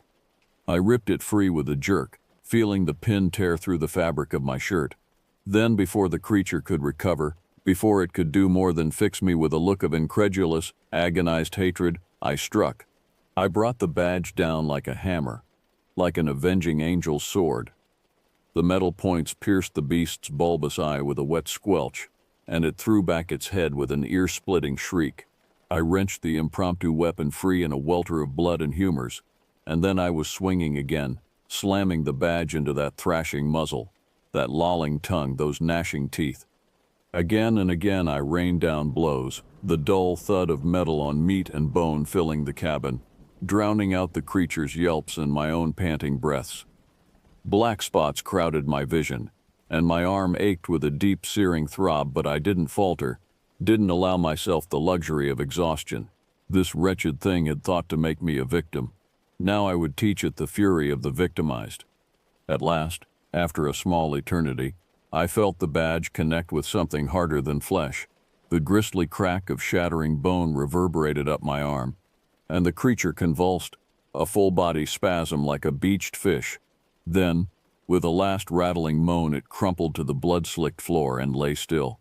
For a long, numb moment, I could only stare at the twisted shape that had been my tormentor. Its chest rose and fell in shallow, uneven gasps, and its remaining eye darted beneath a half-closed lid. But it did not stir, did not so much as twitch in my direction. The monster, the nightmare, the invincible beast of shadow and hunger, beaten at last, broken beneath my hands like the lowliest cur. A laugh bubbled up my throat, tasting of copper and madness. I let it spill from my lips, not caring that it bordered on a sob, not caring that my face was wet with tears and the creature's thick, stinking blood. I had won. Against all odds, against any sane reckoning, I had beaten the thing that had sought to break me. Never again, I vowed, as I stood swaying over the ruin I had made. Never again would I be prey. Never again would I cower or cringe before my fears. From this night forward, I was done being hunted. I was the hunter now. In the gray, guttering light of dawn, the forest looked almost peaceful. Mist curled between the trees, softening their edges, turning the gnarled trunks into half-seen phantoms. A few early birds trilled tentatively from the canopy, as if testing whether the long night had truly passed. And high above, visible through a gap in the bone-white branches, a single star still glimmered, fading slowly into the brightening sky. It might have been beautiful, had I been in any frame of mind to appreciate it. But as I stumbled from the cabin on legs that barely obeyed me, all I could feel was a numb, gnawing dread. The adrenaline that had sustained me through the long hours of darkness had deserted me, and in its wake came a sick, shocky emptiness, as if some vital part of me had been scooped out. I had won. I had beaten the monster, left it broken and bleeding on the rotten floorboards, but at what cost? The ranger who had entered these woods, who had sworn to safeguard the forest and its creatures, she was gone, shattered like the beast's skull beneath the pitiless metal of my badge. In her place was a creature I barely recognized, a husk animated only by the memory of fear and the bitter dregs of rage. I had stared into the abyss, and the abyss had stared back, and now I would never be clean of its touch. Numbly, moving as if in a dream, I set off into the lightning woods. I had no direction, no goal save to put one foot in front of the other, to keep moving until I found what? Civilization, rescue, redemption. They all seemed like far distant mirages, shimmering mockingly beyond reach. Time slipped by in a haze, and the sun climbed slowly toward its zenith. The mist burned away, and the forest came alive with the chatter of squirrels and the foraging of deer. Normally the sight would have brought me a measure of peace, but now all I could see were potential threats lurking behind every trunk and tussock. The hunter's instinct, once awakened, would not easily be put back to sleep. It was in that state, jumping at shadows and twitching at every snapped twig, that I stumbled into a small clearing and found myself face to face with a search party. For a moment we could only gape at each other. The three burly men in their orange vests and the wild-eyed, blood-spattered wraith that I had become. Then one of them took a tentative step forward, his weathered face creasing with concern. "Ranger Chantal?" he asked, his voice low and soothing, as if gentling a spooked horse. "Are you all right, ma'am?" A bark of laughter, brittle and unhinged, tore from my throat. All right, I would never be all right again, but I couldn't say that, couldn't give voice to the howling void that had opened inside me. So I simply nodded, letting my matted hair fall across my face. "I'm fine," I rasped, the words like broken glass in my mouth. "Just got a little lost." The men exchanged glances, and I saw the doubt flicker across their faces. But to their credit, they didn't press me, just nodded solemnly and gently took my arms, guiding me back the way they had come with murmured assurances that everything would be okay, that I was safe now. But even as I let them lead me through the dappled sunlight, even as the promise of hot food and clean clothes and human contact beckoned, I knew it for the comforting lie it was. I would never be safe, not truly. The forest would never again be a place of wonder and refuge for me, because I knew now what lurked in its shadowed heart. I had seen the face of true evil, had grappled with it and torn it apart with my bare hands. And in doing so, I had left a piece of myself in that blood-soaked cabin, a piece I would never get back. The monster was dead. But as I emerged from the tree line and caught sight of the rescue vehicles, the flashing lights and shouted orders and crush of humanity that seemed suddenly terribly alien, I wondered if perhaps it had taken me with it, if some essential part of me had been devoured, leaving only a brittle shell behind. I had won my life, but my soul, my sanity, my very sense of self, those were still in the belly of the beast, being slowly digested in an acid of primal terror and base brutality. And no matter how far I ran, no matter how many years and miles I put between myself and these haunted woods, I knew I would never truly escape. The creature had left its mark on me, indelible as a brand. I was a thing of blood and shadow now, my humanity sloughed away like a snake's outgrown skin. The hunt was over, but the hunger would never end. As I stepped into the arms of my rescuers, letting their concern and relief wash over me like a tide, I allowed myself a secret, savage smile. The beast was not the only predator in these woods, not anymore, and someday, inevitably, I would return to my hunting grounds. After all, I had promises to keep and miles to go before I sleep.